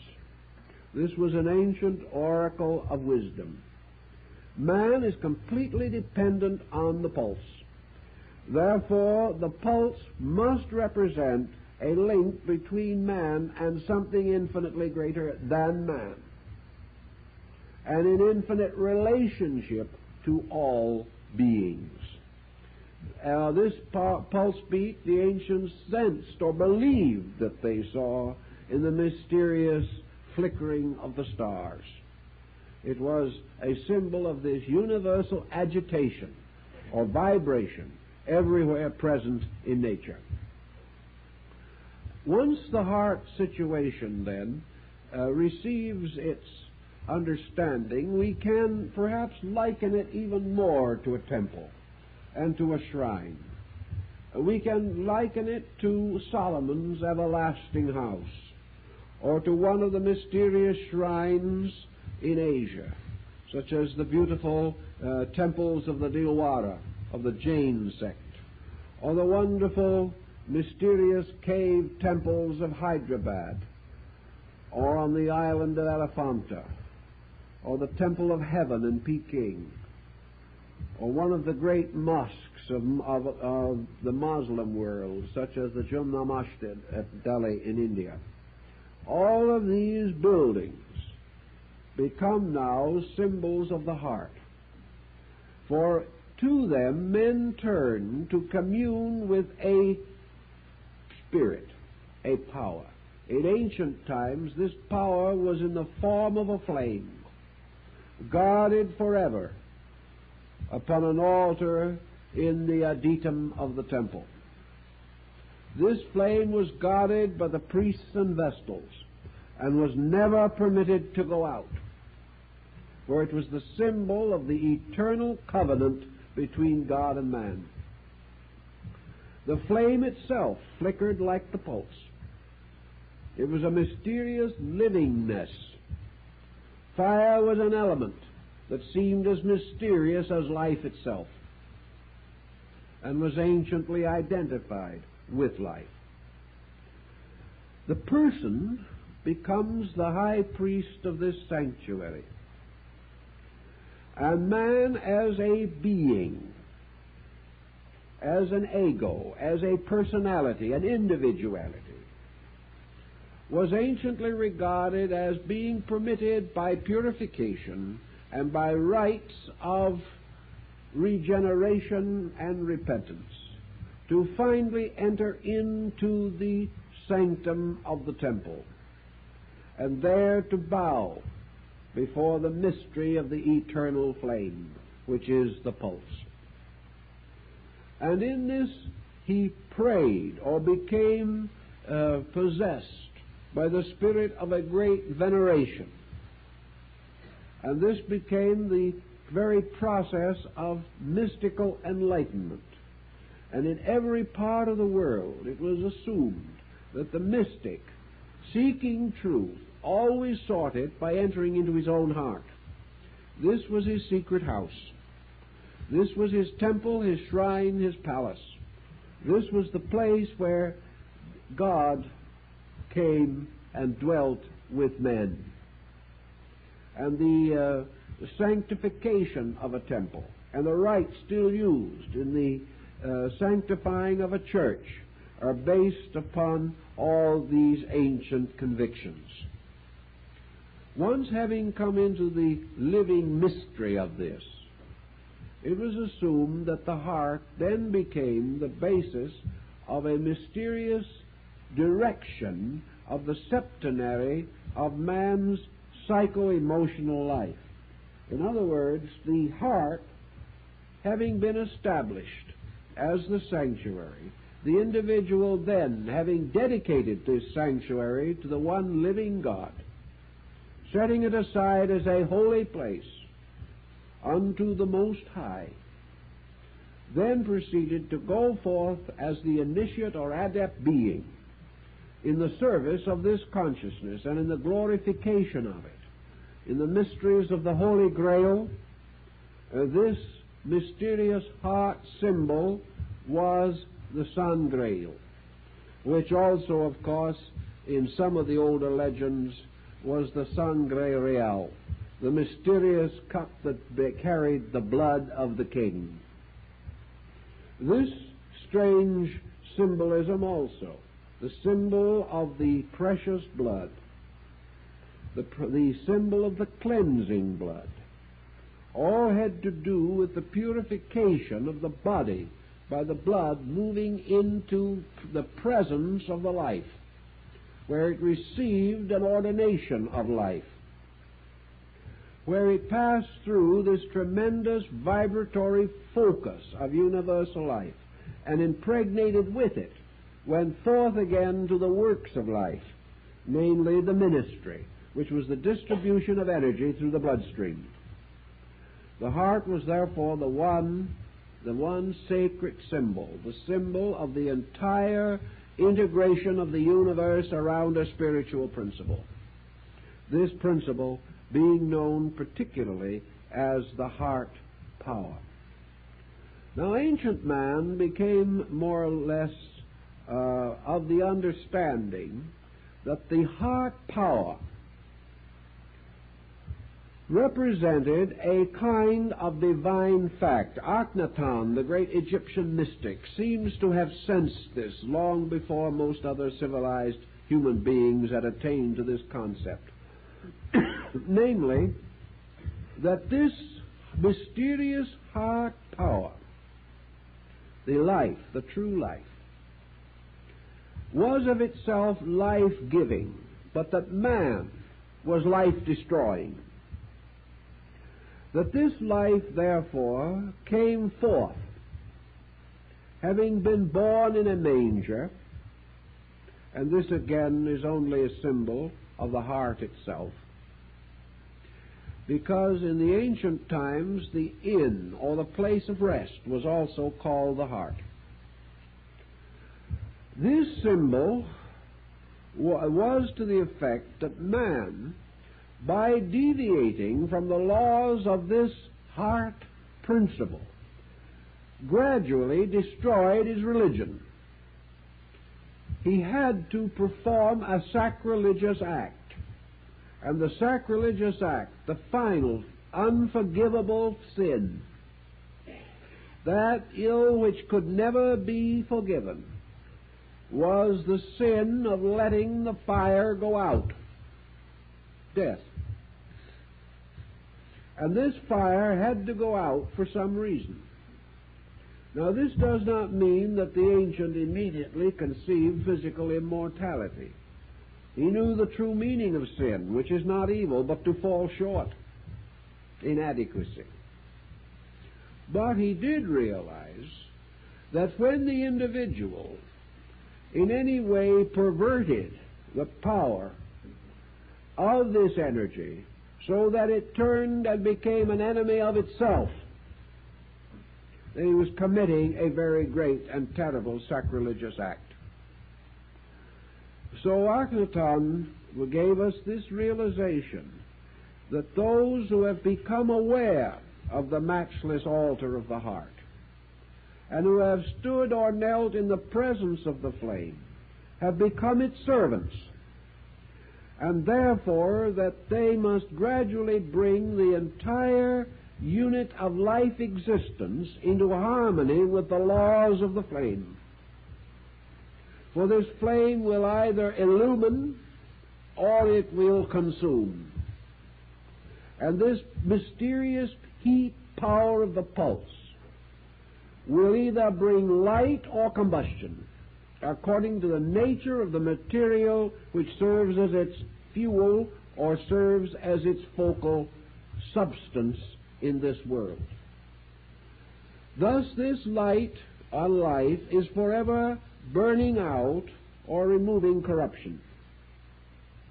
The mystics held, therefore, that those who believed in the ultimate universal reality of life were required to so live and so conduct themselves that this flame in the heart was protected and preserved against anything that was bad for it. And anything that was bad for it would ultimately break up the focal point and cause the fire to go out. They also realized that anything that was bad for the flame, or hazarded the flame in the heart, was also contrary to the good of the evolving person or entity, which was depending upon this heart and was the priest of its altar. So anything that injured the heart flame was bad for the evolving entity that was depending upon this energy for its own evolution. To preserve its relationship to life, this entity must preserve its relationship to value. And out of this came perhaps one of the earliest concepts of ethics. Ethics was not based upon right and wrong in the terms of ordinary human concept. Ethics might be measured by a final circumstance.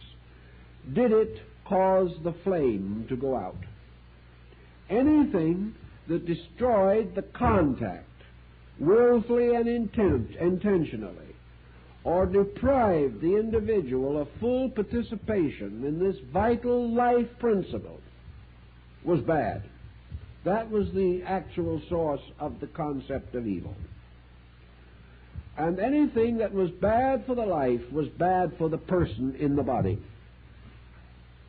Gradually, therefore, man sought, through purification, through regeneration, through idealization, to live a more beautiful and perfect life, in order that this energy in its function might attain a maximum diffusion.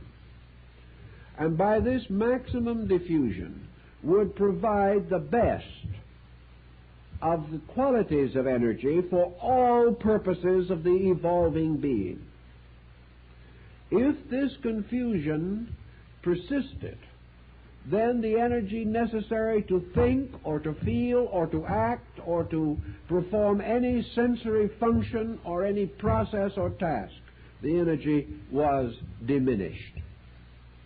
And it was discovered in early times that any evil that man performed struck directly at the heart, and that therefore it affected the pulse point, or the pulse beat, the pacemaker. And wherever this occurred, it meant that man was interfering with his own participation in universal life. He was, in a sense, also discrediting or desecrating this life, which must come into manifestation through the vehicles created by evolving beings. It's a little complicated, but here we have the secret of the Eucharist. Here we also have the secret of the Last Supper. We have the secret of the Eucharistic rites among non-Christian peoples. For here we have the participation by the whole nature represented by the 12, for they constitute the zodiacal band, or the hypothetical dodecahedron of Pythagoras, which constituted the full structure of the universe, or the total nature of any being, was 12. Therefore, in this case, the disciples, partaking of the bread and the wine, are partaking of the basic life power. And when they destroy or permit to be destroyed the high priest of this mystery, they destroy their own participation in this life power. They betray it.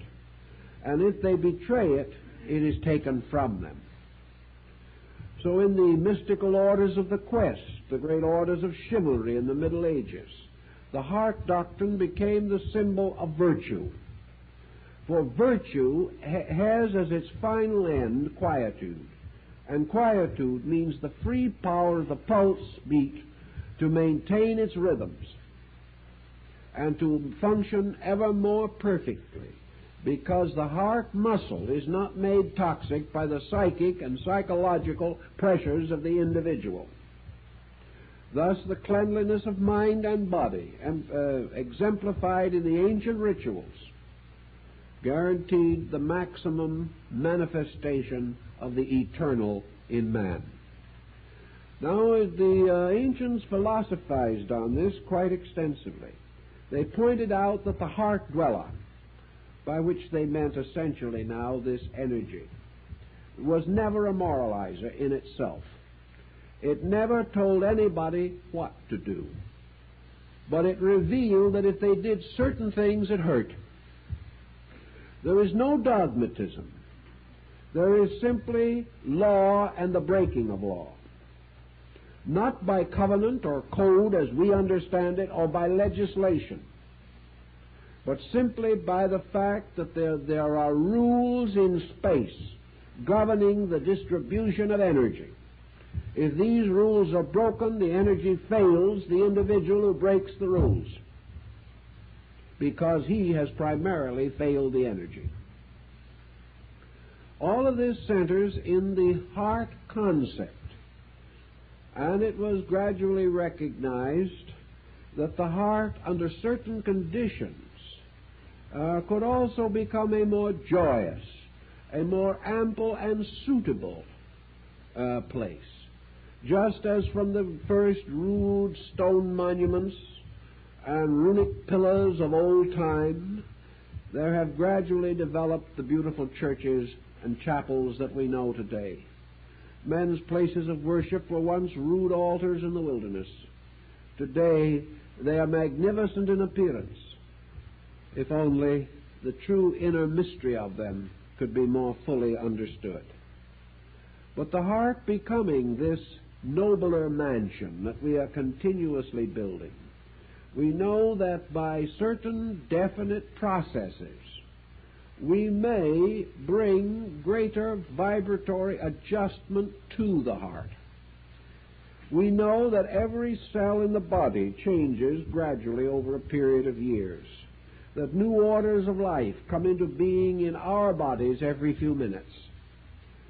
If, therefore, through certain processes, constructively and devoutly adhered to, through these processes, the heart is strengthened.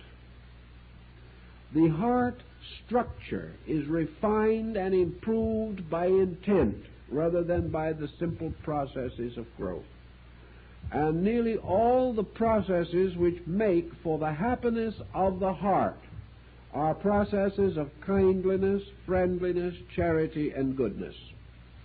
That with these faculties, with these factors, the heart itself relaxes and becomes peaceful and becomes instinctively more immediately responsive to this pulse beat that is constantly continuing there. Now let us assume for a moment that we have followed this line of thought. We have seen the invisible power represented by the altar with the flame. We have seen the hierophant of this mystery, the human ego, the high priest of this mystery cult, man as a being focused in the temple of his heart. We know that man only under certain conditions is permitted to enter into the presence of the Most High. These conditions being those of disciplined meditation and the most highly evolved specialized doctrines of the wisdom religion. Also we realize that the time naturally comes when, as the Muslim says, each man must unwind his own shroud. Here, of course, you all remember the Muslim wears a white cloth twisted around his head called a turban. This is his shroud. He wears it all his life, and he will be wrapped in it when he dies. So as one Muslim mystic says in one of his stories, he knew his time was coming because his heart was whispering goodbye. It was a very poetic thought, but this is the concept underlying it all. The time comes when the body is no longer suitable to maintain the needs of the being. The being is not yet wise enough and strong enough to preserve this body. Someday, perhaps it can do so for an indefinite period of time, but the whole way of life will have to change. So the time comes when the pulse archetype tells us that energy is going to move away. Psychologically, we seem to be aware of this. And here again, the direct awareness seems to arise from the actual agitation of the pulse itself, long before it actually ceases. Man becomes some way mysteriously aware that the transition is to occur. He hears the voice saying farewell. In this time, finally, the energy fields, gradually depleted, are no longer able to sustain the being that is now dwelling in this vitalized area. So the being, possessing its faculties and its septenaries of powers, then begins to draw into itself as the ego or personal integration center, draw in all of its sub-department heads, its managers and its clerks and its superintendents, and even a few office boys, which are fast vanishing. They are now called vice presidents. And in this situation, the heart gradually gathers into itself all of these elements, until finally they have come to be one unit, and the ego has enfolded back into itself again. In a sense, this lotus flower of the entity has closed mysteriously, like the lotus itself closes at night in the darkness of death. By this time, the pattern is becoming very definite within the nature.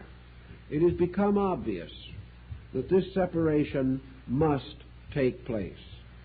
Then the process begins, which in a simple physiological way is simply this retiral up the mysterious left branch of the vagus, in which, having finally gathered its own powers, the ego, the incarnating being, moves out, because it has found that it can no longer function adequately.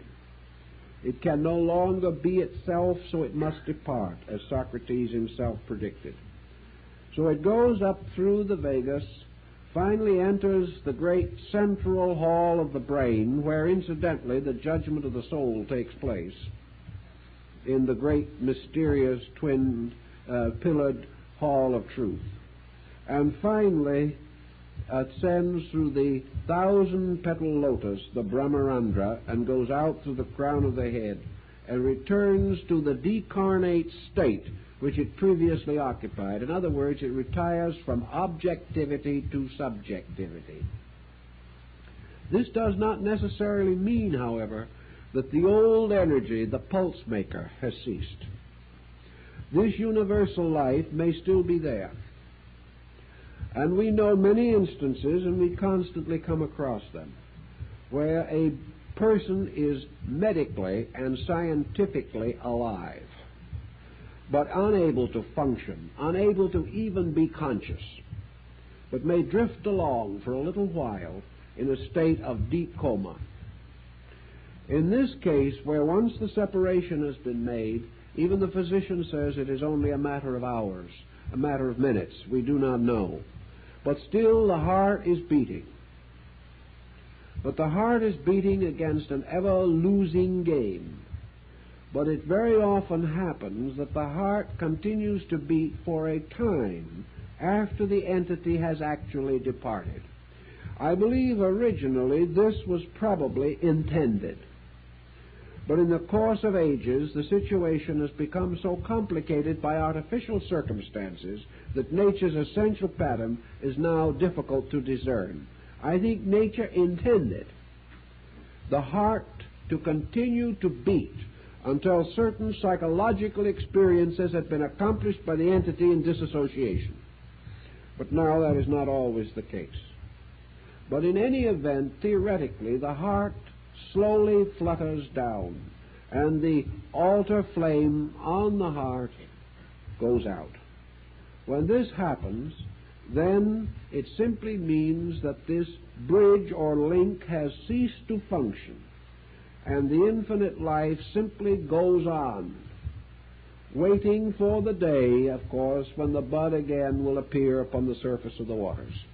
But it is a very quiet procedure. That which remains, then, is the body, which will slowly vanish or disintegrate into its natural substances, and this great sea of existence which goes on.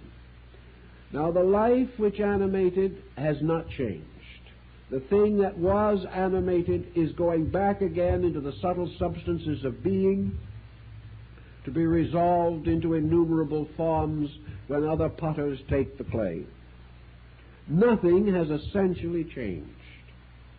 Time and eternity remain.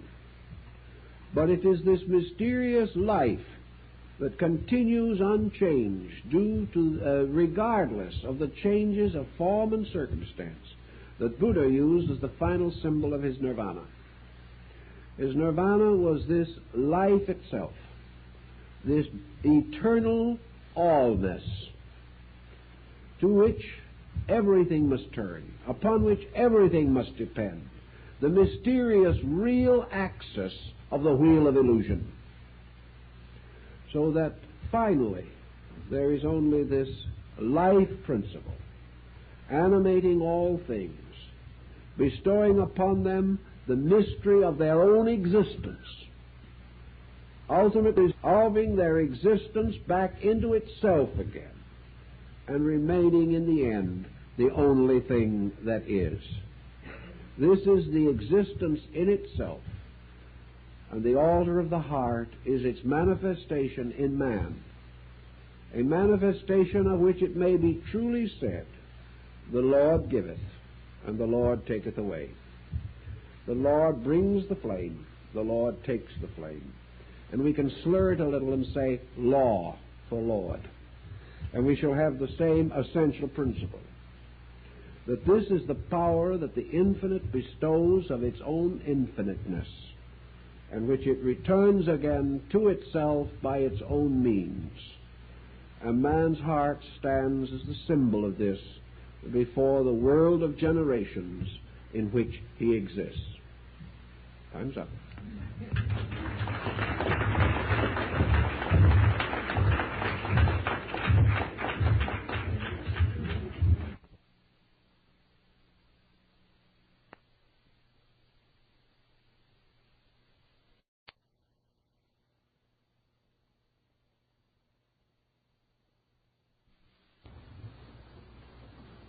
In this particular discussion, we are going to try to make several additions to our original text, which we think will convey some new dimensions of meaning to our basic problem. In the first place, as we all realize, ancient philosophy and science derived a great deal of symbolical knowledge and insight from the study of the human body. In the function of the body itself, man was presented with an immediate and intimate mystery. And for the most part, this mystery has not been solved, even with our increasing scientific knowledge. We are able to examine the body in greater detail than ever before.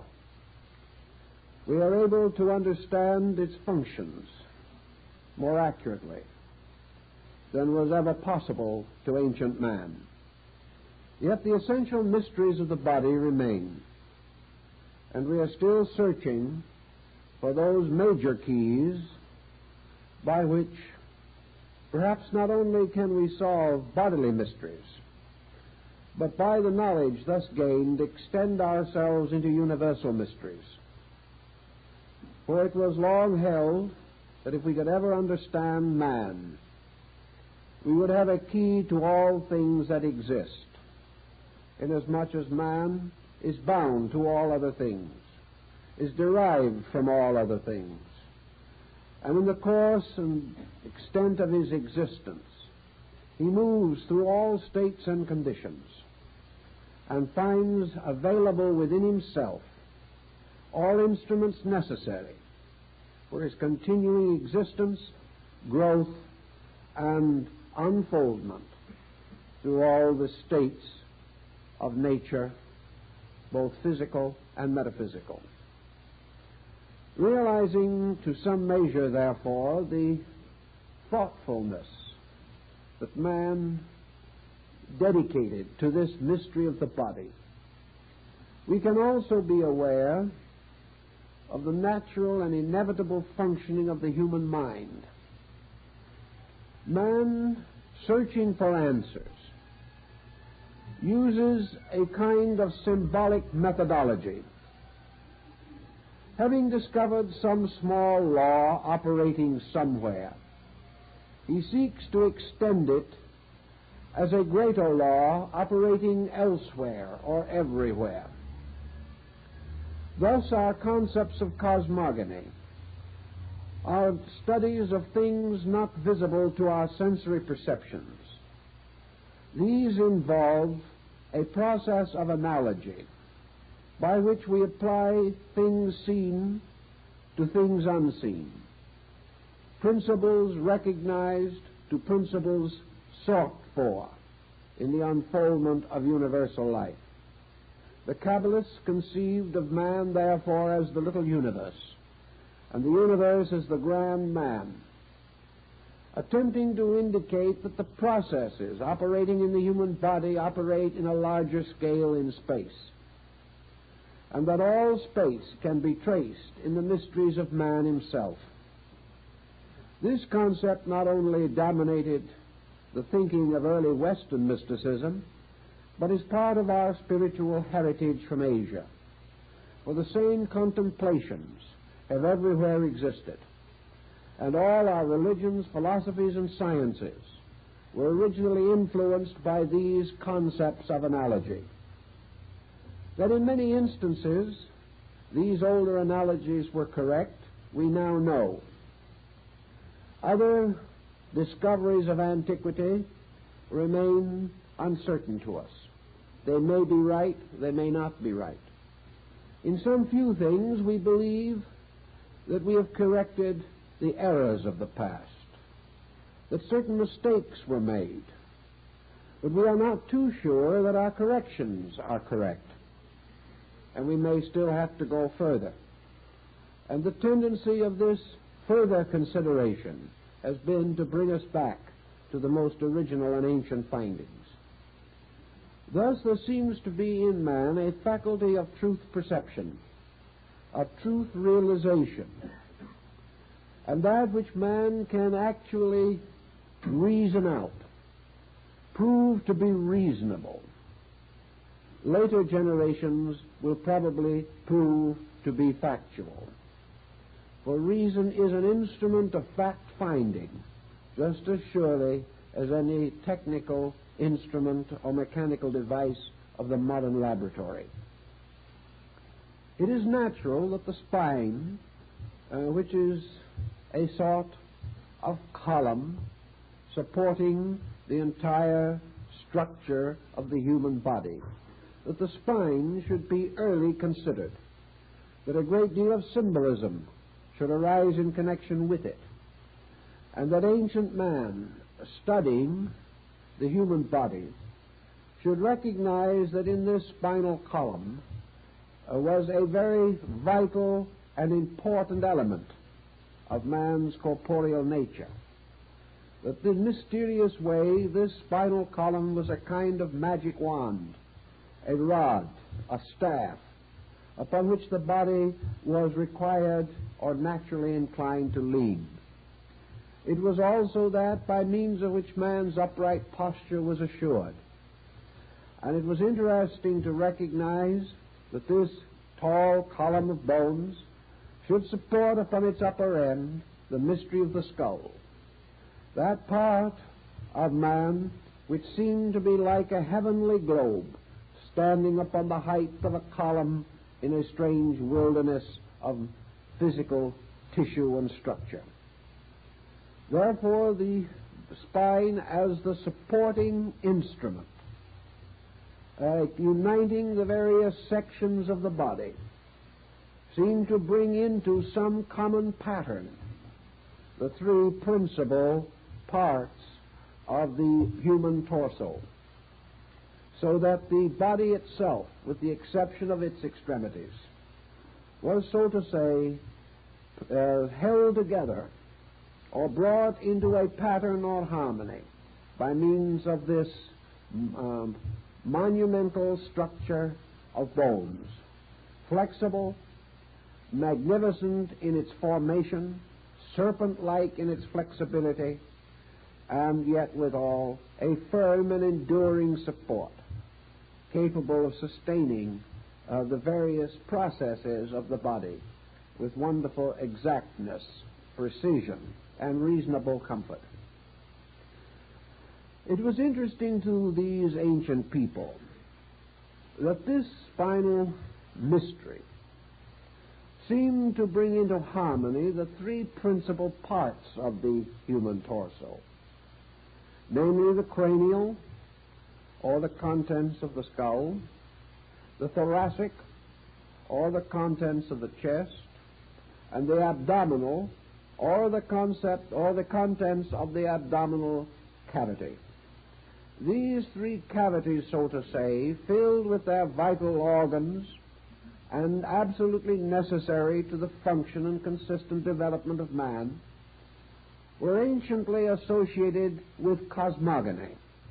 And Dr. Robert Flood, the famous Rosicrucian mystic of the early 17th century, believed that he found in the structure of the body and its internal organization the source of Dante's mysterious worlds as set forth in the Divine Comedy.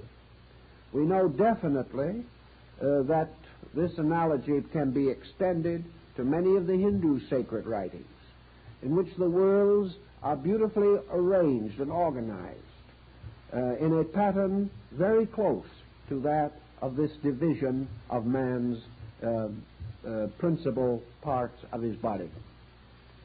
Thus we have the abdominal cavity with the long, mysterious, and involved structure of the intestinal part.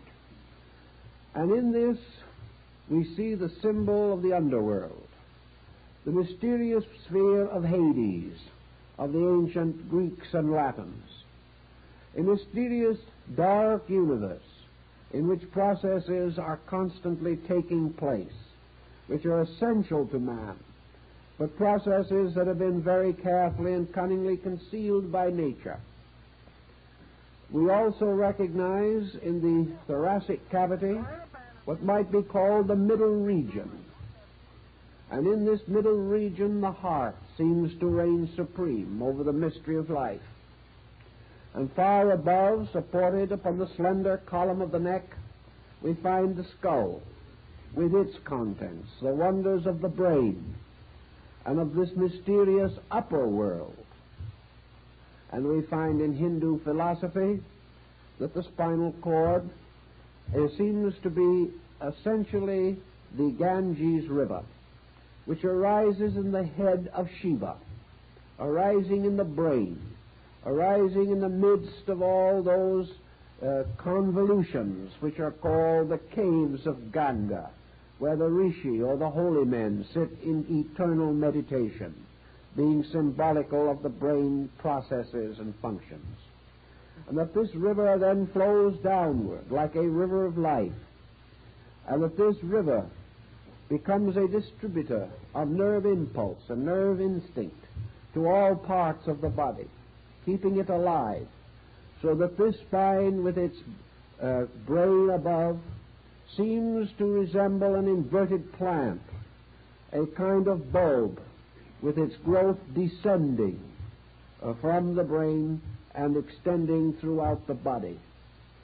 And this extension through the body, through an infinite diversity of nerve structure, seems to resemble a beautiful inverted fern-like plant with its root in heaven and its growth descending downward into earth and even into the underworld. The ancients furthermore recognized in this spinal column with its content a kind of ladder, the kind of ladder upon which Jacob saw the angels ascending and descending. The number of its original segments, counting those that are now more or less brought together and ossified together, would be 33, which is indeed the number of years that David ruled in Jerusalem, the years of the life of Christ, and a number that has been sacred for a long time among the secret societies of Europe and America. This number 33 is a fabulous number in symbolism, and there seems to be no reason to doubt that its original significance was related to the study of the spine, for that in some way the spine became a symbolic equivalent of this number, and the principles and energies associated with the number likewise cannot be denied. In Egypt, under the name of the Tet column, or the mysterious symbol of the pole or axis of things, the spine was also highly venerated.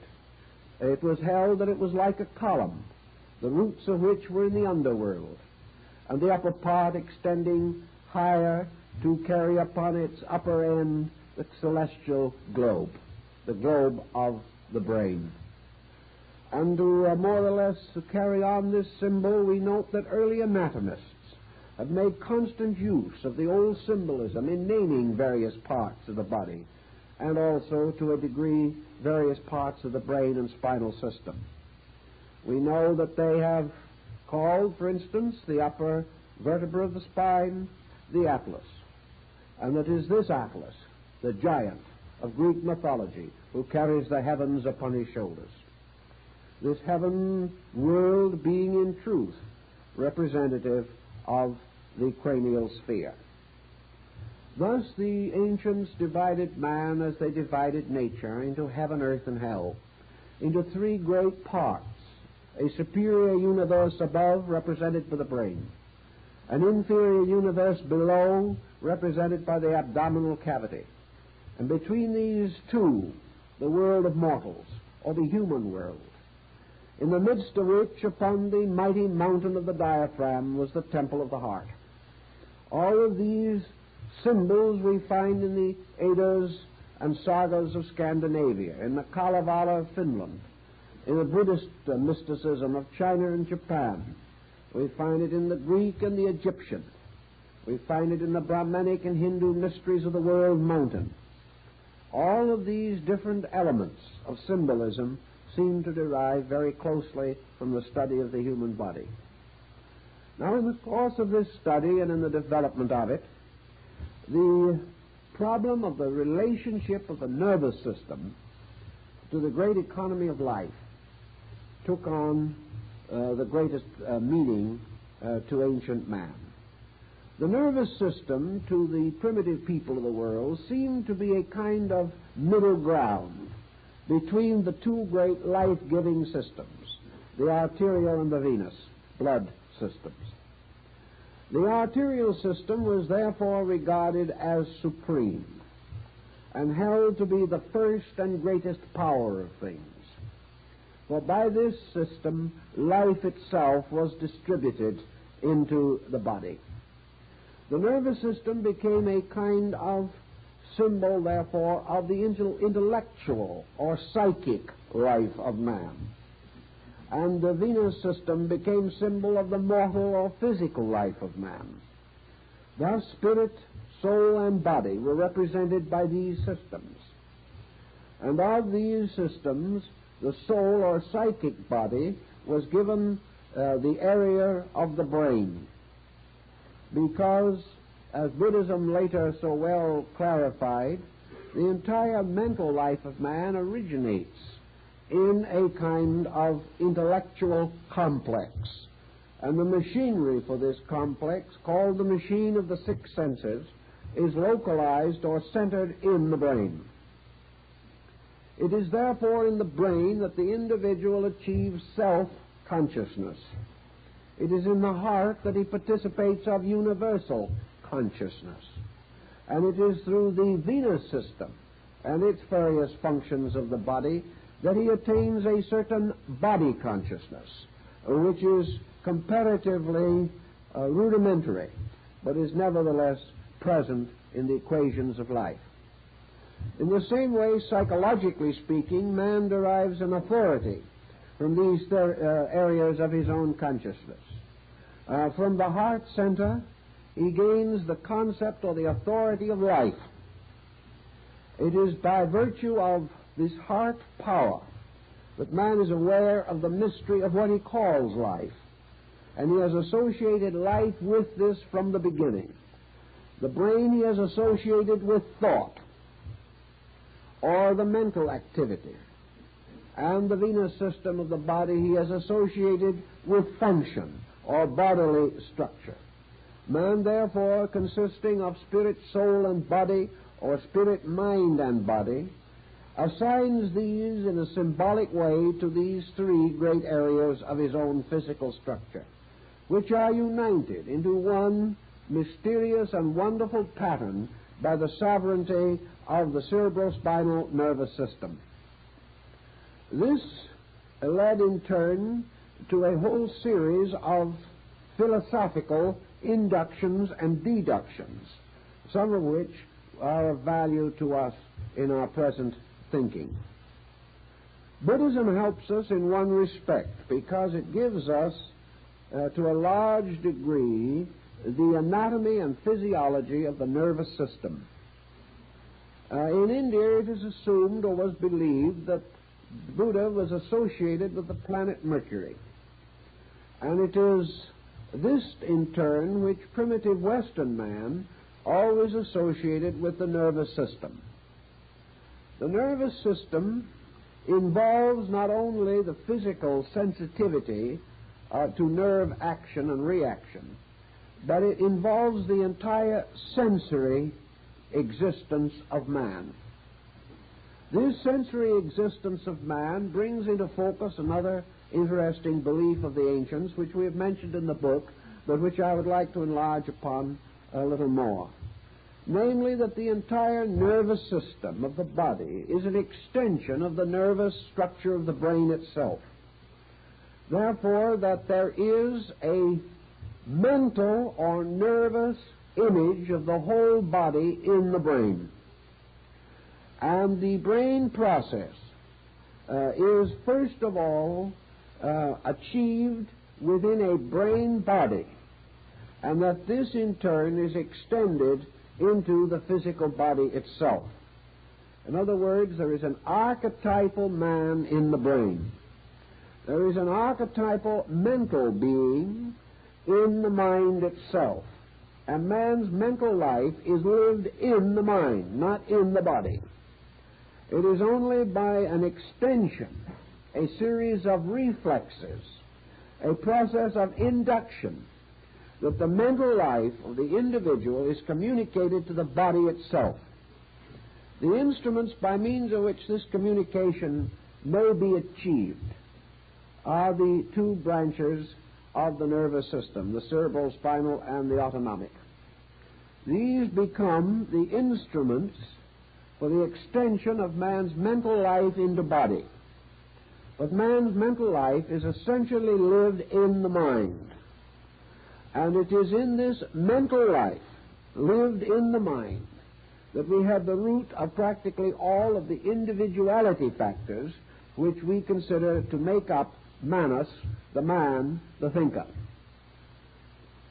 The ancients, therefore, explained that there was a microcosm of the whole physical body in the brain, that the brain was itself androgynous, that generation occurs in the process of thought just as it occurs in the process of the reproduction of bodies, that the entire process of the brain function is therefore a primary motion or movement of cell life and of structure by the presence of mental energy or mental archetypal pattern.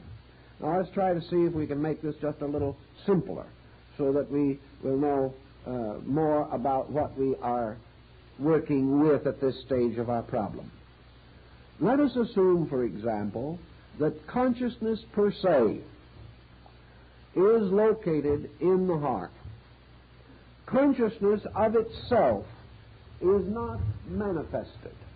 Consciousness is the lifeness in a thing. Consciousness as its primary manifestation merely produces the state of existence. This state of existence is perhaps less purely appreciated in man than in other creatures that exist. But consciousness is, in its true sense, an essence or a nature of being itself, a nature not self-knowing, not self-understanding, as we term these things, but conscious because of a factor which we say is the factor of immediate action. In other words, there is no delay or no drag in the process of the function of consciousness. Consciousness is unconditioned. It is unlimited and unrestricted. Therefore, it does not have to manifest in a conditioned way. And an unconditioned manifestation of consciousness is pure life. A life in which all of the elements of conditioned existence exist but are not present. In life, condition exists in its own root or essential substance or seed, but not in a conditioned state. A creature, therefore, with a heart life may be said to have a condition of consciousness similar to what Buddha describes as nirvana. It is the extinction of all particular or all attribute functioning. It is merely the state of being. A being which does not define its own nature. A being which does not affirm or deny anything. A being which merely exists, and by its existence bestows life. For life is the existence of this being which is itself immortal. In the development of life, a life develops into a condition of life knowing. That which exists of its own nature cannot be known by itself. It becomes known, therefore, through aspects or extensions of itself. It becomes known, appreciated, or sensed because it causes to emerge from itself certain conditions of life or states of life. And in man, the primary condition by means of which life becomes capable of the knowledge of itself is man's mental focus. So the mind becomes that part of being or that part of the development of a creature in which that creature becomes aware of its own life. Primarily, therefore, it is life awareness. And this life awareness is called the first reflex of being. It is called the process by means of which being becomes a being. Being becomes self-knowing, and through extension becomes capable of knowing that which is not its immediate or primary self. So consciousness in the sense of egoism, consciousness in the sense of self-consciousness, arises in the mental structure. And this mental structure achieves to the state of self-consciousness by a series of experiences, which are referred to in Eastern philosophy as graspings or orientations. As a person dizzy reaches out for support to something that is strong and stable, so in its confusion, mind reaches out for supports.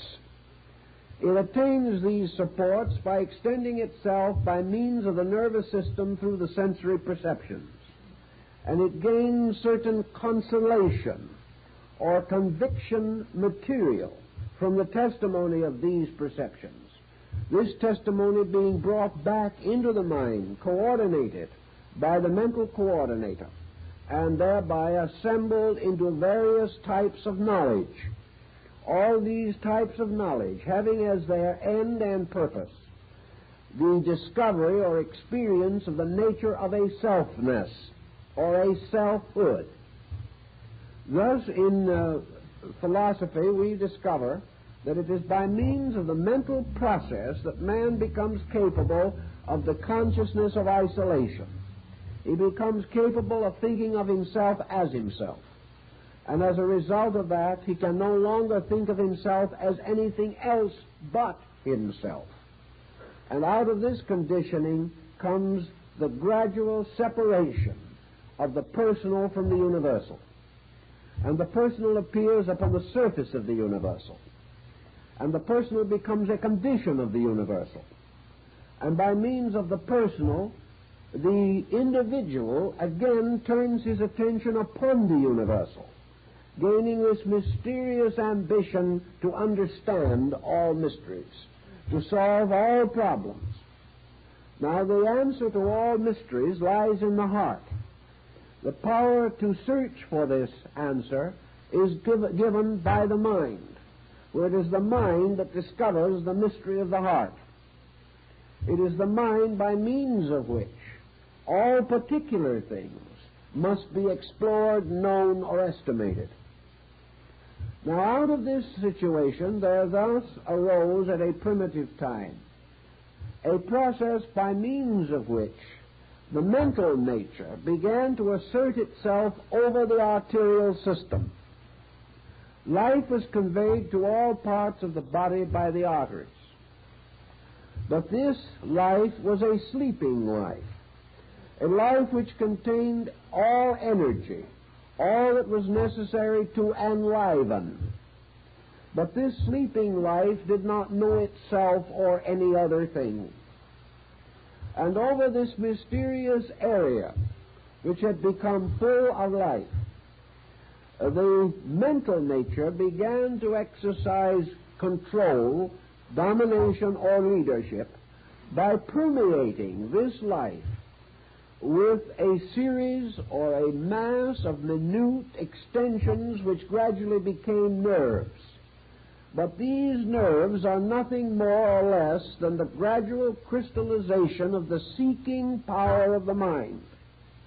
The mind seeking not only to know things, but to gradually coordinate the body. That the mind could control the body meant self-control. And in taking over the control of the body, the mind then affirmed a leadership over this structure. And this leadership ultimately caused the individual to become a mental being rather than a living thing solely. This mental being then assumed the control or leadership of all the processes of the body, causing these processes to unfold, causing the evolutionary concept to take over, because it was mind controlling matter that equaled growth.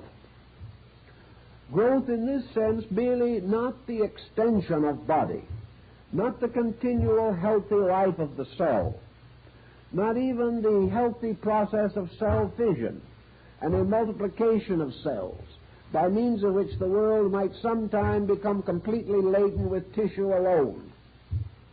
But now the gradual imposing of mental purpose, the imposing of mental energy upon physical processes, and upon the life itself by which these processes were animated. Thus the mind became the transformer. It transformed body into a purposed instrument of selfness. And gradually this self in the body attained greater and greater dominion of body until it established a complete tyranny over body. By the time this had been achieved, man had become a thinking creature. But now we are at this interesting crossroad in the world's thought, that we have now achieved the condition in which, by evolutionary processes in nature and by psychological processes in man, the neural power or the nerve distribution has become the administrator of life. It is therefore in the nervous system now that we must seek the solution to most of life's mysteries.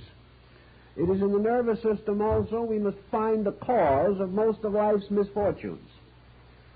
It is in the nervous system also that we must search for life's meanings, life's goals, life's purposes.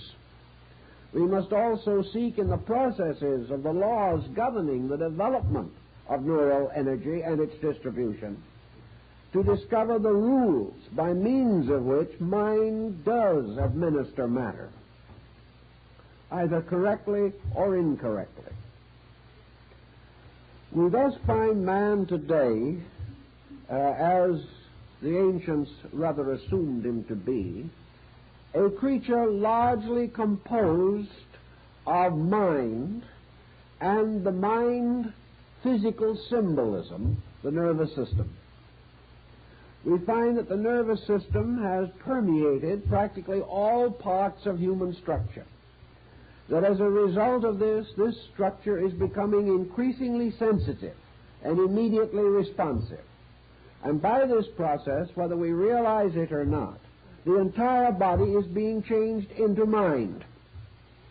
Mind is gradually becoming the substance of man.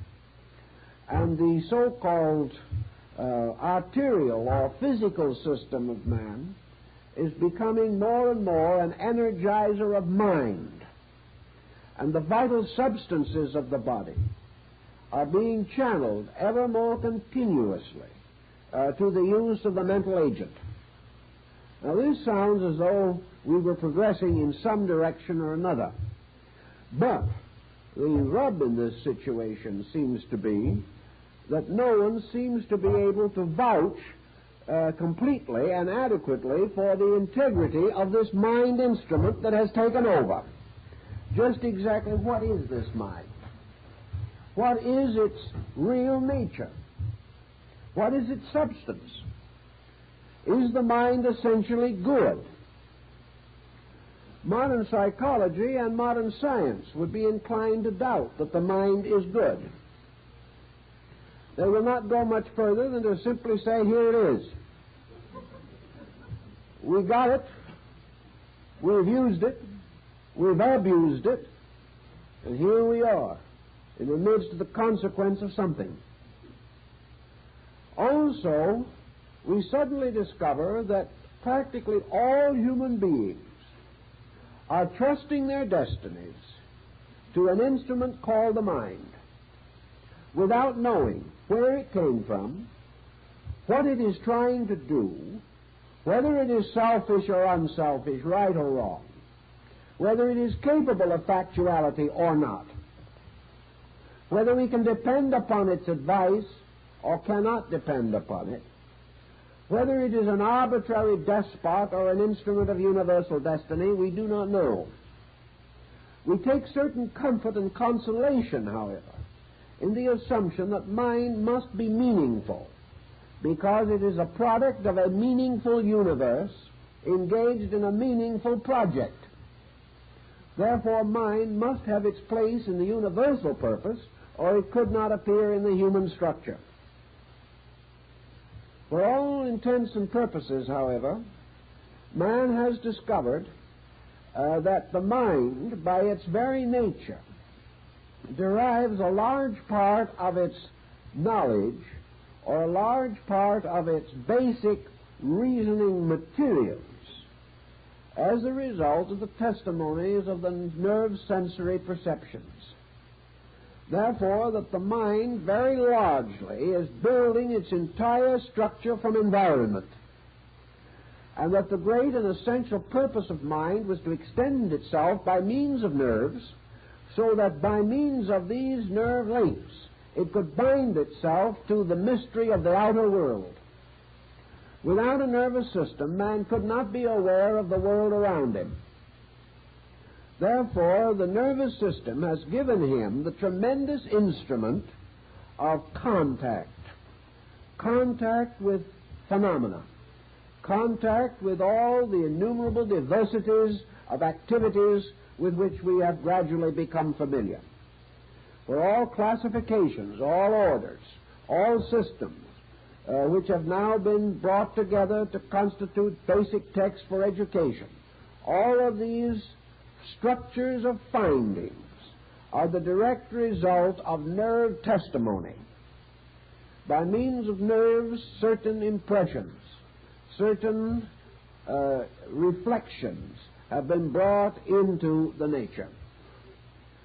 Thus, out of this entire structure of nerves, man is building a series of adjustments between the self, which is the nerve focus, and the world in which the complete organism exists. In this particular pattern of things, the heart has been reduced to one simple problem, namely that it supplies the fuel. The human heart becomes simply the energy by means of which this entire procedure is carried on. If the heart stops, the entire nervous system fails with it. If anything happens to the essential life principle in man, all of the vast superstructure of nervous reflex is destroyed. Therefore, the nervous system and the egoism in man is dependent upon the heart. This dependency, however, has not been generally recognized. And the individual, except for a few who have made certain careful studies, the individual in general affirms that the mind, being his link with his world, is his most valued possession, and that also its testimonies, right or wrong, good or bad, are inevitable, and that we should only pause long enough to be thankful for the fact that we have a mind, and should not be much concerned with what we do about it. Now, this prevailing thankfulness is also generally absent, and as a result, we are rather thoughtless people, so far as major problems are concerned. About the 2nd century of the Christian era in Asia, there arose a sect in Buddhism which was centered around what was called the Lotus Gospel. The Lotus Gospel, possibly the result of the work of the great Buddhist Arhat Nagarjuna, certainly one of the greatest saints and reformers of primitive Buddhism, centered around what was called the heart doctrine. The fact that the truth of things must be attained by restoring the sovereignty of life to the heart. Now, the Bible gives us much the same thing. As a man thinketh in his heart, so is he. That the real person, the real nature of things, resides in the heart. That the heart is therefore the silent one. That power which is generally ignored, but which alone contains the fountain of things. Nagarjuna took the attitude that by means of the heart we are bound to the world of cause. by means of the nerves and the mind, we are bound to the world of effects. And at the moment, in some way, the truth in us is concealed by the conflict between these two systems, and by the fact that largely the control of the body has come to be vested in the intellectual or neural system. Thus we have built a mental nature built up upon phenomena that has been digested, organized, and rationalized. It is as though we had a kind of a Bureau of Vital Statistics in the skull. And into this bureau we have gathered all known and knowable facts.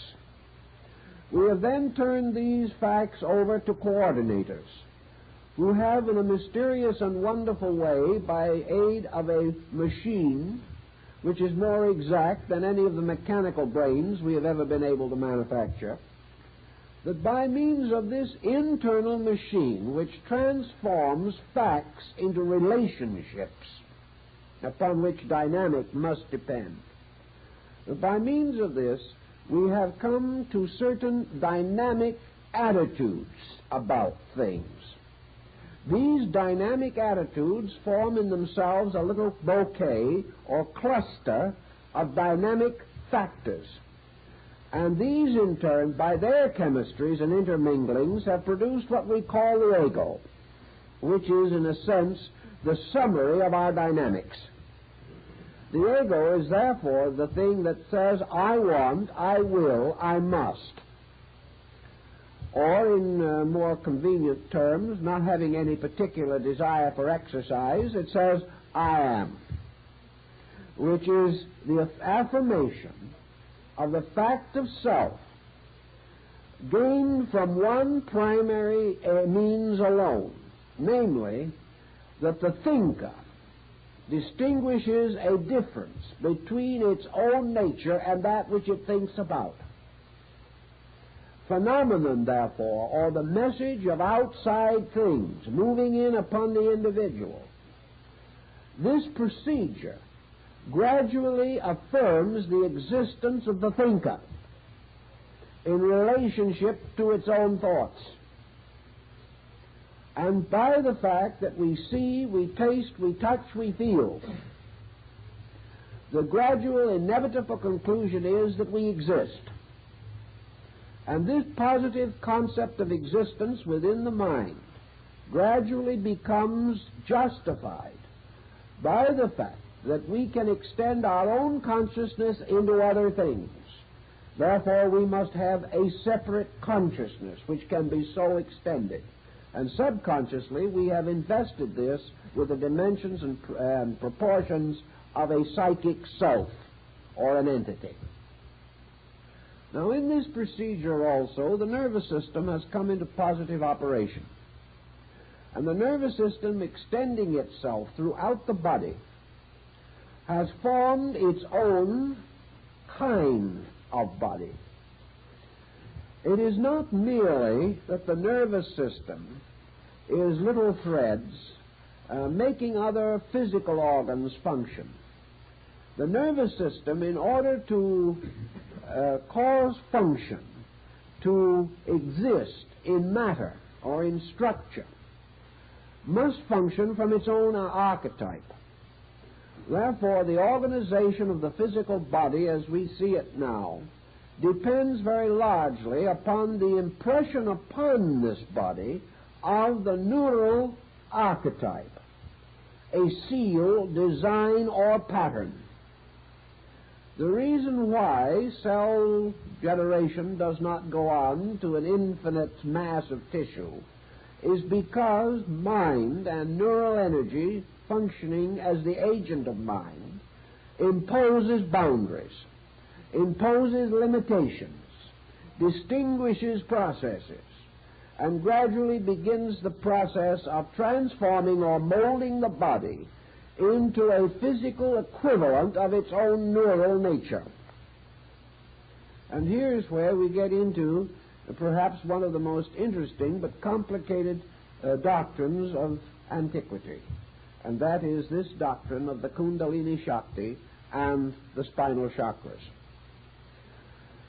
Let us then try to understand this a little better, because actually there isn't too much available on this particular problem.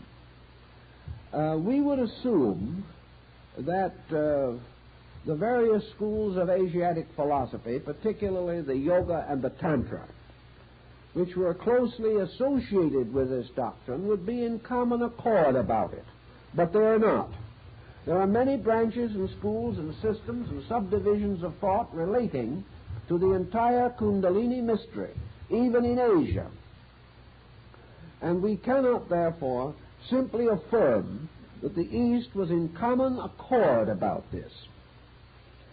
The East was, however, in common accord for the most part on one subject, namely that in some way the heart must be brought back into dominion over the neural system.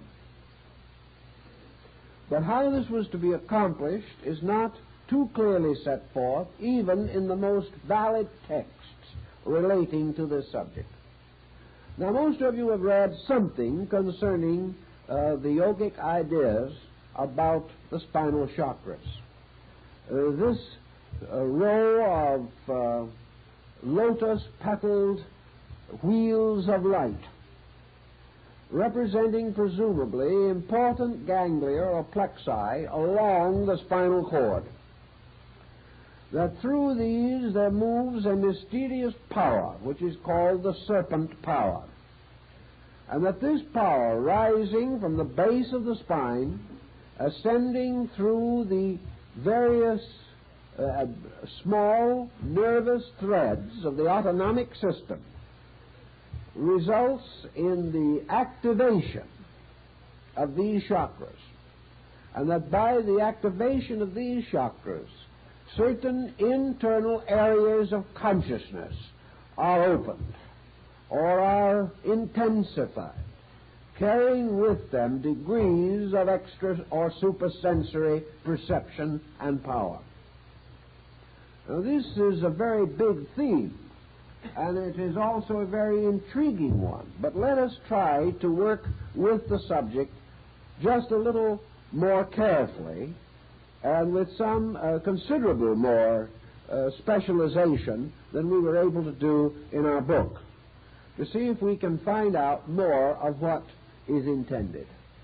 In almost all works, in fact all works, dealing with the chakras, these are represented in one way or another by symbolic figures. These figures are for the most part lotus form, distinguished by the number of petals. And each of these lotus forms carries within it certain other images and symbols. And on each of the lotus petals are various letters of the ancient Sanskrit, letters representing ideas, tones, energies, values of one kind or another, with which these chakras are specifically identified. There is no reasonable doubt in the world that the 7 chakras generally listed, although this number is arbitrary, there are some schools that maintain 5 and some 6, but that the number 7 should be associated with them probably has to do with ancient astronomy or a parallel thereto, inasmuch as the entire concept parallels very closely the monochord of Pythagoras, the single-stringed musical instrument, with the upper end of the string attached to the empyreum, or the sphere of the fixed stars, and the lower end of the string attached to the earth. Frets or stops were placed along the string to correspond to the orbits of the planets. And the so-called 3 inferior planets of the ancients, the Moon, Mercury, and Venus, were considered to be the lower part of this instrument. In the center, or the exact middle of the string, was placed the fret of the sun, by means of which the octave was achieved. Above the fret marking the sun's position were those of the three superior planets, Mars, Jupiter, and Saturn. Thus, this vertical thread placed, as Pythagoras placed it, between heaven and earth, and divided by 7 frets into intervals, became very similar in its general concept with that of the chakra system. For the heart chakra of the Kala chakra system corresponds to the sun, being the 4th from above and the 4th from below, both in the Pythagorean astronomy and in the Tantric yoga. Thus, the heart chakra corresponds to the sun in the solar system, and above it are 3 superior planets, so-called, and below it the 3 inferior ones. In both systems also the distribution of the planets in relationship to meaning and in the significance of the chakras, this distribution is sufficiently parallel and close so that there are no glaring inconsistencies between the astrological theory and the yogic theory. The next point, perhaps, that we will want to mention or think about is the relationship between these chakras and the seals of the Book of Revelation. The 7 seals of Revelation certainly bear a striking symbolic content. For in each case, while as the seal is opened, a vision or apocalyptical experience is unfolded. It is also quite possible that we have in this the key to the ancient concept of the octave, as Pythagoras developed it in music. For we remember that he was initiated in India at Elephanta and Ellora, and was therefore acquainted with the concept of the Brahmins and other Hindu sects of his time, which for these regarded the spinal cord as the string upon the veena of Shiva, or the musical instrument of the world, and that therefore the mysterious harmony of the spheres of life and of death was played out upon this mysterious musical instrument, and the veena is still shaped very much like the skull and the spinal cord together. Also, we have the 7 churches in Asia, described in the epistles of Paul, and we have a series of septenaries, the 7 days of creation, the 7 primary elements of the alchemical transmutation, the 7 metals and the 7 priceless gems. We have many different septenaries of deities, and we also realize that in the Yoga Chakra system, the deities are imposed upon these chakras to create a vast complex of interrelated symbols. Let us bear one thing in mind, however, and that is that no one has ever seen any of these chakras physically. No one has ever been able to demonstrate conclusively that the symbolic forms in which they are presented to us have actually an equivalent in any extrasensory level of our substance or nature. This does not mean that the chakras do not necessarily have a superphysical existence, but that they do not resemble the diagrammatic form with which we associate them. In other words, it is not possible for us to see these lotus flowers as lotus flowers. It is not possible for us to count their petals and find a letter of the Sanskrit alphabet on each one of them. Nor is it possible for us to look inside of one of them and find the 6-pointed star, nor is look inside of another and find an elephant with a white howdah on its back. These things we do not find when we look. We cannot find these forms. We do know, however, that these forms were created for a purpose.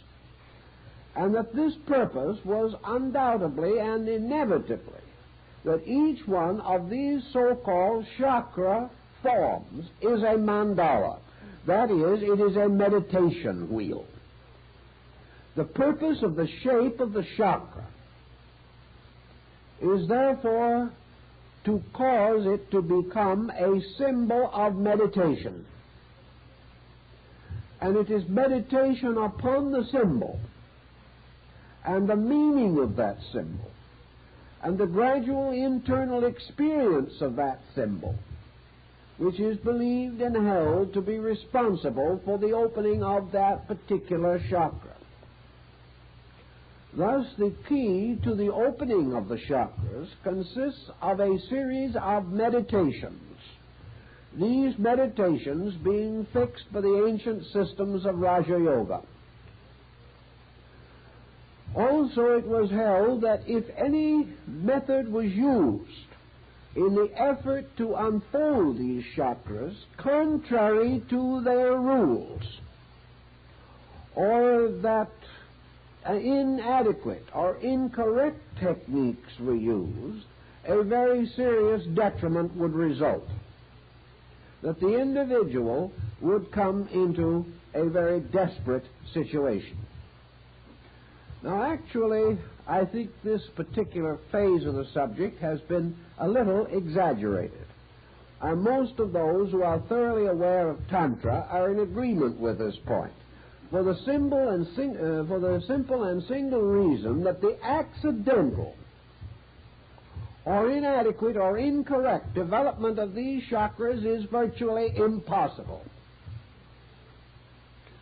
In other words, it is almost inconceivable that a person unacquainted with the entire doctrine could cause these chakras to be agitated or affected in any appreciable way. Now, this takes the next point into consideration. Where are the chakras? The chakras were held to be in juxtaposition to a series of important centers of the human spine. That these chakras are therefore related intimately with certain gangliated areas, and that the contemplation of them was intended to be directed toward the areas in which they existed. The higher school of Tantra, however, makes a very interesting statement which we made in the book years ago, but did not greatly extend. Namely, that the chakras are actually all of them in the brain.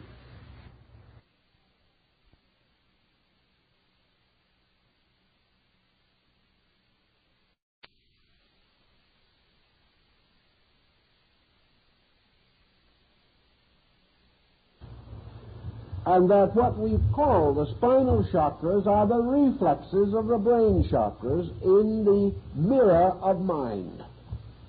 That the neural system carries the reflexes into various parts of the body, but that the chakras themselves are in the 7 primary caves of the brain.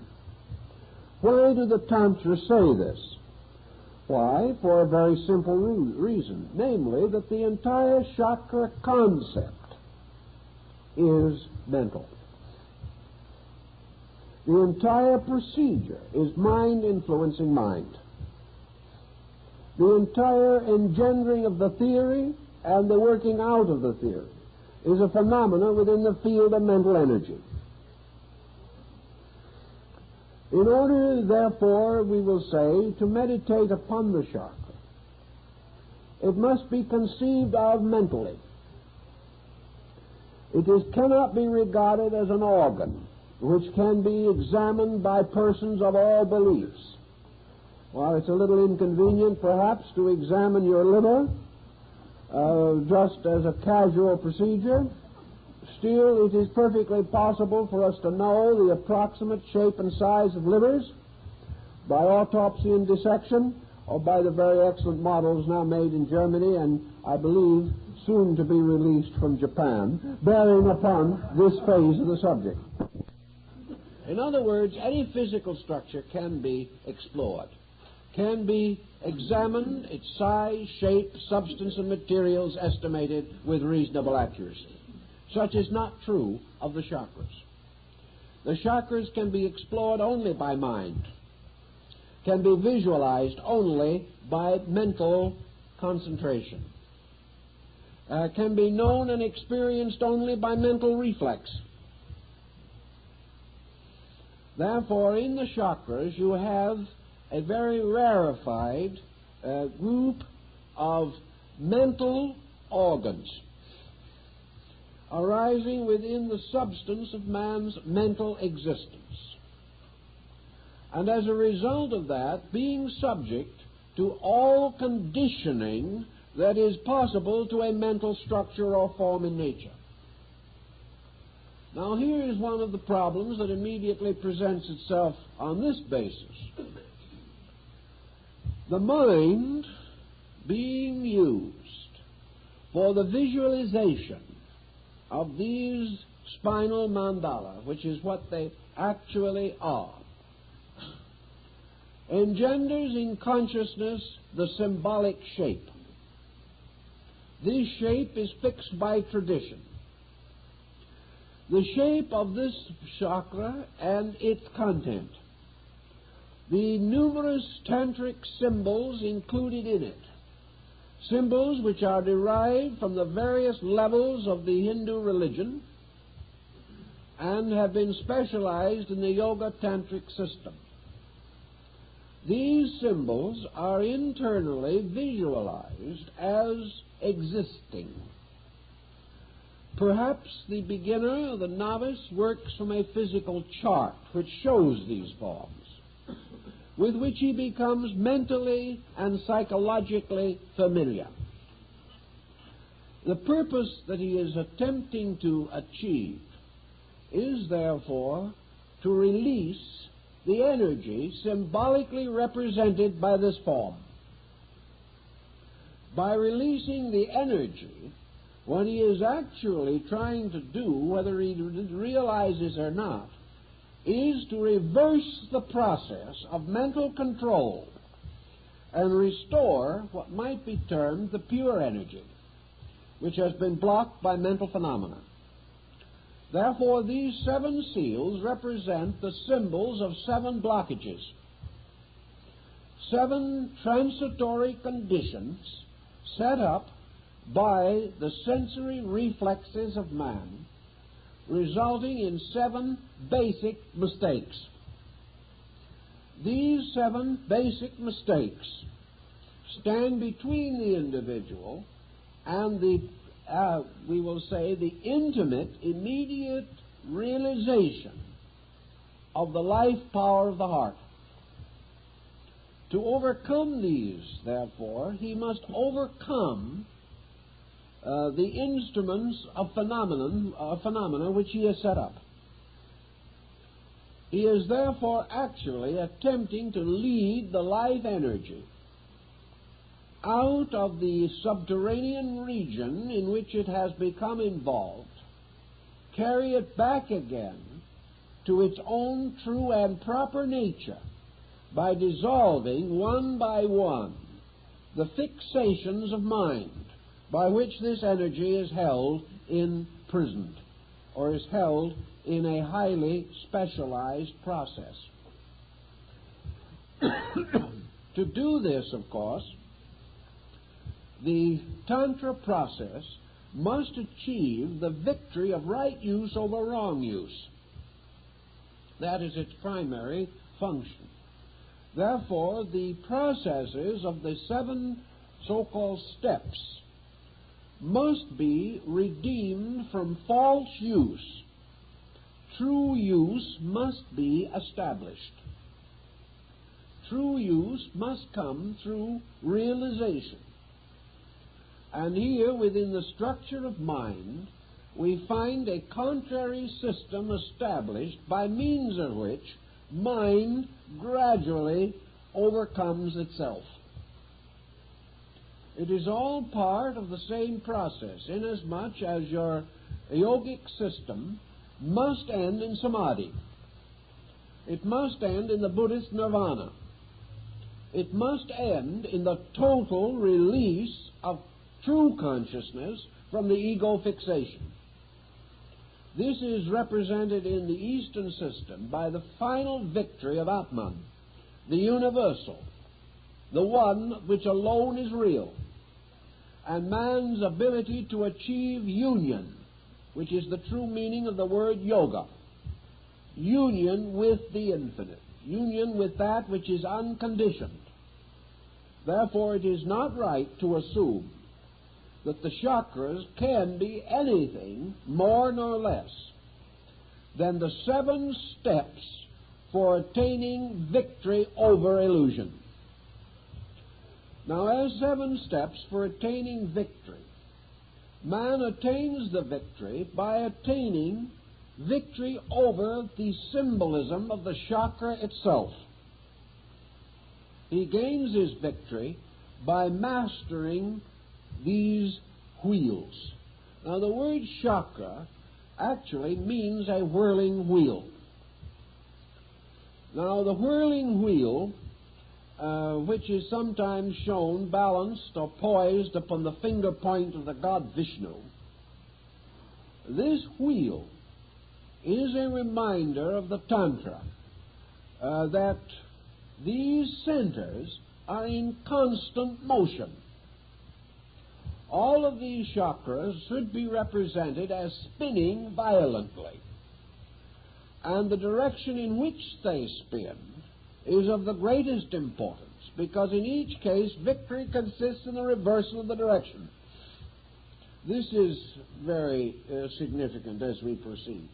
But why do these chakras always appear or seem to be spinning?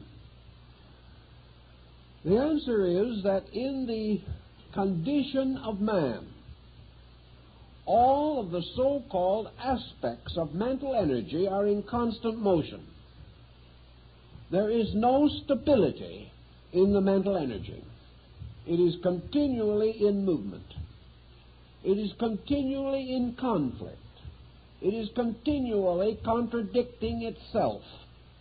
And these chakras represent conditions which are constantly in alternation within their own structure, like the wheel of fortune that goes round, and where it stops nobody knows. It is the same as the ancient wheel of fortune represented in Egypt and in Greece and in medieval mythology, which later appeared also upon the tarot cards or the tarot deck. The wheel in which 4 figures are fastened to the rim, and as one figure falls, another rises. And when that figure in turn falls, the one that was low rises again. It is this endless turning of the wheel, the turning of the Buddhist prayer wheel, the turning constantly of the alternation of the nidanas, or the conditions of existence, constantly spinning. All conditions, therefore, spin upon the axis of illusion, and there can be no permanence, reality, or fixedness in them. The purpose of the concept seems to lie in the fact that in the 7 states of mental existence represented by the chakras, there can be no fixedness. There can be nothing that is truly so, nothing that is inevitably not so, nothing that is finally good, nothing that is ultimately bad. These are only sequences of conditions, and the conditions themselves are what are called dependencies. Each condition is dependent upon the previous for its own existence, and that which is subsequent is dependent upon that which precedes it. Thus the wheel goes continuously, and in all of the chakra areas, the motion of the wheel was the ancient symbol of instability, that everything is movable in the universe except the axis. The mysterious, invisible center upon which the wheel turns alone is immovable. And in the Kala Chakra system, the axis of the wheel is actually the heart. The heart, therefore, becomes the axis of a wheel, and around it move the 6 conditions represented by the 6 other heavenly bodies, the 3 inferior and the superior conditions. The 3 superior conditions are the 3 states of the elevation of mental phenomena. The 3 inferior conditions are the 3 unfortunate or misery-causing states of mental phenomena. And the wheel continues to turn. For a little success, a little sorrow. For a little of gain, a little of loss. For greatness of hope, a moderation of despair. All things moving continuously upon instability. And in the midst of this, the lord of instability, the mind itself. Yet man has nothing else with which to conquer mind but mind. He has no way of achieving mastery.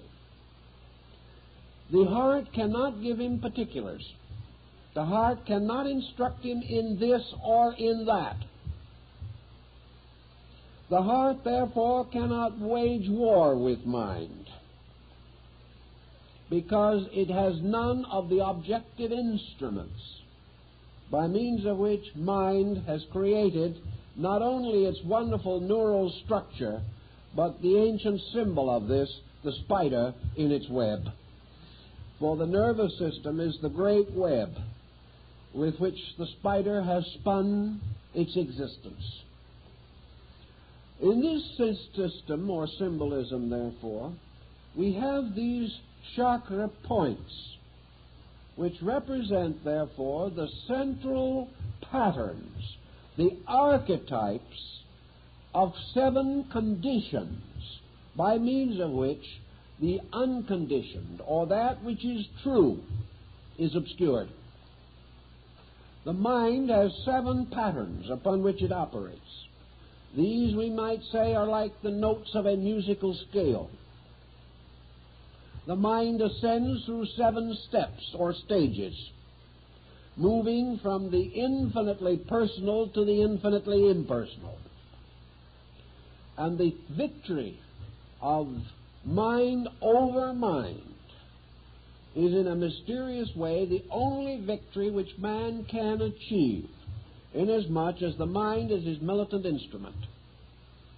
The mind is the mysterious power by means of which the error of the mind itself can be discovered. Thus, as the mind has been shown to produce logic, to destroy that which is illogical, mind has produced reason to overcome that which is unreasonable, always remembering that the mind also generated the illogical, which it later had to correct, and also was the source of the unreasonable, over which it ultimately had to gain a victory.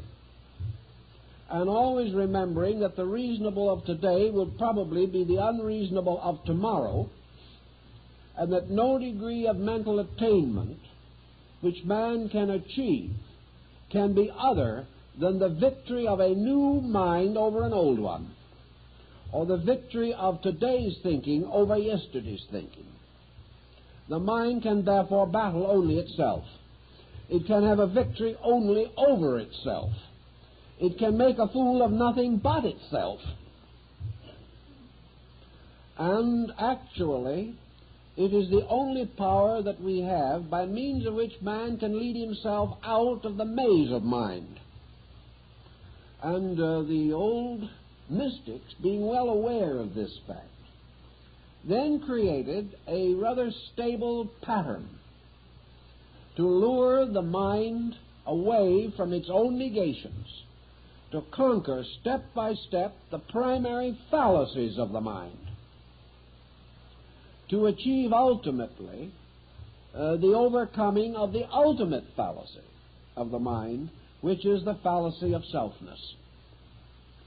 This in itself must lead then to that which is beyond self, and that is the Atman, or the reconstruction of man's relationship to the concept of self, so that self is no longer the personal being, but the universal being, and that allegiance is transferred from the will of the individual to the silent will of space itself. As we know that the end of yoga is union through liberation, we can only safely assume that the steps of yoga are steps toward liberation by the mind overcoming its own previous fixations. These fixations being due largely to the symbolic testimony of the senses. Therefore, one of the sensory perceptions is associated with each of the chakras. And the victory over that testimony of the senses achieves ultimately the victory over the error or the false premise which this has set up in the mental equipment of the individual. On this basis, therefore, it can be quite definitely pointed out that the true chakras are in the mind. And the mind, because it occupies an area in juxtaposition with the brain, we may say, for general purposes, that the true chakras are in the 7 important nerve centers of the brain. That the brain, therefore, extends these down through the bodily system itself. Now, one of the points that is very interesting about mental phenomena, which I think we all have begun to realize, is that this phenomena is substantial in its own realm of energy.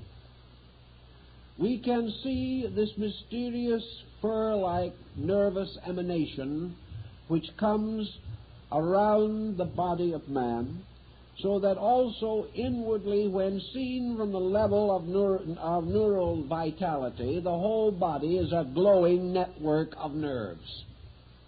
These nerves have their own light and light color in themselves.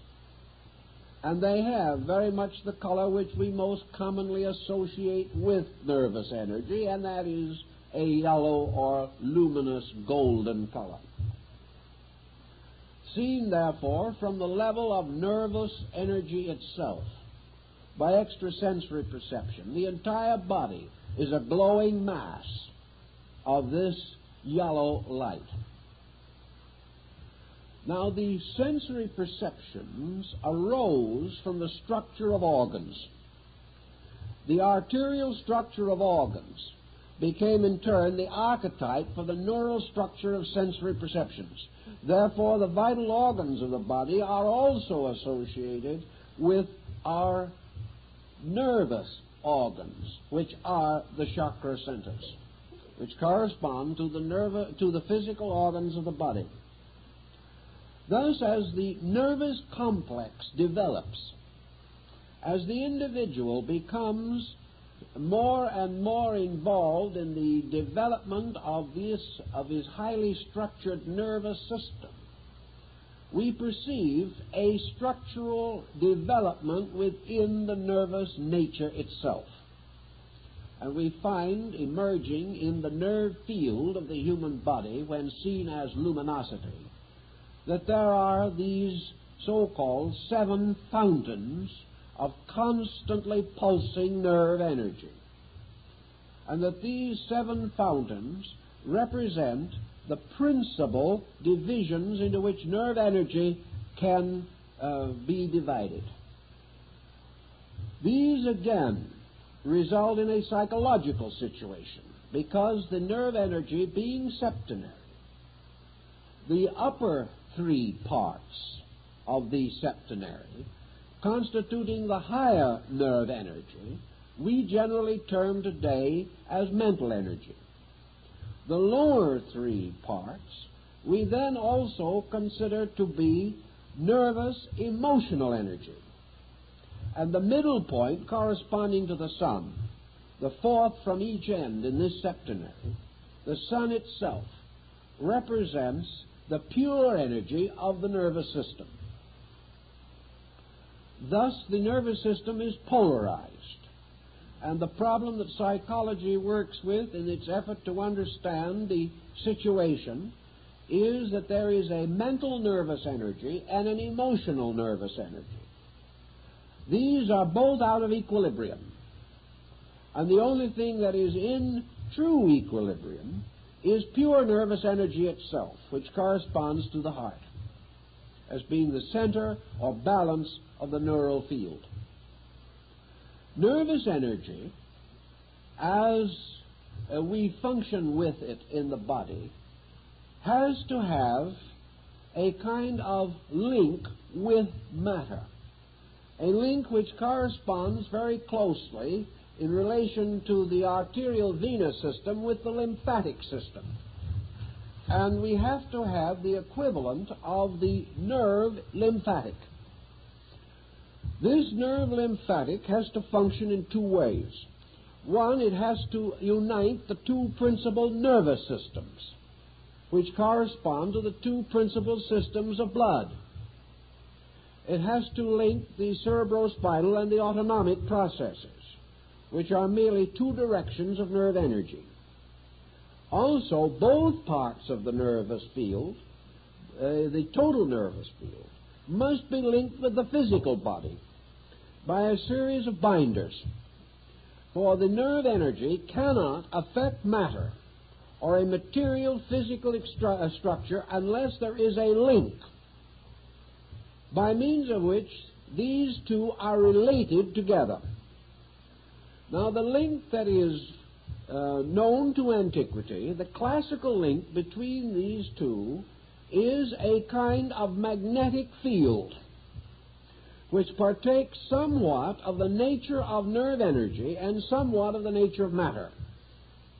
We have to have a structure which corresponds with the mysterious aether or akasha of the ancients.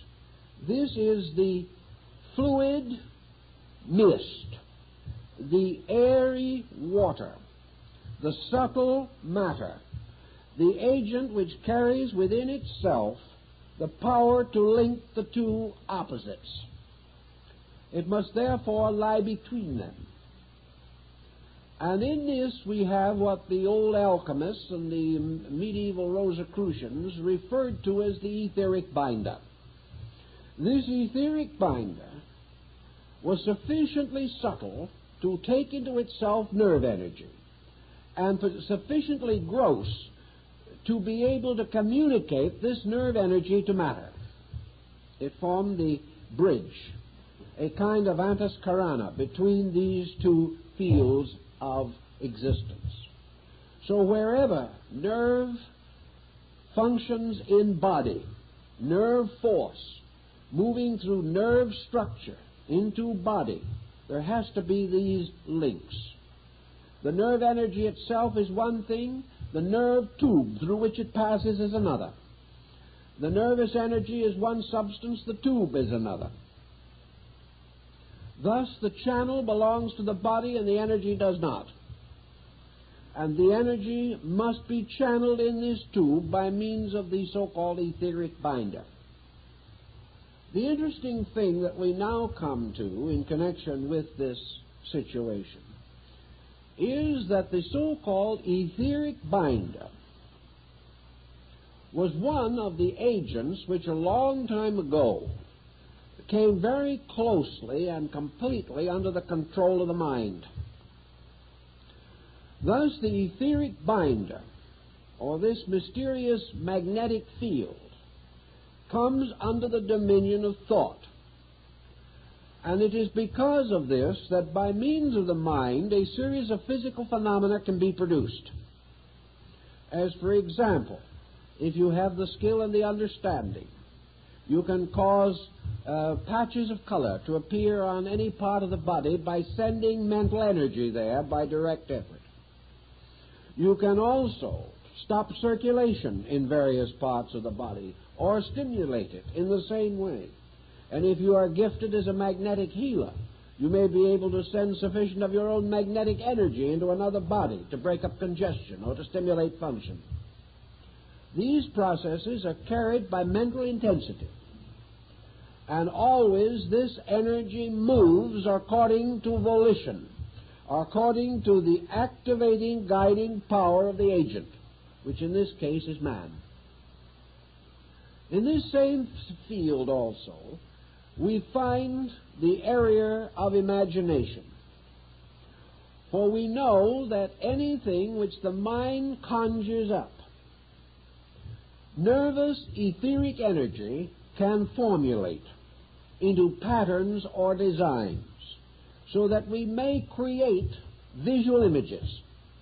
We may create symbols within our own psychic neural structure. We may also, therefore, develop the power to create various forms, and later develop the faculties to see what we have created. Every intensity of human emotion creates mathematical, geometrical, vibratory forms. Some have called these thought forms. But whatever we may want to say, every emotion and every thought has a number, a color, a form, and a sound. And we cannot escape this, no matter how hard we try.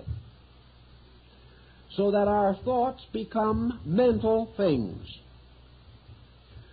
And of the mental things with which our thoughts become involved, there are perhaps none more difficult for us to live with than the products of our own negative thinking. Because in this process of negative thinking, we are working in a wonder world of mental energy. These emotion thought forms which we generate, we obviously generate within the mental nature. Therefore, these forms, whether they be mental or emotional thought forms, actually are generated within the mind itself. But because of our very natural processes of mind, we project them, just as the mind projects the chakras. And as a result of that, these forms, these thought entities, can be seen as something separate from ourselves, although they have no substance except in ourselves. We can project them. Just as, for example, there is a phase of psychology in which we can project an image from within the subconscious and project it objectively as a visual form and see this image as distinct and apart from ourselves.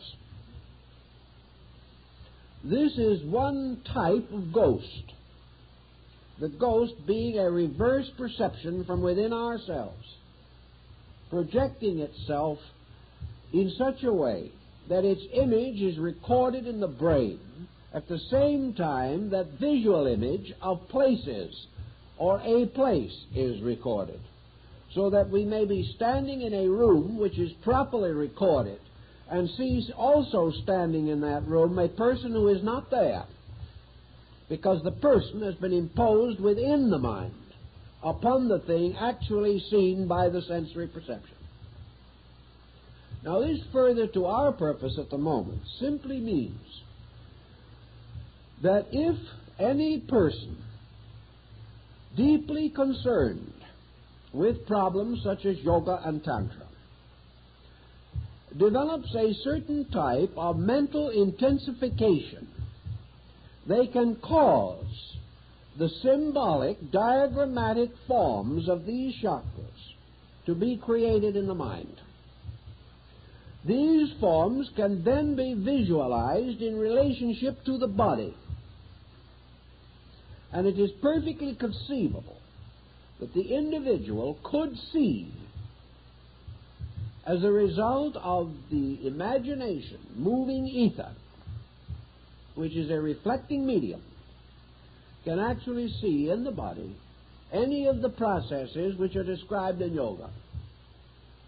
The thing you must realize, however, is that he has created them out of his own thinking. This does not mean that the yoga processes are not true, but it does mean that these processes are not necessarily identical with our expectancy about them. And the thing we see is in terms of our expectancy, because it is created by ourselves. Now, the practical side of this, and there is always a practical side to these problems, is that an individual can come, and many have come to me, who are in a rather terrible state of mind. They had taken a half a dozen lessons in yoga from an outstanding exponent who disappeared soon after and was not seen again. And as a result of this procedure, these individuals were beginning to have strange symptoms. And the only thing that they could finally decide was that their interior yogic chakric system had been badly mistreated by one cause or another, and that therefore they were in a horrible state, and about the only thing they could hope for was better luck in the next incarnation. These people described all of the unhappy symptoms which they theoretically assumed would accompany yoga. They insisted that at some time when they were least expecting it and really weren't even looking at that moment, this tremendous power of the Kundalini surged upward like a geysering oil well, burst into their brain, went out of the top of their head, and took their common sense with it. Now, this situation actually happens. People under such conditions are quite naturally frightened to death. And from this situation has arisen the belief that by wrong practices or by incorrect guidance, a great spiritual injury has been performed. Under this kind of terror, and under the prevailing mental tyranny which would associate with it, lives have been completely wrecked, and individuals have finally landed in hopeless mental breakdown and been confined in institutions. Actually, the chakras were not touched, moved, or involved, because nobody could actually create the condition which was described as a result of 6 lessons or 66 lessons. The actual moving of this peculiar psychic agent is so profound and involved a problem that the individual who was in trouble could not even have approached the beginning of it. What they had actually done was create a complete mental chain of chakras and blown this apart with their own fear. Now, this type of thing can happen, does happen, and another individual, incidentally, with a little psychic vision might appear to see what they have seen, and they can get confirmation, because their own thought form has set up these etheric thought patterns which can be seen by another person.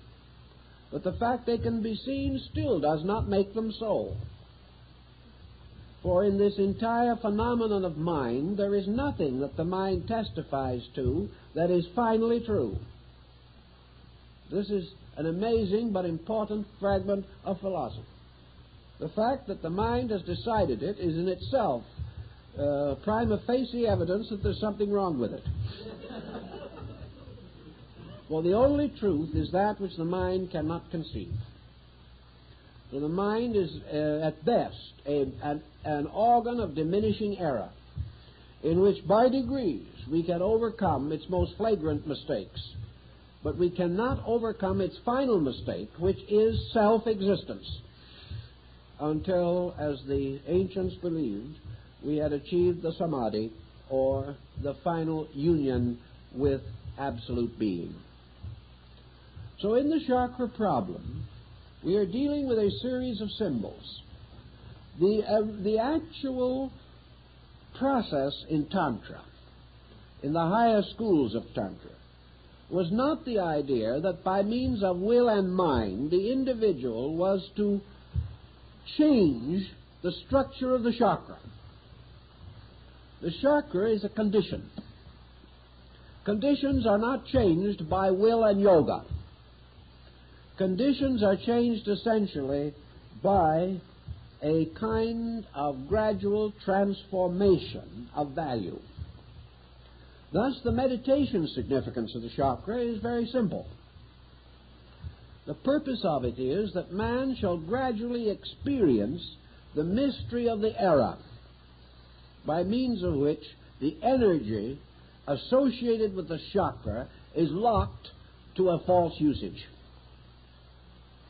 The purpose, therefore, is not to influence the chakra, not to force it, not to gain a valiant victory over it. The purpose of the meditation is to remove the error related to it. Now, the error related to the chakra is always the error of the use of energy. The chakra represents a pattern which has a true purpose and a false purpose. While it is negatively bound to the network of the nervous body system, the chakra is not fulfilling its essential purpose.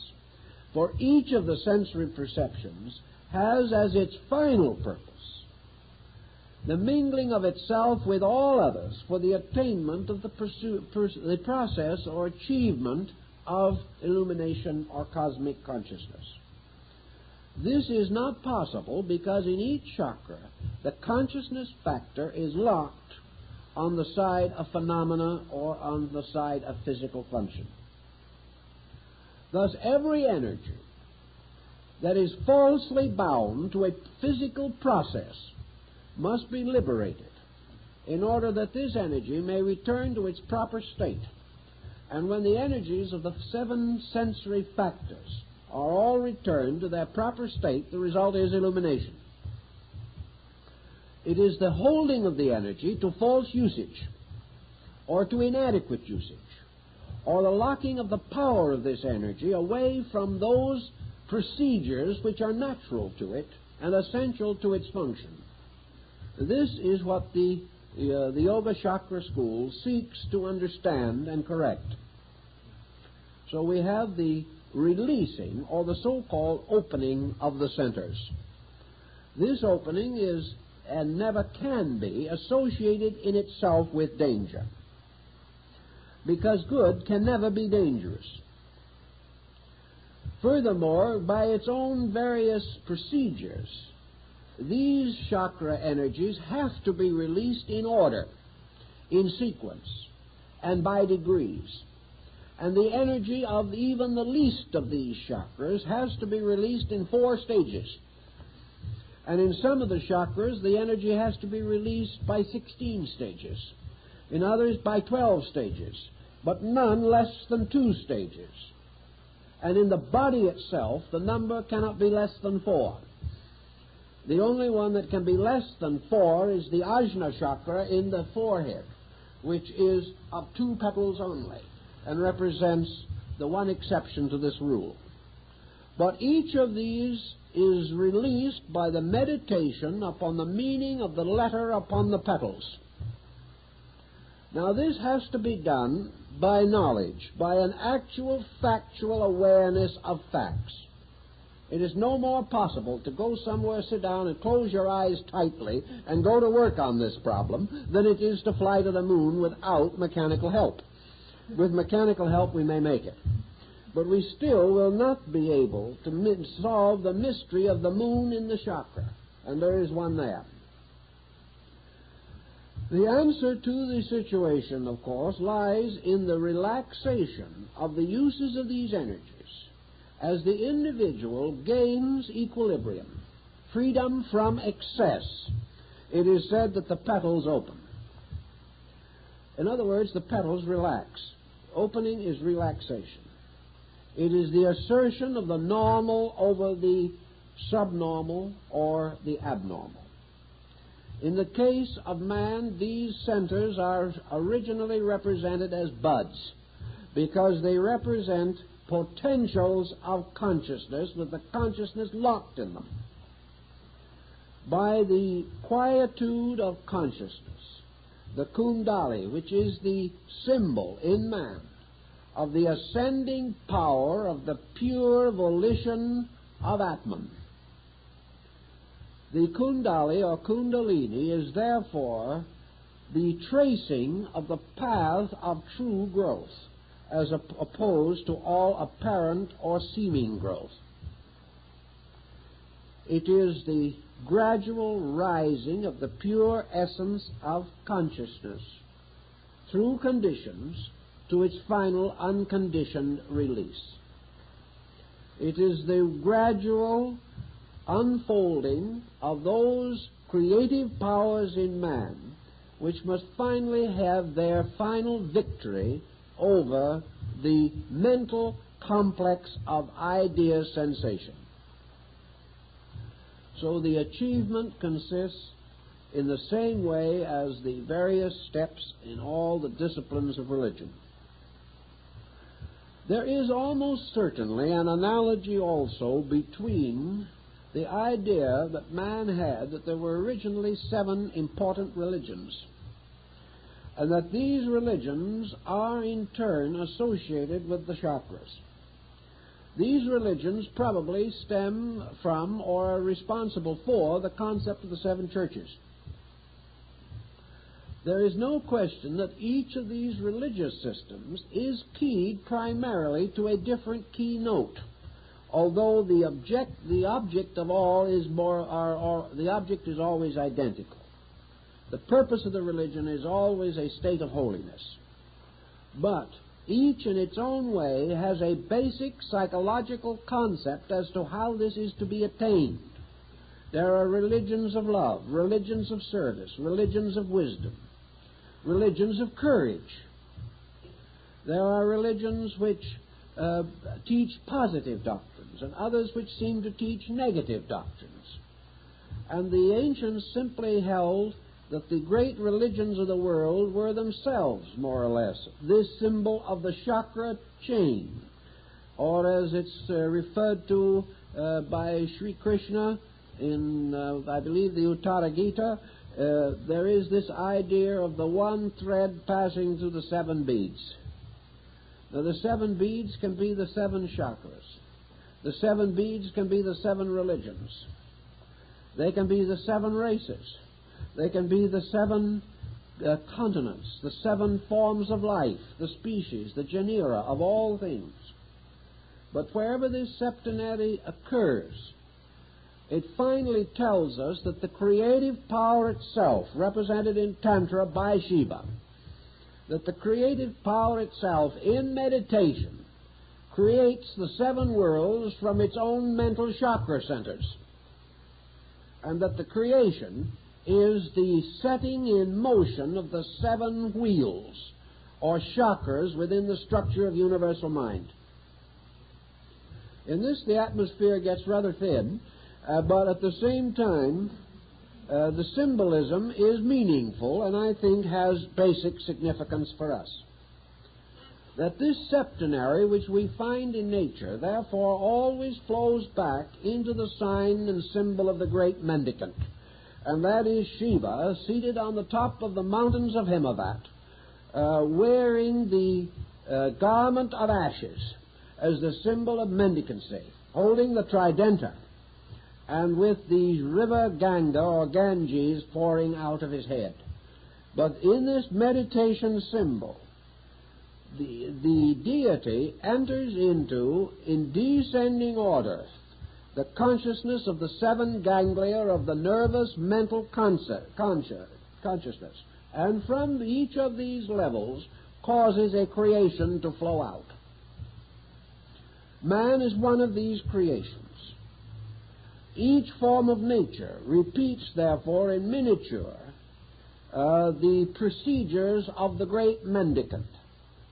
The same mendicant draws the universe back into itself again in the end of the great period of manifestation by reversing the visualizing process and causing the consciousness to ascend again through the 7 conditions to the unconditioned. Thus, involution is the emergence of all these worlds, coming forth out of the great chakra wheels of universal mind energy. Evolution is the reversal of the motion of the wheel and the gradual reabsorption of condition into the unconditioned on each level. Therefore, if we wish to take one of the chakras, let us, for instance, take the heart chakra, for example, which apparently is the chakra that was of the greatest significance in the Pure Land Gospel of Buddha. In this chakra, we have the concept, therefore, of the radiant power represented by the Buddha Amitabha, seated in the midst of this great lotus. And these deities are always lotus-throned. And these lotus thrones are the chakra in each case. But is seated in the midst of this lotus throne, and the victory of the heart as a victorious fact over the illusion of desire, which is its negative fact. The victory of compassion over passion. The victory of love over desire. The victory of release over possessiveness. The victory of love over hate. The victory of all things in their own nature, right, true or good, over their extensions or their misinterpretations or their confusions as a result of the impact of external phenomena. The victory in each case is the restoration of the simple fact of the thing.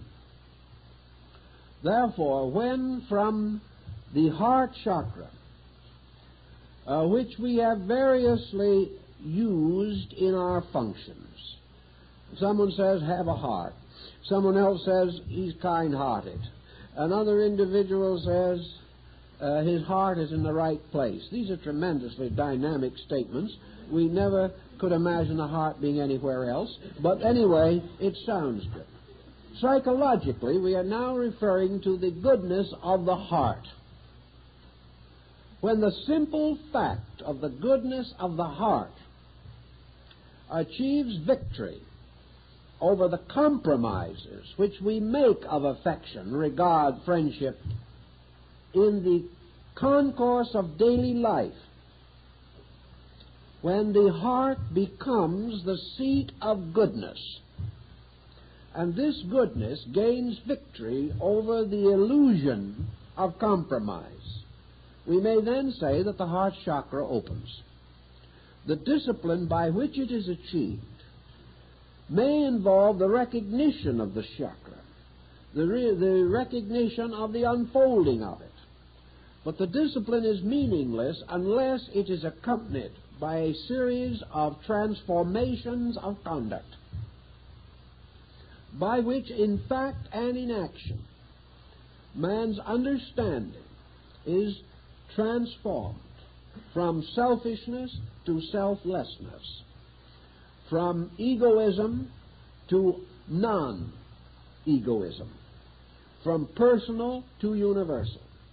And when the transformations have occurred in the conduct and character of the individual, the ancients decided or revealed that this energy, which has been locked in misuse, now begins to flow out in its natural purpose. And the nature of this energy is therefore represented by the 12 petals of this flower, and with these petals opening the victory of this consciousness over the 12 nidanas, which are the conditions of existence, which can all be solved by true love. The victory, therefore, of the chakra simply means that its energy is now devoted to solution rather than to confusion, and that by an experience of consciousness we have achieved the opening of this flower upon the mysterious rod, which we call the spine. This is the symbol of the blossoming of the rod of Joseph, and in the Tannhäuser legend, the blossoming of the staff of the penitent who is forgiven because his rod blossoms. And the blossoming upon the staff is, of course, the symbol of repentance, but most of all, it is the symbol of God's witness that this repentance is accepted, which simply means that the divine power is then moving through these blossoms in its own appointed way, and that pure consciousness is beginning to move out through the neural system, and that as a result of that, the nervous energy thus becomes a redeemed energy, and that which was the betrayer becomes the redeemer. And in the end, as the Persians say, Ormuz, the spirit of light, and Ahriman, the principle of darkness, are reconciled. And it is in the nervous field that good and evil, right and wrong, truth and error must make their great struggle and finally be reconciled, because good and evil are brothers. They are both derived from the same energy. They are both supported by the same energy. But enlightenment releases this energy from evil and dedicates it to good. The wheels reverse their motion, and the Dharma chakra, or the wheel of the law that is forever turning, turns towards redemption rather than toward embodiment and toward the Dharma of unfulfilled personal desire. This, I think, perhaps will give us a little different concept of this, perhaps a little nearer to the teachings of the great essential Tantra, before it was disfigured by various adulterations of belief. In other words, before the mind took it over and ruined it. But to redeem it again, it is once more the victory of true consciousness over mental consciousness. And from this, the ultimate victory of silence over all sound. Because it is in the great heart chakra, I think, that Dr. Suzuki got consolation for his idea of a man or the Zen monk slapping his hands together and saying, "You hear the sound." And then the disciple says, "Yes." Now the master said, "Make a sound by slapping one hand together." And the disciple had a little trouble with that. But in the 12-petal chakra, according to the Tantric scripture, comes from this chakra, the heart chakra, the sound that is not caused by any two objects striking. This is one of the keys of the chakra. So in this we have this concept of pilgrimage, of shrines, of the pilgrim going along the path and stopping to pay tribute at the various shrines of his faith. And in each of these shrines making the offering of his life afresh to the principle represented by the enshrined power or the enshrined deity. And by this mysterious journey, the individual therefore releases the true energy which he has from bondage to the mind and restores it again to the service of pure consciousness itself. Well, that's quite a little to think about. Maybe that'll do for tonight.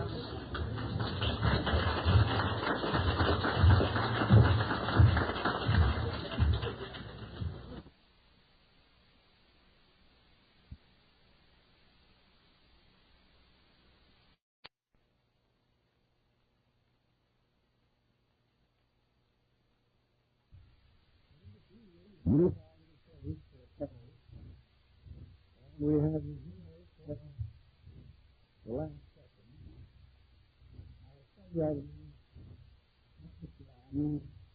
And this is a very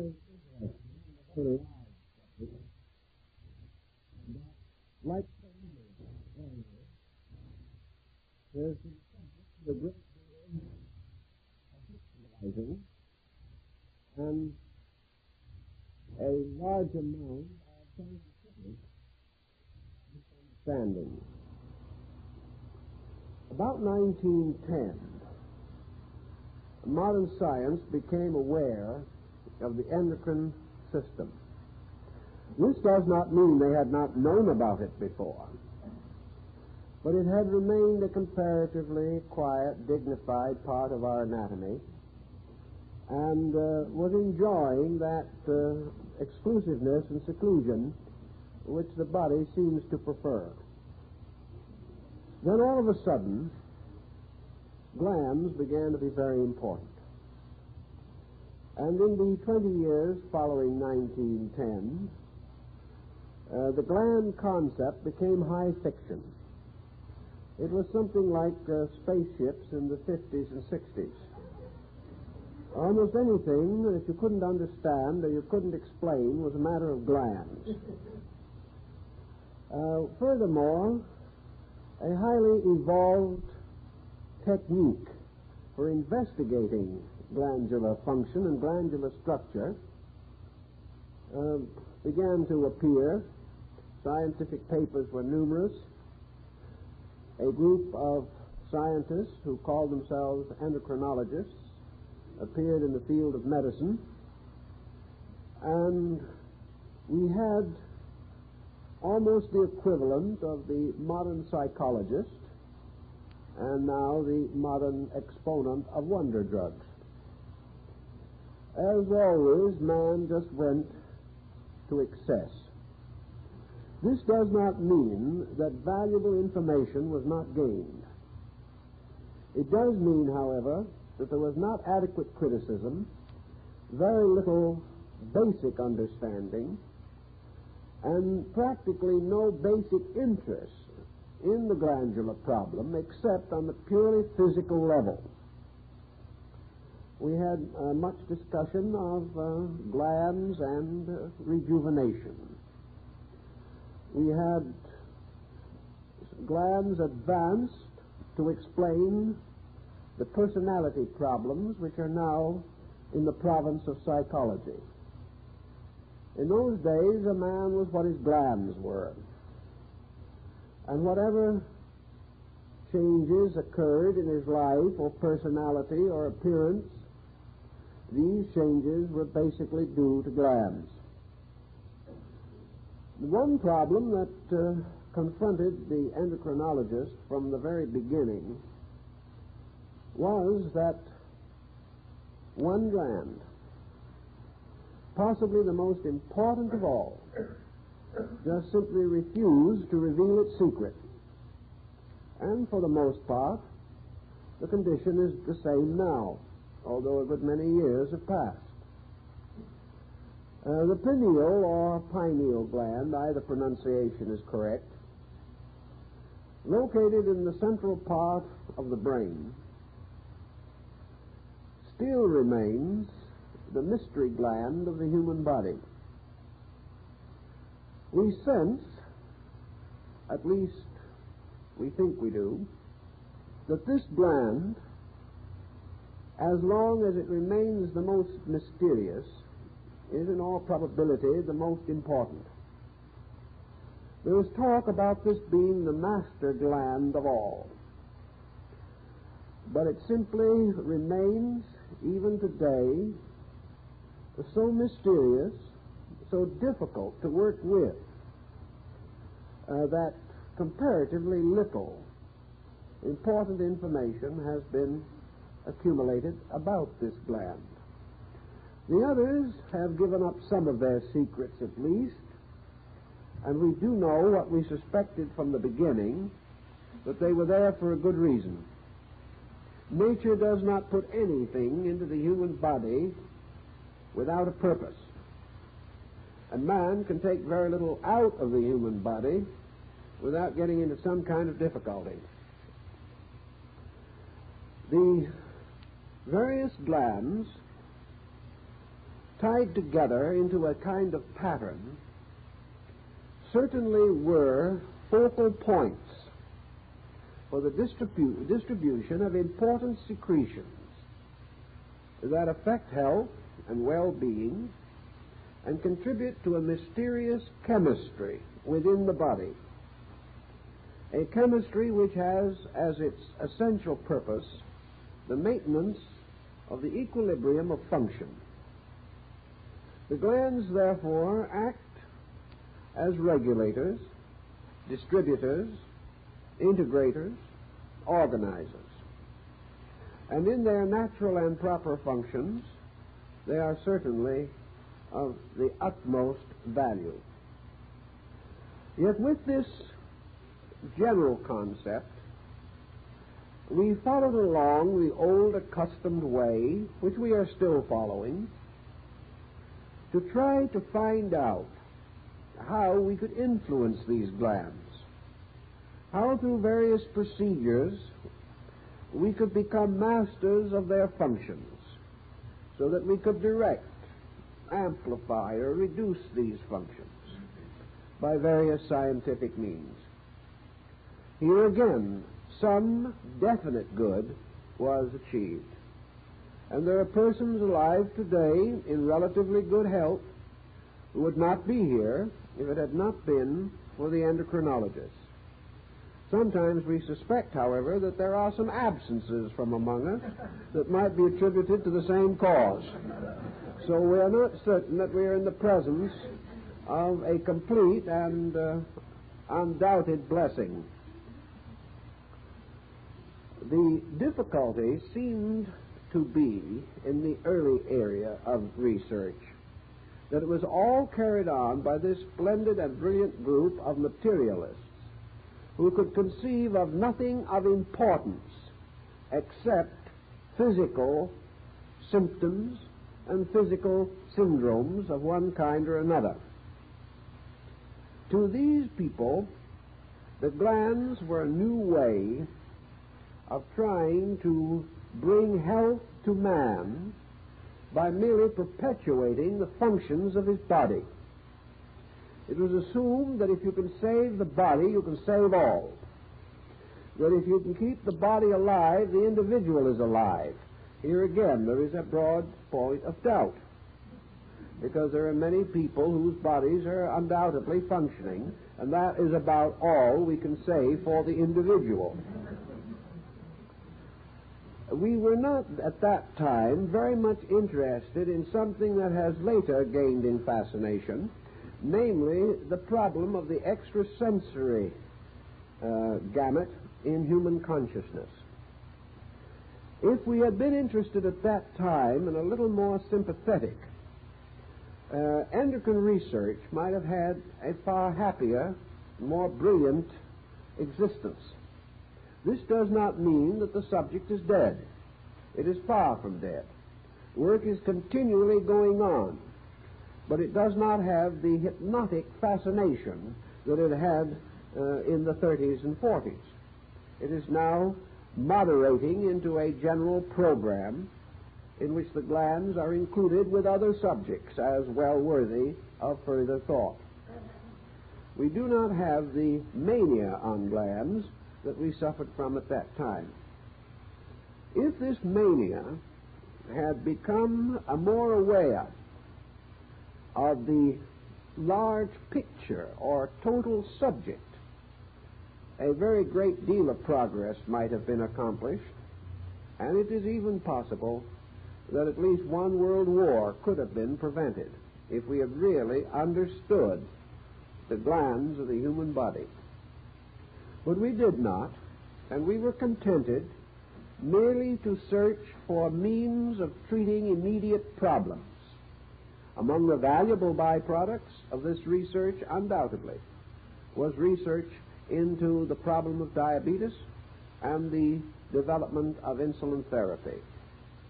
This is the type of thing which may be pointed out as the best that was achieved. There is much more, however, to this great problem than the correction of physical ailments.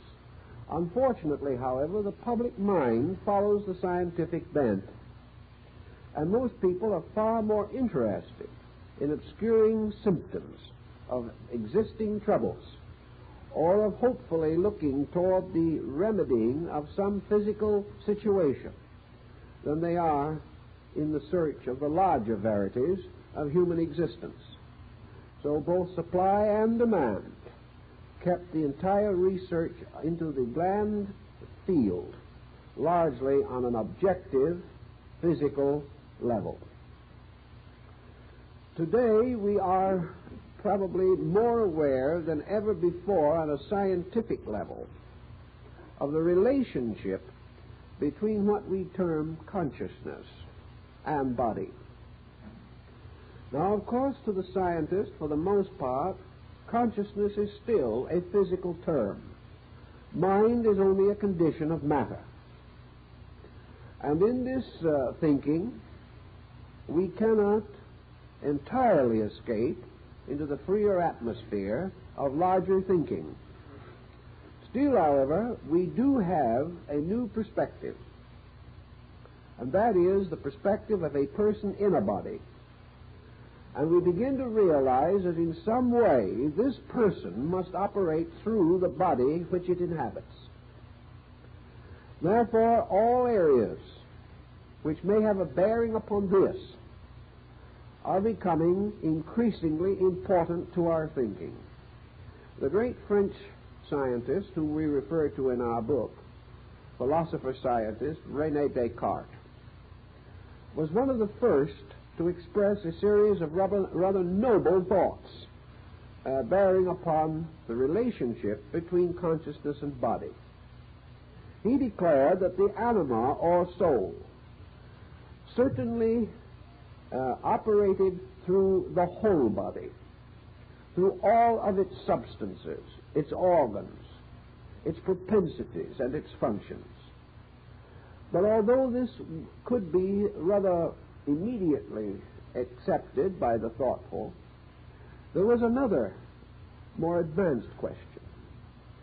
If this operation was general throughout the body, there must be a controlling or directing center.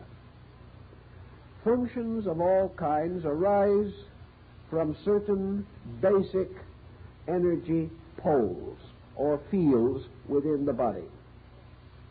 Therefore, if the body is all responsive to soul, then there is this implication that there must also be a particular part of the body which is most particularly sensitive to soul. That there must be a headquarters, so to say, for this vast field operation. And it was Descartes' opinion that the pineal gland in the brain was this controlling center. He held this after a great deal of thought and consideration. He studied all of the principal centers of the body, the organs, the nervous system, the arterial system, and he finally concluded that the larger and more massive structures could not be the controllers, but rather were the large reservoirs through which these controllers operated. That in all probability the controlling power would be posited in a comparatively small and sensitive area, just as, for example, the very fact that man is alive is due to a very small and important area at the apex of the left ventricle of the heart. The area involved is probably not much more than the size of a small bean. Yet this is a controller, a very important dynamic. And if anything happens to this one controller, the rest of the body ceases to function. Descartes, continuing his analysis, came to the conclusion that in the brain there was an unpaired organ, that instead of the organ being polarized or with two essential parts corresponding to the right and left sides of the brain, there was suspended almost in the middle of the brain, suspended in a manner in which it was capable of motion within the brain itself, a comparatively small and mysterious body which resemble perhaps a small pine cone, and that this mysterious body, with an independent motion, held in position only by certain arteries and veins and nerves, was, in his mind, the most likely organ or center by means of which consciousness was able to impinge itself upon the body as a living structure. Therefore, that life came essentially from the heart. But from this other center came the power which transforms a living thing into a thinking, conscious being. He probably, Descartes, was not merely conjecturing, not in the ordinary sense of invention. He was a very thoughtful man, a very widely read man, and a great student. There is no doubt in the world that he was well acquainted with the religious, philosophical, and scientific thoughts of ancient peoples. And while perhaps he did not have available as large an area of research as we have today, he had enough to convince him that throughout ancient religions and mystical philosophies, there was a lore or legendary by means of which the isolation of the area which he selected would be natural, reasonable, and probable. Perhaps Descartes did not even consciously do this, but out of his vast background, this thinking was almost inevitable as a subconscious process in himself. From the very earliest time, men have used the concept of the I, in this case EYE, as a symbol of consciousness, of internal awareness. In India, an extra eye, a third eye, is placed on the forehead or higher upon the head of a deity to indicate, one would say, a power of superior sight, knowing, or insight. In the religious mysticism of Christianity, the head itself is surrounded by the nimbus of sanctity. Now, Descartes was a Roman Catholic, and therefore it is quite reasonable and probable that he was aware of the ancient symbolism associated with the canonization of a saint. Now, all through art, not only Christian art, but also Buddhist art and the arts of other Oriental peoples, sanctification is artistically presented or represented by adding around the head of the person a halo. In the development of the idea of canonization, developed quite a science of halos. All halos, aureoles, and similar luminous envelopes or surrounding light patterns are according to certain rules or designs. If you study ancient art, you will see, for example, that the persons of the Trinity, representing the Godhead, if personified, are usually given a certain kind of halo. That the halo of Christ is different from that of any of his apostles, and that the halos of saints are again different from those of angels, archangels, or other so-called celestial beings. Descartes was undoubtedly aware that if he took the halo around the head and regarded it as an area or a circumference, and he placed a compass so that he could draw this halo, which the artist placed around the head, that the central point of his compass, upon which he was to base the circumference, would lie in the head or approximate the position in the skull of the pineal gland. Therefore, that this luminosity was radiating from a center almost in the exact middle of the brain. Now, this luminosity we conceive of, probably, as being simply an art symbolism. And I think certainly it would be so regarded by most scientists. At the same time, these symbols are archetypal. They go back to a very ancient pattern in human thinking. Therefore, I don't believe that we can simply assume that these symbols are arbitrary. Rather, the ancient attempted to indicate by the halo or aura around the head a state of sanctity. He did not put this aura somewhere else. Strangely enough, he did not put it around the heart. Sometimes, of course, he will make a larger halo. And in Eastern, particularly Buddhist symbolism, it is quite common to find a double halo. One obviously from the heart, the other from the brain. These two halos form a very pleasant artistic design and are noted in the shrines and images of many of the Buddhistic divinities.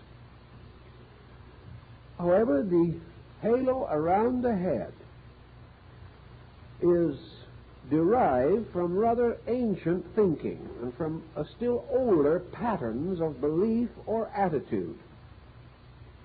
In the Egyptian religion, for example, we find a definite use of a peculiar kind of ornament that is placed on the exact crown of the head, a tiny little mound-like structure resembling a tiny beehive. And on the top of this is placed, usually, a conventionalized lotus blossom or lotus branch. Now, we say branch, fully realizing that that is not the way we generally recognize a lotus. But in Oriental art, it is usually a peculiar type of hybrid in which the lotus symbol is combined with a type of stem and leaf that suggests the acanthus rather than the lotus itself.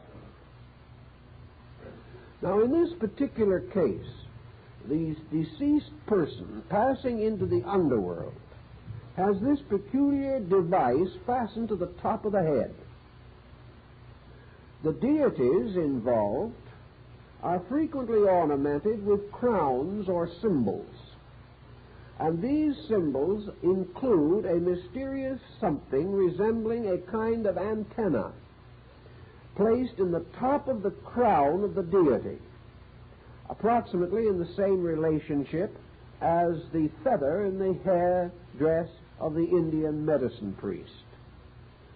Now, in American Indian lore, the war chieftains always wore the bonnet. This was a circle, usually, of eagle feathers, forming a very elaborate headdress. This bonnet often also included an appendage of more feathers down the back until perhaps almost reaching the ground. But a mystic, a medicine priest, or a holy man could not wear this bonnet. That was the bonnet of the war chief. The symbol of the holy man was a single feather rising directly from the top back of the head, exactly where, if the stem of the feather continued into the head, we would assume the pineal gland to be. This was a sign of divine protection. It was a sign of dedication to God. This feather, by the way, served a number of protective purposes. For in the old tribal warfare, the chieftain with the war bonnet was always vulnerable. Anyone who wanted to take a shot at him could do so.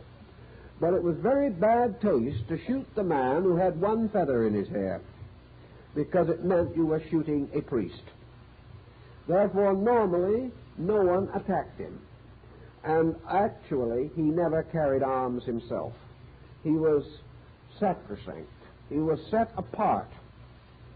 And to injure the agent of the deity was a very serious offense. Descartes also well knew that from very old times the tonsure was an important symbol, not only in Christian religion, but in other religions. This consists of shaving or removing the hair from a small circle at the crown of the head. This was again a setting aside of the individual for religious purposes. It was a very peculiar but important symbol. Some feel that it was an effort to capture an idea, and that this idea was that the child's skull in small childhood or infancy did not entirely and immediately close, but that at the crown of the head through small childhood there was a soft area where the skull bones had not joined. And it was a belief among many gypsies and other people that all children were clairvoyant until the skull closed over. Therefore, again, there was something mystical about this area in the top of the head. Down in the Casa Grande area in our own southwest, the dead were buried in what was called the embryo posture, which is a kind of knee-chest posture, as the embryo is supposed to be in the womb. This was in order to emphasize the belief that the dead person or deceased person was beginning a new infant life in the other world. Therefore, that he was being born into another world, and that the earth became the second womb of his life. When he was so placed, a bowl was inverted over his head, forming a kind of cap. But before this was done, a hole was knocked in the bottom of the bowl, so that there would be a space at the top of the head through which his soul might escape. The belief being that the soul left the body at that area at the crown of the head. This, of course, is completely carried on in the religion and philosophy of Vedanta and Yoga. In the Mexican Museum of Archaeology in Mexico City, there is a magnificent monolithic head, probably of Mexican jadeite. This head is called Morning Star. It is more than twice life-size, perhaps 4 times life-size. But there never was any body with it, because the undersurface of it is also carved and figured. Where the neck would join, there are elaborate glyphs covering the entire bottom of the head. And the heads of this nature, even larger, have been found along the coast of Mexico on the Gulf side south of Veracruz. The top or headdress of this figure, Morning Star, is a magnificent sunburst resembling a many-petaled lotus, almost identical in design to that frequently found on the cases of Egyptian mummies. It is as though an inverted lotus bowl had been placed over the head. In the center of the area where the petals came together was an open circle, the Chinese symbol of life, the vacant center in the mysterious Chinese plaque, which was used to represent deity. And in the case of the mummy, the Egyptian mummy, this central circle was usually painted deep blue, an azure color, to symbolize heaven or life or consciousness. We can go through 50 such parallels, all of which, to a degree at least, were available to Descartes. Also, we have another entire group of symbols, referred to, of course, originally in the Bible. The mystery of the eye single, the mystery of the all-seeing eye of the Masonic lodges, the mystery of the same all-seeing eye that is found frequently in the artistry of cathedrals and other religious edifices, sometimes placed within a triangle being basically, for one reason or another, used frequently to describe the shape of the third ventricle in the brain. This eye single is a mysterious kind of eye. We do not know just exactly what the Bible meant when it said, "If thine eye be single, thy body shall be filled with light." But it doesn't apparently mean that we should close one eye and expect illumination through the other one. Nor does it seem to imply that there is any ordinary organ of sight that is single.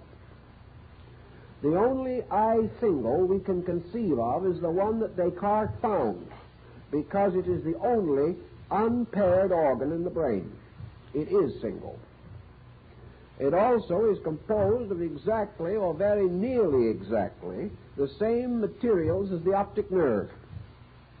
Therefore, that it is a potential eye.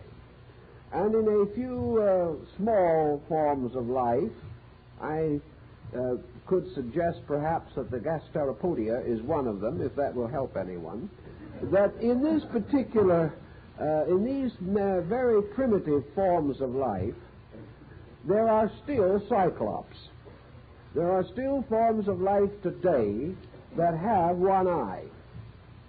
And where they have that one eye, it is certainly and undeniably the eye which is now represented to us by the pineal gland. It is not the type of eye that we otherwise have.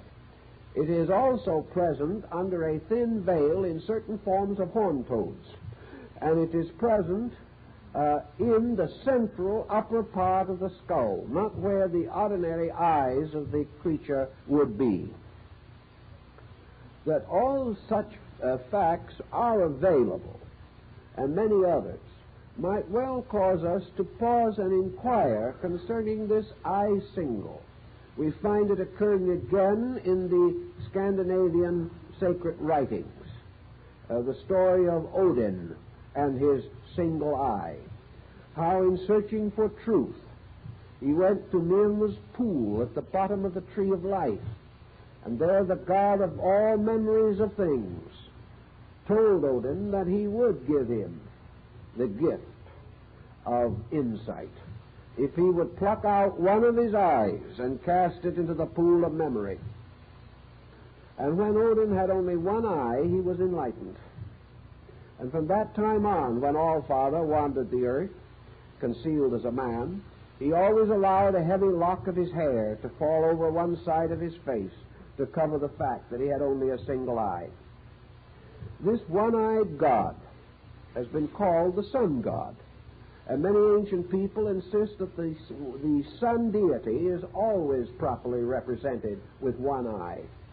In the Kabbalah of the Hebrews, the God of Israel, which neither slumbers nor sleeps, is always presented symbolically in profile, so that only one eye is visible.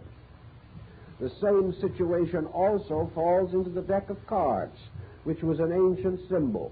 And you will note that in the court cards, some are in profile and some in full face. This is by meaning or purpose, and not by accident.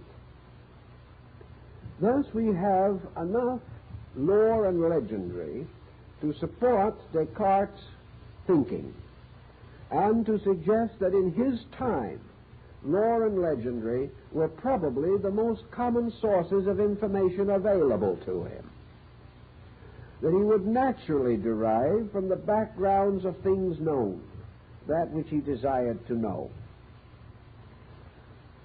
The pineal gland, then, does still carry to us, and even to scientific men, the simple possibility that it could be an eye.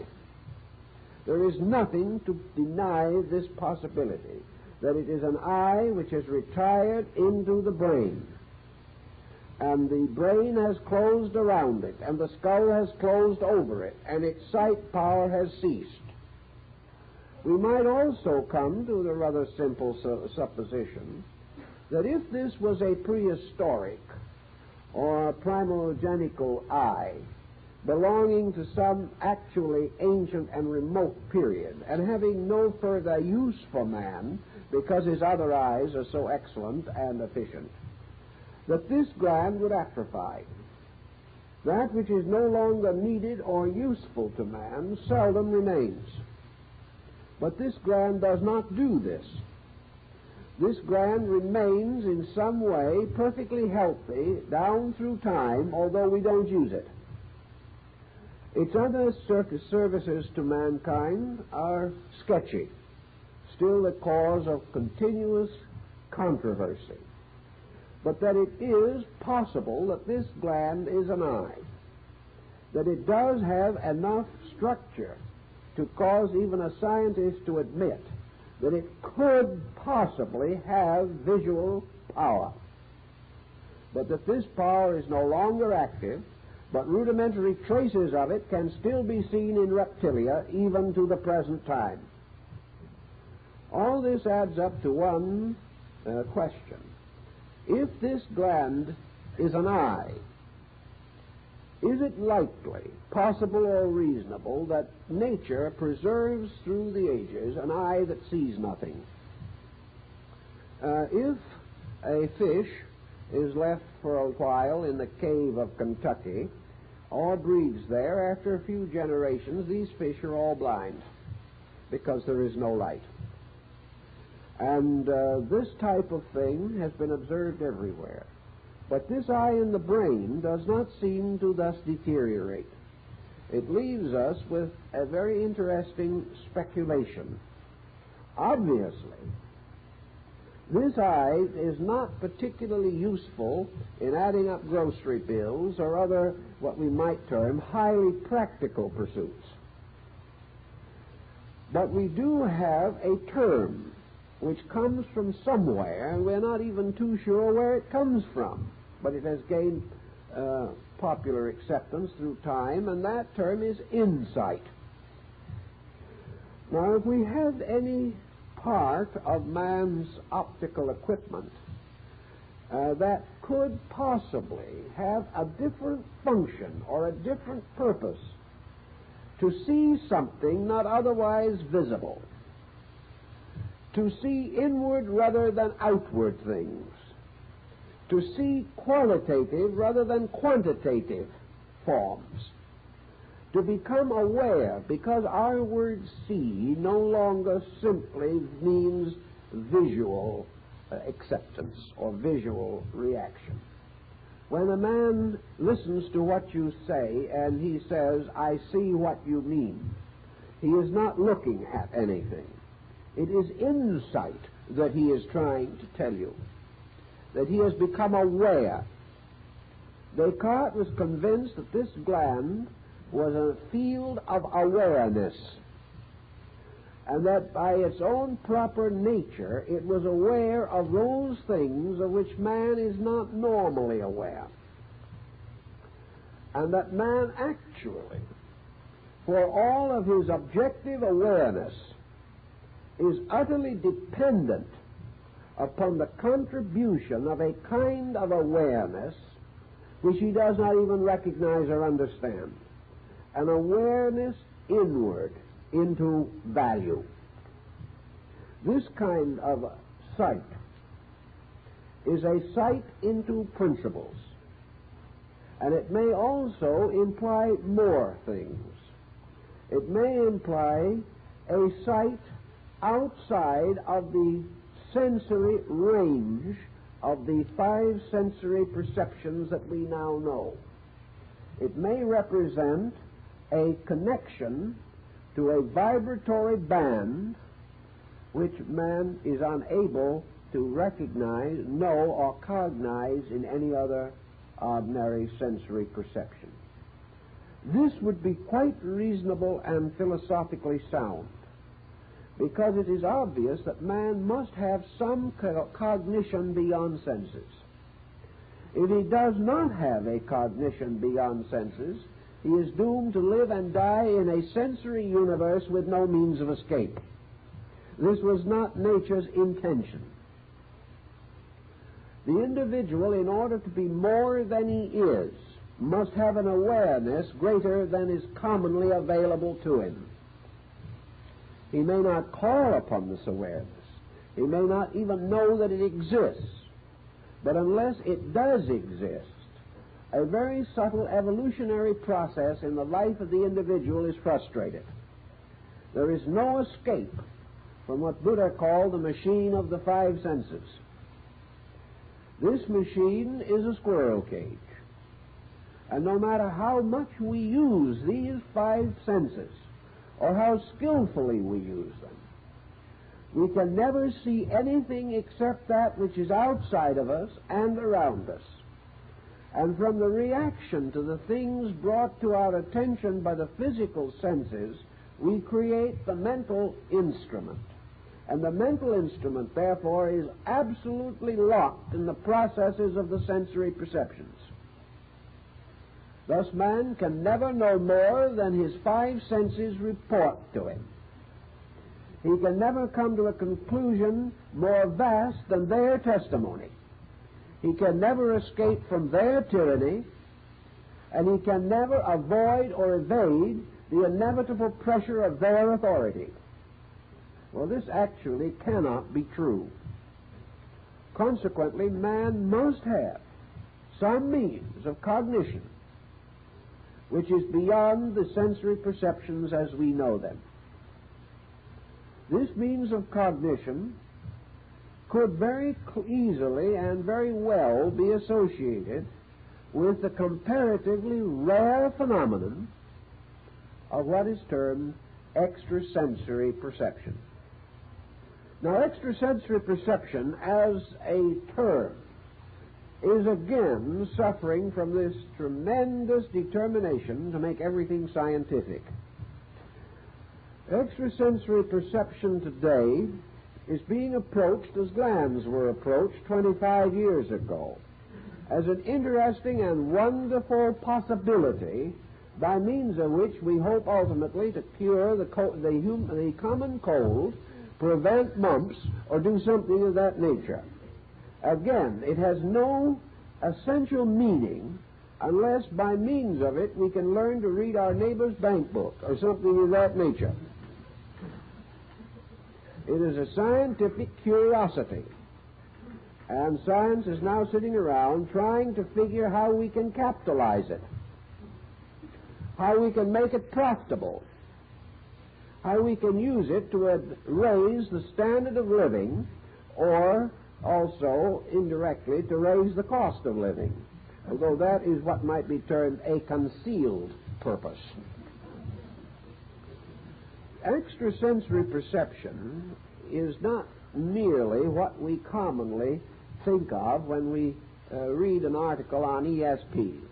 Extrasensory perception is the same thing that has been recorded from the beginning of time in the visions of mystics, the strange psychic experiences of saints, the mysterious revelational factor referred to by Thomas Aquinas. Thomas Aquinas, another great church philosopher, did as much as he could within the boundary of the framework of his permitted thinking. In other words, there are things he could not do, because in his time men just did not do things that were contrary to their faith. It wasn't even a matter of persecution entirely. It was just simply that the human consciousness would not open itself to conscience reflexes by going outside of that which it regarded as right. Therefore, Aquinas was cramped a little in his philosophy and in his research. But he did recognize what he termed the validity of a sixth sense. We had the five ordinary senses, and he gave to us another sense, which he summarized in the concept of revelation. In other words, there was a way of apperceiving as well as perceiving. There was a way of knowing above as well as a knowing below. There was a knowledge to which man ascended, carrying with it a mysterious power or capacity within himself to receive from what perhaps Aquinas would term deity, a kind of instruction which he could receive entirely apart from the physical senses, which might allow him to read a book or listen to a professor give a learned address. Man with his outer ear could listen to the words of other men, but with an inner ear he could listen to the Word of God, or what he termed God, which simply meant the voice of superior, that which was above, or more subtle, or more internal than the ordinary methods of accepting knowledge. Thus man could achieve through reason, which would be the climaxing of all faculties and their coordination, or he could receive through inspiration, which was a descent, a power of a divine life principle which could impart knowing. That which man gained, we will say for the moment, through his ordinary eyes, gave him a certain lockedness in matter. What we see, we believe. You cannot tell us this world is not here, we see it. You cannot tell us our friends do not look the way they appear to look, because we can see them. Also, we can see real estate. We can see a good investment. We can see all kinds of external things, families, friends, employment, all kinds of external situations are rationally conveyed into us through the sensory perception, and we accept them. We accept them with the peculiar intensity which has made materialism possible as a code of life. Without the tremendous validity of the physical sensory perception, man could never have been a materialist. Materialism was simply the fact that he wanted to believe that the world in which he lived was the world which he could see. And he could not rationally place an invisible world which he could not see above the visible world which he could see as a level of value. Havelock Ellis, in his Dance of Life, explains a mystical experience which happened to him. To him, this was now a more authentic way of seeing. That which was internally experienced, both visibly and audibly. This unfolding of a factual power, a power so real that the things thus seen could be as indelibly fixed upon consciousness as the things seen by the physical sensory perception. Thus the internal experience makes man as certain of idealism as the outer sensory perception makes him certain of materialism. And having once inwardly seen, that man can no more deny what he has seen than the individual who sees outwardly, and therefore cannot deny what he has outwardly seen. The intensity of this inner seeing also carries with it a dynamic which physical seeing does not carry. Plotinus points this out, where he says that although in his lifetime he had only on one or two occasions been given this moment of illumination, that from that time on the material world in which he lived could never again possess him. This experience inwardly was so great that even a long lifetime of habitual objectification back into the sensory world could never, for even a moment, cloud this other thing, this greater thing, which he had seen and known. Ellis tells us practically in the same words, where he tells us that this experience, which occurred to him in almost an inconceivably rapid instant of time, was of such tremendous intensity and validity that it could never be forgotten, and that as a person he could never have the attitudes again which dominated him prior to this experience. And it would not be necessary for the experience to be repeated. It was indelibly set upon consciousness. Now, such an experience as this must be regarded as either metaphysical or simply superphysical. If we wish to assume that without any peculiar or convenient machinery, by a grace of deity, by the intercession of some spiritual power, the perceptions of man can be miraculously quickened, so that to a person, for no reason perhaps that he can understand, or for no rational purpose that he can define, a mystical experience can happen to him, perhaps cannot happen to another person, so that by some miraculous intercessional power, 10 people, 100 people in 1,000 years can have this valid experience. This is one view on the matter. The other view, which probably has a little better philosophic content, is that these experiences so described are possible to all human beings, just as certain attainments in this world are possible to all human beings, but that only to certain persons, under certain conditions, do the experiences actually occur. Also, we know that within a body of society, we have one group which we may call normal. We have another group which lies below normal, which is a kind of subnormal pattern, representing psychological infancy or immaturity. That we then also, above normal, have an ascending order of superior types. Superior not possibly according to some materialistic measuring rod, but superior either in psychic chemistry or in some internal spiritual grace.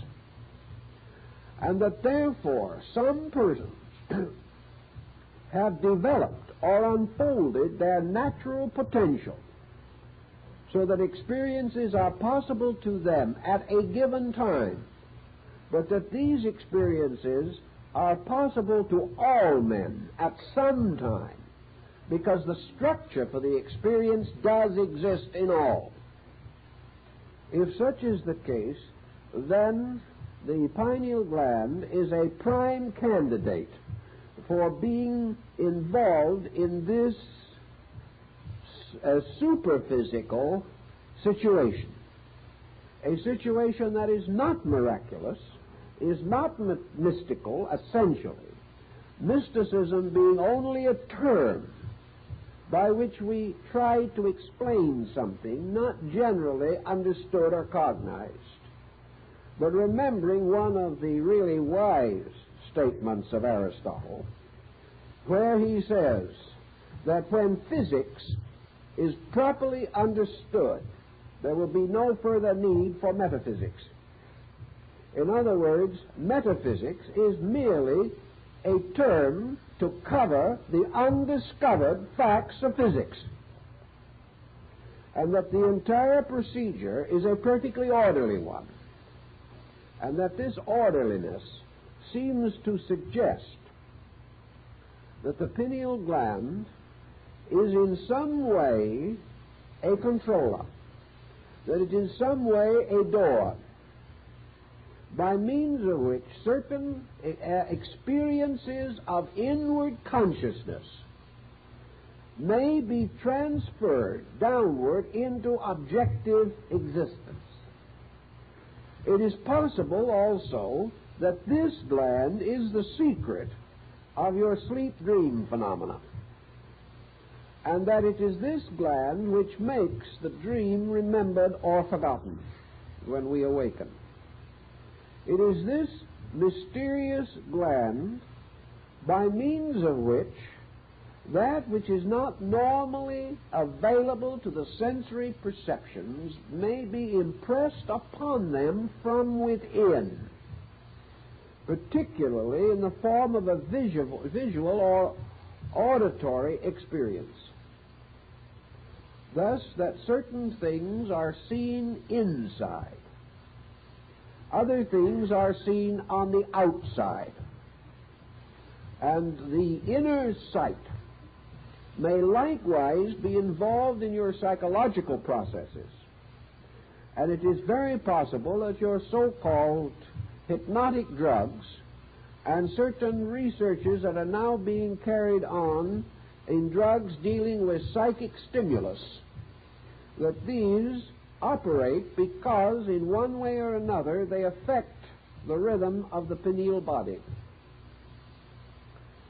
The problem of anesthesia and many others, even hypnosis, may lurk in this area where a tremendous amount of research must still be done.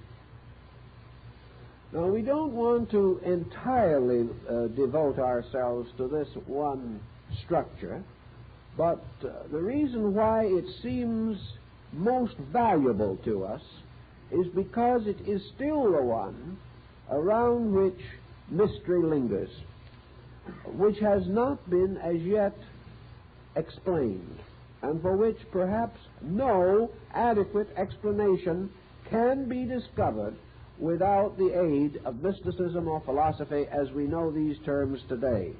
That they do represent, therefore, our present approach to this situation. Now, it is not known with certainty in the extrasensory perception field that the activity of this body can be stimulated. Most of the sensitives who have been worked with at Duke's and other places were natural. Their own abilities differed in various instances. A continuous practice or some special effort to increase the extrasensory perception did not generally succeed. Thus, the situation seems to be beyond ordinary control. And the answer must certainly be, therefore, that it is not specialization by volition, but some type of psychic chemistry resulting from the ennoblement of the entire life that must contribute to the intensification of this body. Physically, the pineal gland is associated undoubtedly with the controlling factors of growth. Therefore, this growth process, in the terms of the pineal, is not merely the distribution of certain secretions to cause the rapid development of body structure. This is only a secondary, perhaps negative reflex of the gland's action. The positive aspect of it is that it is a releaser into the body of the consciousness factor.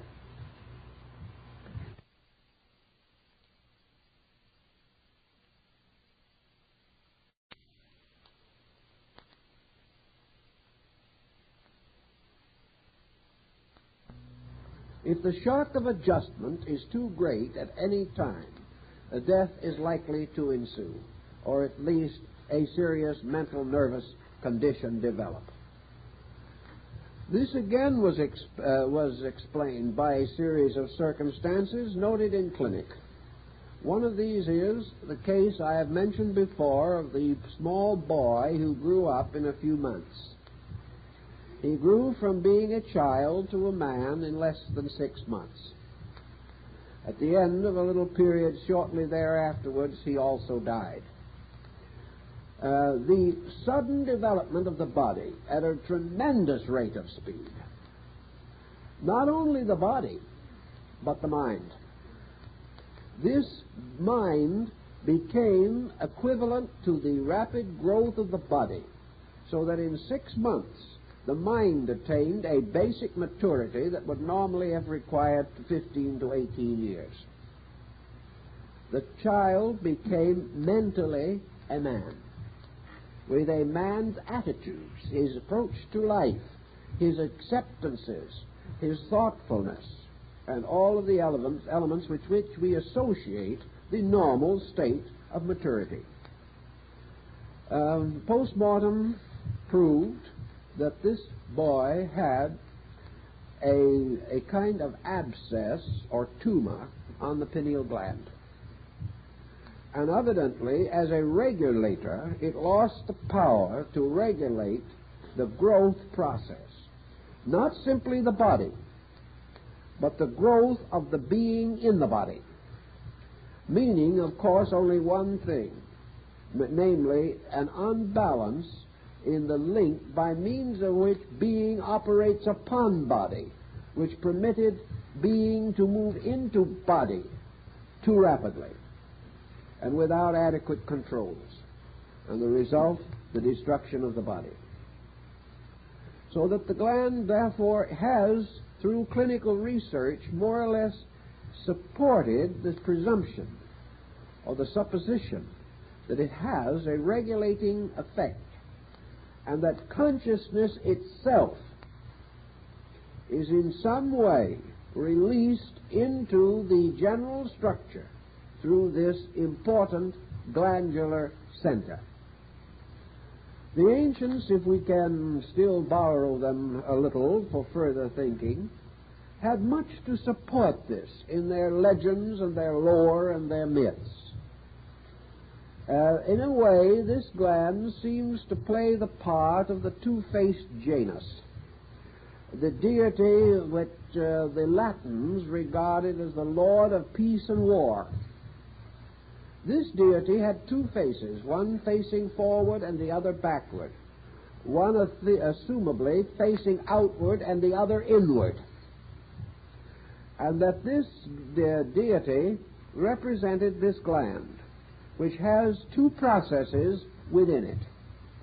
One is that in its being faced outward, it bestows a superior cognition upon things outwardly seen.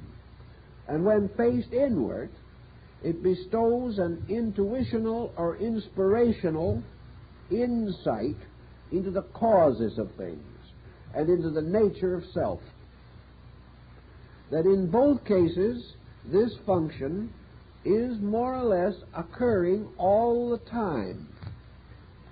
And what we do not realize, I suspect strongly, in our psychology and other researches, is that man is now, for the most part, looking both ways at once, but as yet has not been able to reconcile the mental confusion resulting therefrom, with the result that we use now the insight that we possess merely to interpret the functions of the outer sensory perceptions.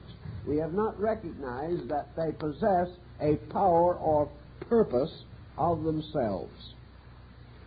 Now, in the brain also, there is this other small body, which is called the pituitary body. Perhaps one of the simplest things that we can liken it to is one of the retorts of an old alchemist. It looks very much like a bottle. It has an anterior and a posterior part, and secretes a material which is called pituitrin. This gland was likewise of great interest to the ancients. We do not know just exactly why they were so fascinated by it, but we can have a suspicion or two about this particular thing. In the first place, the pineal gland is in its shape very definitely a masculine symbol. The pituitary body is a feminine symbol. It is a receptive symbol. And long ago it was assumed that in the human brain there were two mysterious bodies resembling embryos, and that one of these was male and the other female, and that all mental or conscious process of the human being was the result of a generation taking place, a process taking place between the male and female polarities in the brain, and that these polarities were represented by these two glands.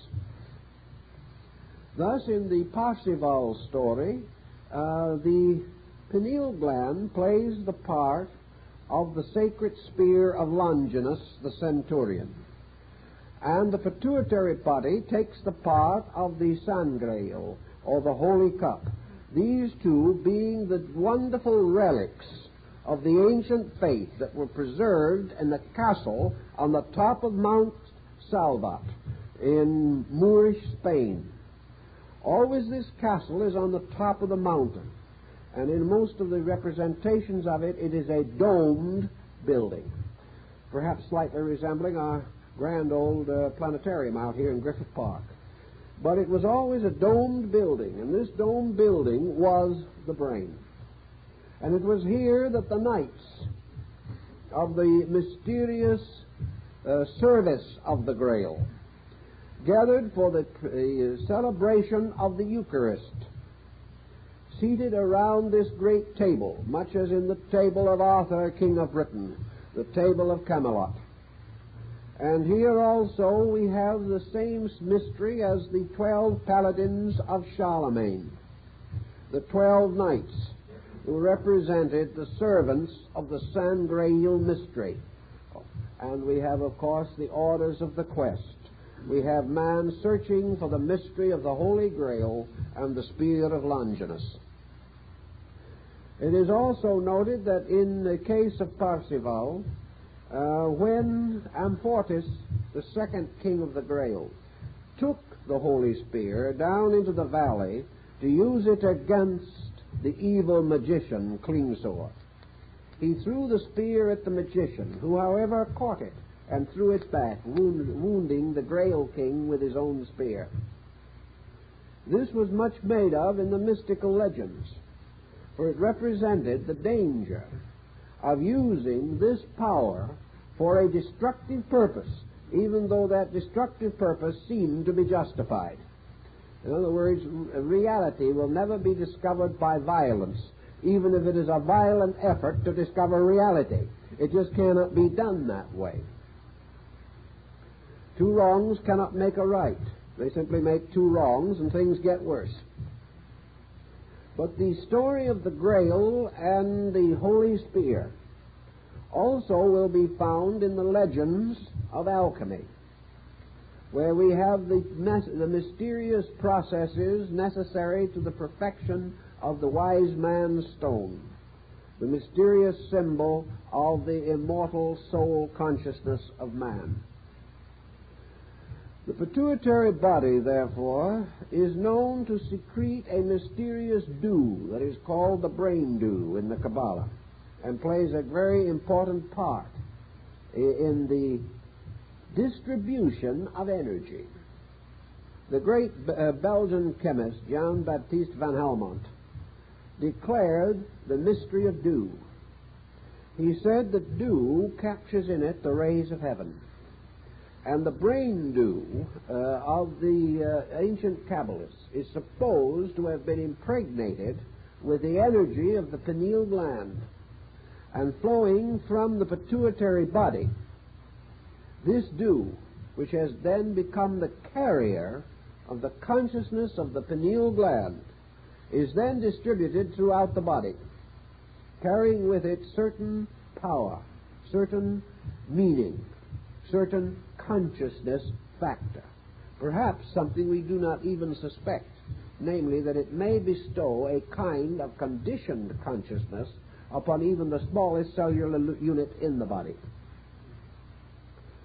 Now, in the case of the pituitary body, we have certain definite indications that this gland will affect health, that it can be held as a physical growth controlling factor, even as the pineal is a consciousness growing factor. So that we seem to have here the master glands of a system, by means of which consciousness and body are held in equilibrium, and by means of which also the purposes of consciousness and psychic energy are distributed throughout the body. This gives us a possible conscious definition namely that in the pineal gland we have the seat of consciousness, or the focal point by means of which consciousness and body meet. And in the pituitary body we have the seat of psychic knowing, this thing that we call the soul. That therefore psychic phenomena in general and the disturbances of the psyche in various psychological problems may ultimately be traced definitely to the pituitary body, where we have certain danger of aberration. That aberration may arise in the pituitary and clarification in the pineal has been suspected for a very, very long time. The development of the pituitary body also seemingly has a very strong bearing upon the sense of smell. That in some way this gland was anciently controlled or directed by means of what were called fumigations. In other words, incense. Various types of odors, as in the story of the frankincense in religion, that the pituitary body responded primarily to the vibration of odor, and that it can be affected and modified in its function by various odors. That as a reaction to this, it means a certain kind of vibration. For odor is only possible as the result of vibration. The gland, in its normal function, has also a body normalizing factor, and in cases of disturbance of this gland, we have the tendency perhaps to obesity, or perhaps again to extreme thinness and loss of bodily quality and sufficiency. The gland, when it goes on one of these so-called rampages, produces a distinct physical condition.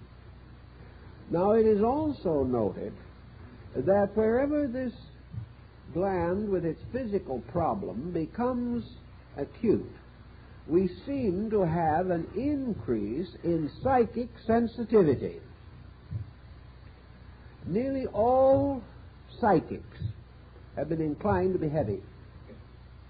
They have been inclined to indicate that a certain type of sensitivity is to be associated with at least a minor imbalance of this gland, and that where the individual is hale and hearty and the gland is working perfectly, he does not seem to be as much subject to imagination, to violent internal experiences, to a kind of unworldliness of attitude, as we find in a great many persons who have a heavier physical structure indicating a different pattern of gland function. Also, the effect of sugar on this gland will have to be further examined, because it does tie up in some way with the pancreas. And it's quite possible that the pancreas represents the lower pole of this gland. The function of the various glands through the body are not too difficult. Most persons have had some fair knowledge of them. The principal endocrine glands, of course, are, in addition to what we have mentioned, the thyroid, the thymus, the suprarenal cortex, which is really a double structure, resting in the form of a gland on the cap of each kidney, and the liver, which is the largest gland in the human body, and the pancreas, which is part, of course, in connection with the spleen structure in its function. These various glands have a controlling or regulating action of one kind or another. Let's try and see if we can investigate them just a little more specially. Suppose for a moment we attempt to study the spleen, which is a very interesting gland. And in order to study the spleen, we make a very simple experiment. Let us take a small sheet of very thin rubber, say the size of a sheet of typing paper. And with adhesive tape, we bind this over the area of the spleen, covering the skin over the area of the spleen. If we do this, it will not be very long before we will notice some results.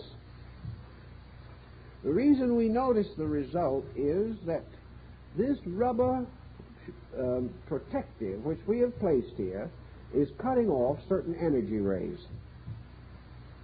The spleen is like a kind of umbrella. It is almost like one of these radar devices by means of which we can pick up planes at a distance.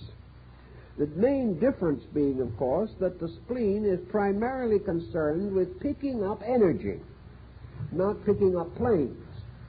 It is a receiving area into which energy flows. And this energy, reaching the spleen, begins to nourish or support the etheric magnetic field of the physical body. Thus, the spleen is associated with the energy by means of which the vital health of structure is maintained. Wherever there is debility of vital energy, something is wrong in connection with the function of the spleen. But there's no use going and trying to have this diagnosed. Almost anything else will be substituted in the diagnosis.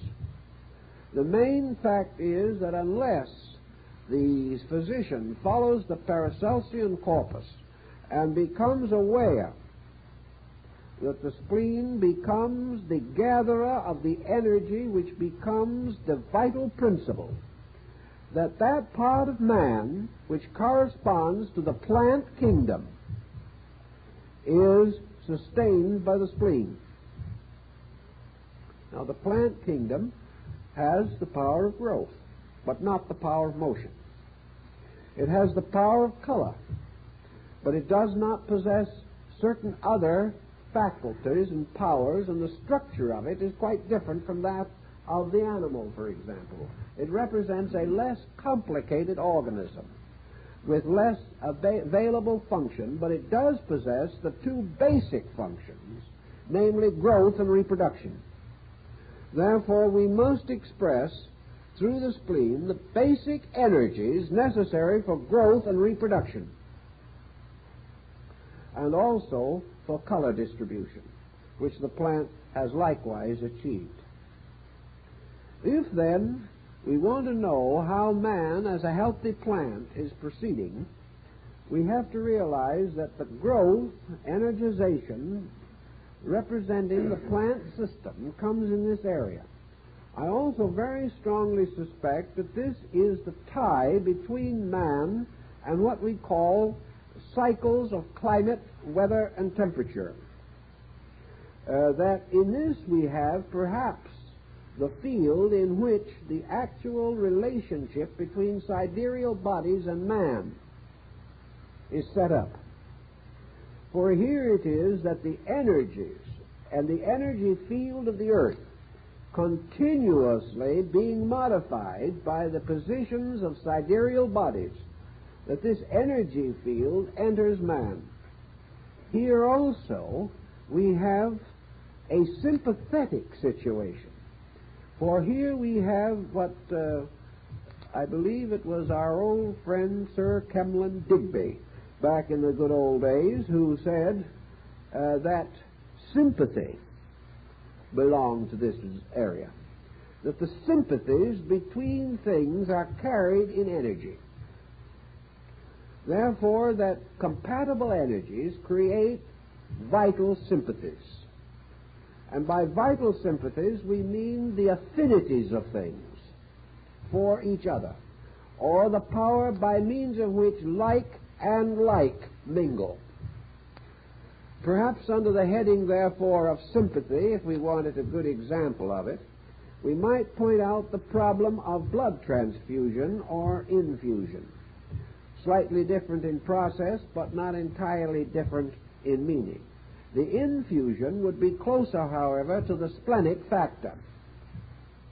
But here we have a strange blood introduced into a system. This blood must be overcome by the blood of the person, and its own vital field must be permeated by the vital field of the person receiving the blood. There must be an electric, vital, magnetic victory of the person over the strange blood which he has received. To a smaller degree, there must be also this victory of the individual over every element of food that he takes in, because he is taking in a dissimilar, which he must make similar, or he can do nothing with it. This similarity factor, this sympathy, appears to be largely under the control of the spleen. If, therefore, this becomes damaged beyond a certain degree, the individual cannot live. This is one of the indispensable parts of man. It cannot be sacrificed. In fact, for the most part, the glands cannot be totally sacrificed. There are one or two that can be, because when that occurs, if it is necessary to remove them, their burden is carried to another gland of somewhat compatible purpose, as, for example, the transference of the responsibility, mutual transference between thyroid and parathyroid. Each one can take something that is necessary if needed, and the glandular system, if deprived of a function, redistributes that function over the surviving glands, if it is possible to do so. Some, however, this cannot be done with, and anything happens to these glands, there is no answer. If the a kidney is removed, the suprarenal is generally left, because it is not possible to spare some of these glandular structures. They are too subtle. Yet we are not aware of why they are so necessary. Now, the liver is the largest gland in the body and is also probably one of the most abused. We recognize in the liver, in the apex of the great body of the liver, the great lobe, the center of, well, for our purposes, let's be rather blasé and say the center of the beast in us. This is the center of animal life. As the spleen supplies that which is necessary for the continuance of a plant, so the liver provides the extra things that are necessary for the survival of an animal. Without the liver, man as an animal can't make it. Therefore, the liver has to do with the warm blood factor by which an animal is distinguished. The liver, furthermore, has to do with motion. It has to do with motion and emotion. And the entire possibility of man as a warm-blooded creature, developing a whole pattern of emotional reactions to motion, the relationship of the entire sensory structure to the blood circulation. In other words, an animal has senses, the same as man. They are not bound by the same coordinator, but the sensory perceptions are there. The animal can see, it can hear, it can feel, it can taste, and it can smell.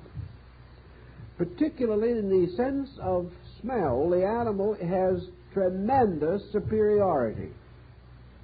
This superiority can only mean one thing, that in the animal, the pituitary and the liver have formed a companionship far greater than in the case of man. In man, the power of the pituitary has gradually been shifted to the pineal. And as a result of that, on many levels of function, man is less self-sustaining than an animal, perhaps even lacking certain judgment that an animal possesses in a rudimentary way. Certainly an animal can determine friendship and false friendship more quickly than man. It can also find its way home when man is totally lost. The animal does possess certain powers, and the highest power of the animal seemingly has to do with its psychic propensity, which goes back to the pituitary body. But we have man as an animal operating through a combination of glands in which the liver and the pituitary constitute dominant factors. Now, where do we find, for example, the mineral content? Man is also a mineral. Man is bone. He is substance. He is matter. He's worth about $8.50 now as pure mineral content. He used to be worth only $1.25, but minerals have gone up since those days. Also, we've discovered a couple of new elements in man that are quite expensive. So his value as merely a chemical compound is rapidly rising. Perhaps he will be ultimately a good investment. Who knows? But the mineral part of man comes back again not so much to the endocrine system as we know it, but to a degree it gives us a clue to this particular structure. Actually, the mineral part of man is linked directly to the life part. Actually, what is a mineral? A mineral is apparently a mass, a substance. That it has certain energy waves of some kind moving in it is pretty well established because of the crystallization forms which we find in the mineral. The mineral is crystallized around energy.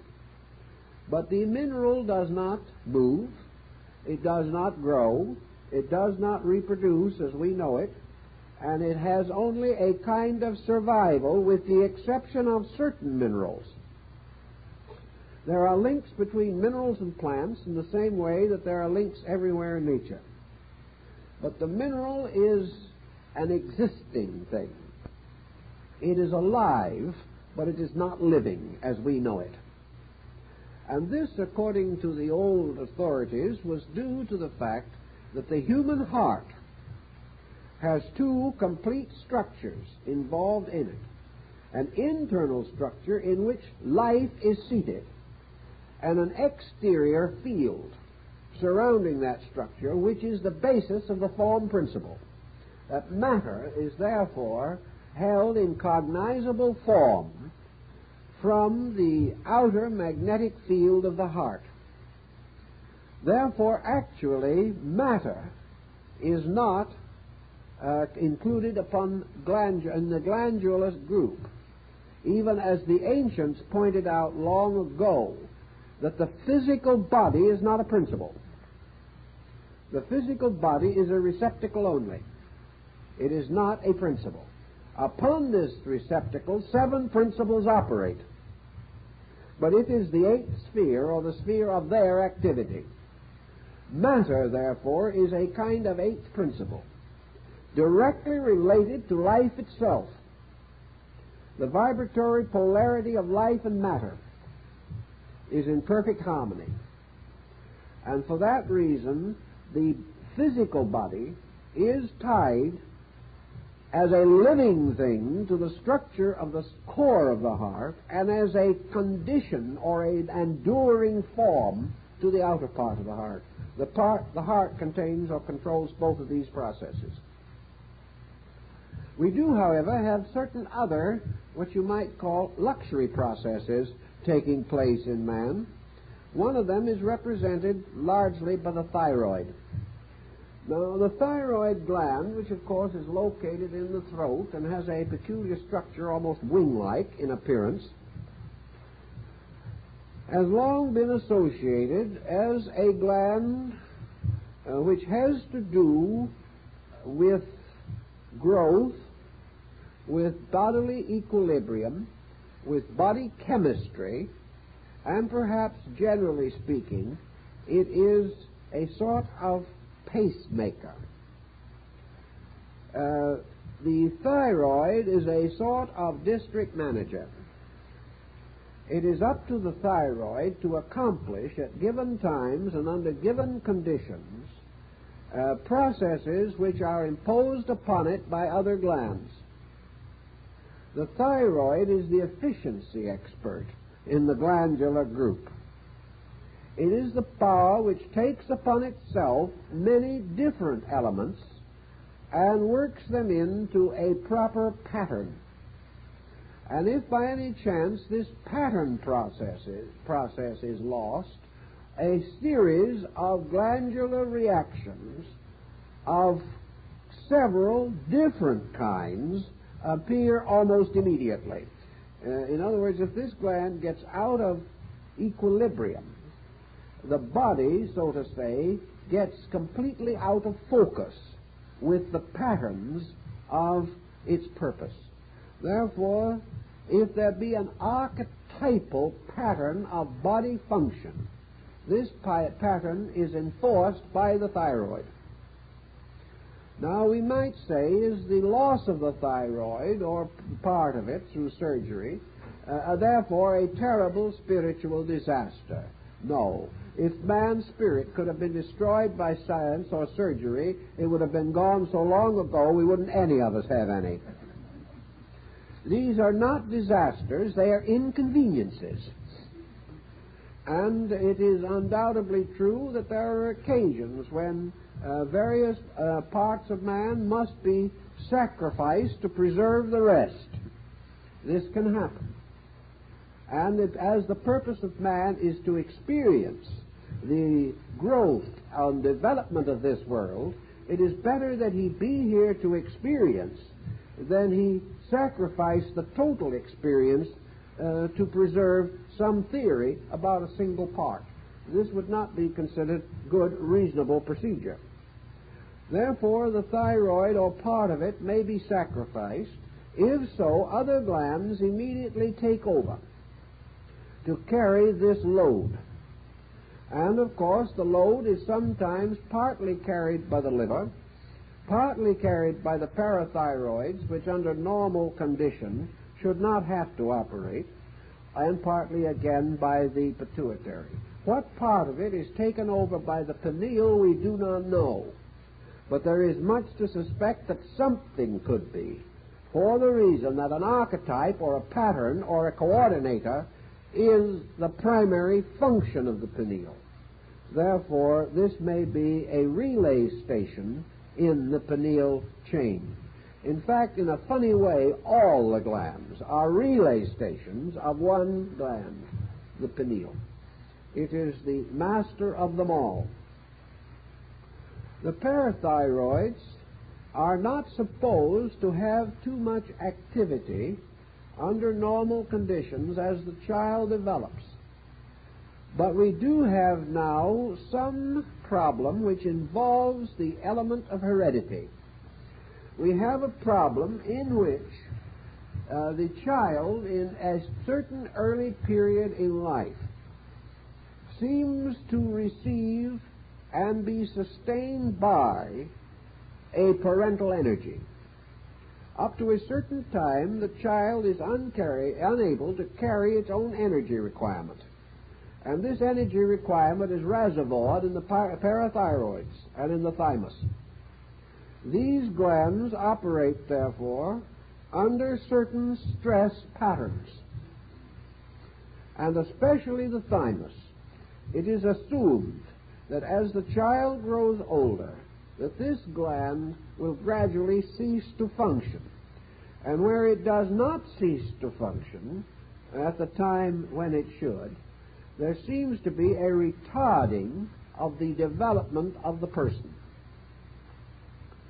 Now, this retarding by a hyperthymus condition has been a subject of a great deal of thought and discussion.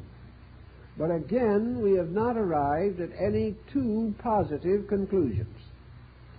The general tendency seems to be to feel that the continuation of this glandular process beyond its time may result in a lingering psychic relationship with parent.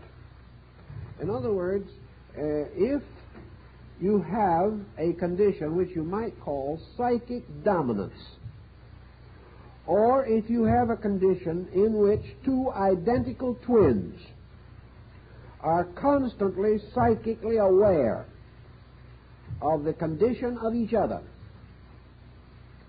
or you find a peculiar psychic sympathy between people so that they seem to know each other's thoughts or emotions, particularly as a result of long association, people sort of growing together, growing like each other, growing so that they almost have one mind between them, or one set of reflexes. It is suspected that this has to do with an unusual lingering of the thymus function, and that this function, therefore, impairs, if it is extended, impairs the assertion of individuality. That the individual never quite comes into possession of himself as he should if this gland lingers in its functioning beyond a reasonable length of time. Usually the activity of this gland is pretty well exhausted by the time the child is 7 years old. But there are cases where it is not exhausted, and we have an involved and complicated psychological situation that can result from this perpetuation. Thus, it becomes obvious that there can be a valid link between glandular function and disposition, temperament. Dis-ease, which we call disease, is really a kind of psychic discomfort. The being is not at ease. This at-easeness will also often reflect the function of the adrenal materials, particularly the adrenaline in the body. The suprarenal cortex, therefore, has been likened to the gland of internal security. There are people who seemingly are undaunted by circumstances. They remain almost continuously sufficient for all of their needs. Needs as people, needs in emergency. These are assumed to possess an exceptionally well-developed and balanced suprarenal process. When the individual is under tension, stress, anxiety, or particularly in danger, or feels themselves to be in a predicament or in a disaster, the tendency is for adrenaline to develop and flow more rapidly. Thus it has been called the courage gland, because it is this flow of adrenaline which gives the individual the sudden power to meet emergency. When this gland operates normally from a reasonably healthy organism, it gives the person that necessary push that takes him through a situation, whatever that situation may be. Nature has provided him with a reserve energy center, by means of which he can meet a stress of unusual intensity. It may, however, be that through continuous emotional stress he exhausts this. If he does, then this energy is no longer available because he has wasted it. It therefore is very important in the life of the individual that he does not permit himself to become overwhelmed by small problems. If he is so overwhelmed, he will have very little energy resource when a major emergency arises. This gland sort of gives the person the push that takes him over the top in whatever his problem may be. It is the same kind of result almost that in old times carters got by beating a horse, whipping a horse. The spurt of energy by means of which the horse was able, under cruelty, perhaps to achieve the end that was desired. But of course the life of the horse was shortened and its health was ultimately destroyed. But this gland provides the whip of energy by means of which a sudden emergency can be met. Nature therefore has provided even for contingencies of this kind.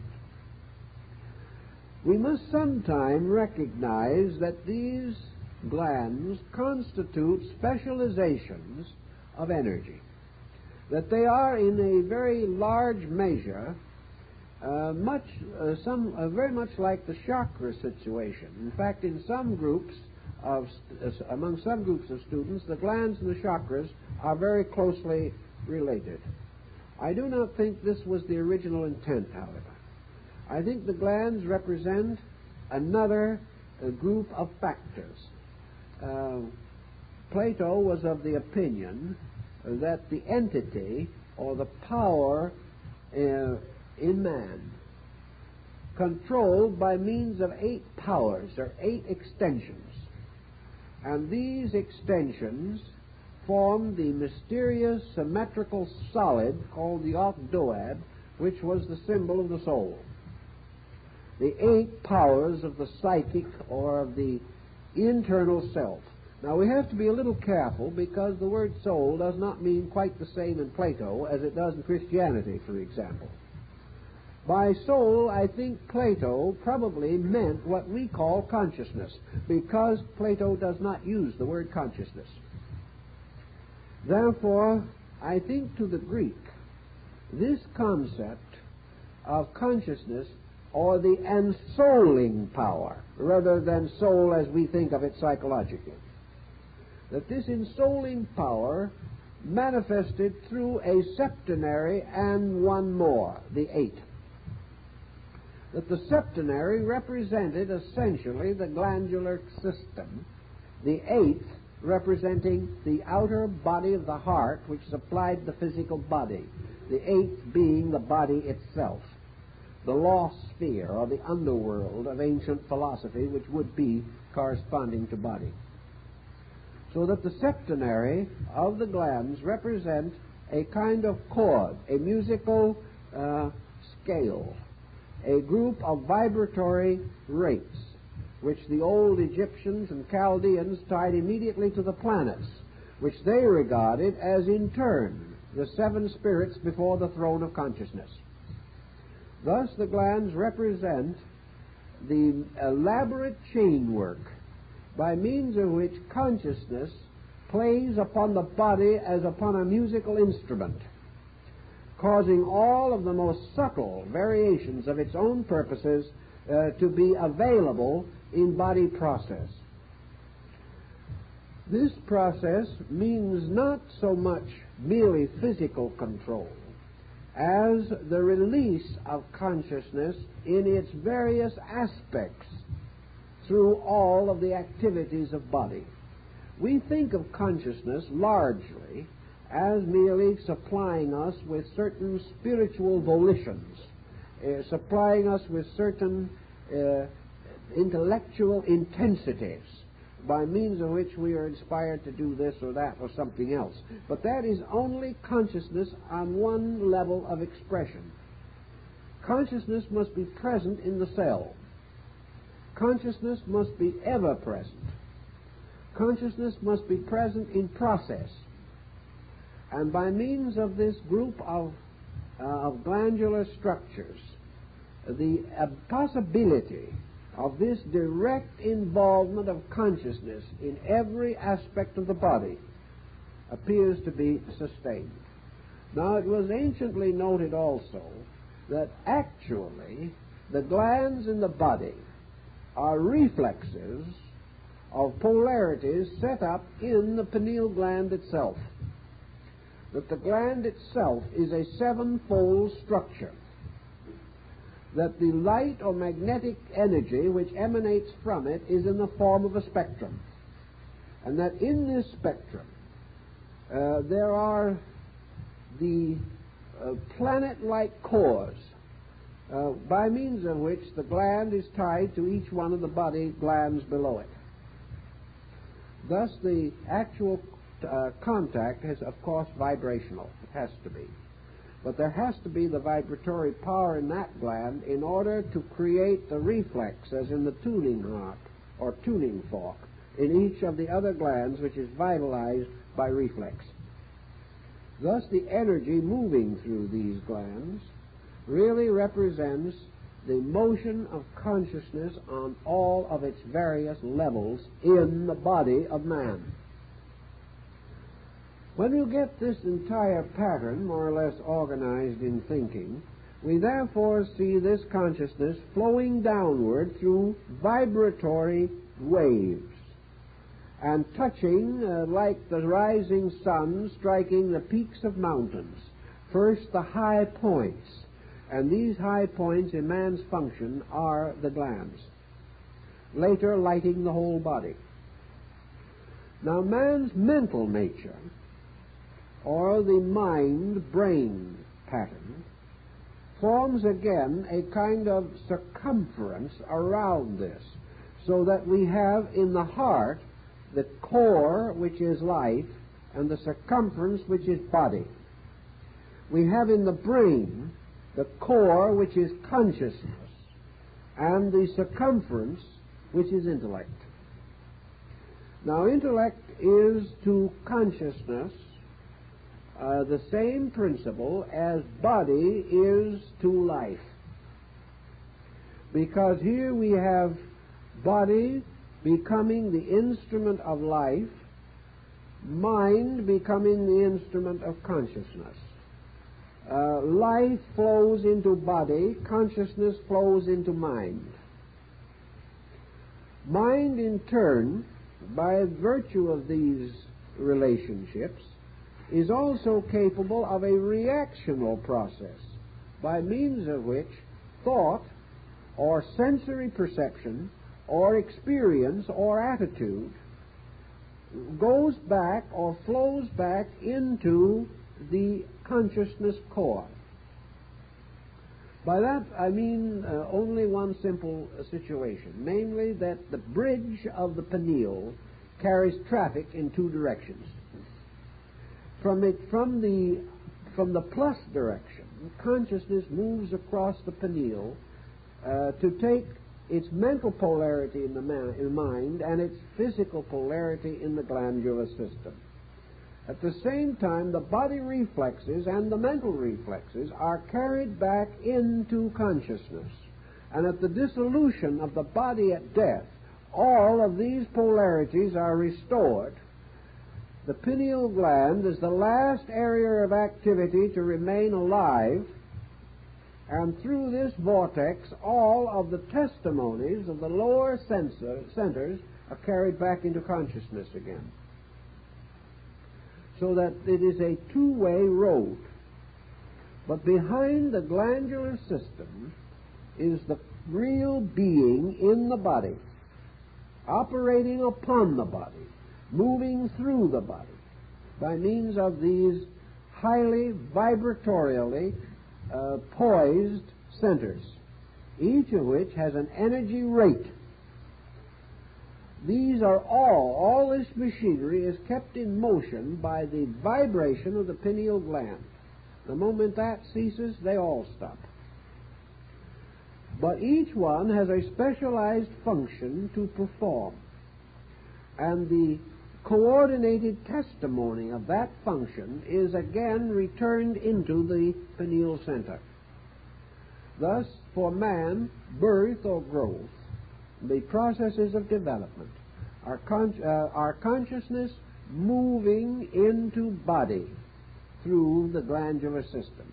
The process of the severance of man's body at death from consciousness is that the consciousness in every atom and cell gradually unites and flows back again as a consciousness experience into the pineal center, from which it is transferred to consciousness per se, and then the gland has fulfilled its purpose. But man's being a conscious person in this world is largely a matter of the essential functions of these glands, not the superficial function, but the essential function, about which, unfortunately, too little is known, but about which some very valuable thinking can be done on the basis of analogy. And we have enough to support the general picture, even on a scientific level, but we do not yet have all the information necessary to fill in the details. These must come in time, but they're going to be too late for tonight, so we can't do anything more with it at this time. So I think we'll call this the class, and we'll reach you again with another class a little later, but I have an announcement I would like to make, and that is that on March 29th at 8 p.m., our friend Dr. Bode is going to give a speech, a talk here, 8 p.m., March 29th, on Indian culture through the ages, and the lecture will be illustrated with films prepared by the government of India, which are on loan to Dr. Bode for this occasion. I believe it's going to be rather unusual because I think it's going into all of their crafts and cultures, their arts and things of that nature, and their cultural tradition through the ages. It should be a very interesting work, and the films, of course, have been very carefully prepared by the Indian government. So I think you will be interested in it, and we hope that many of you as can will be here to be with Dr. Bode on March 29th at 8 p.m. Thank you very much.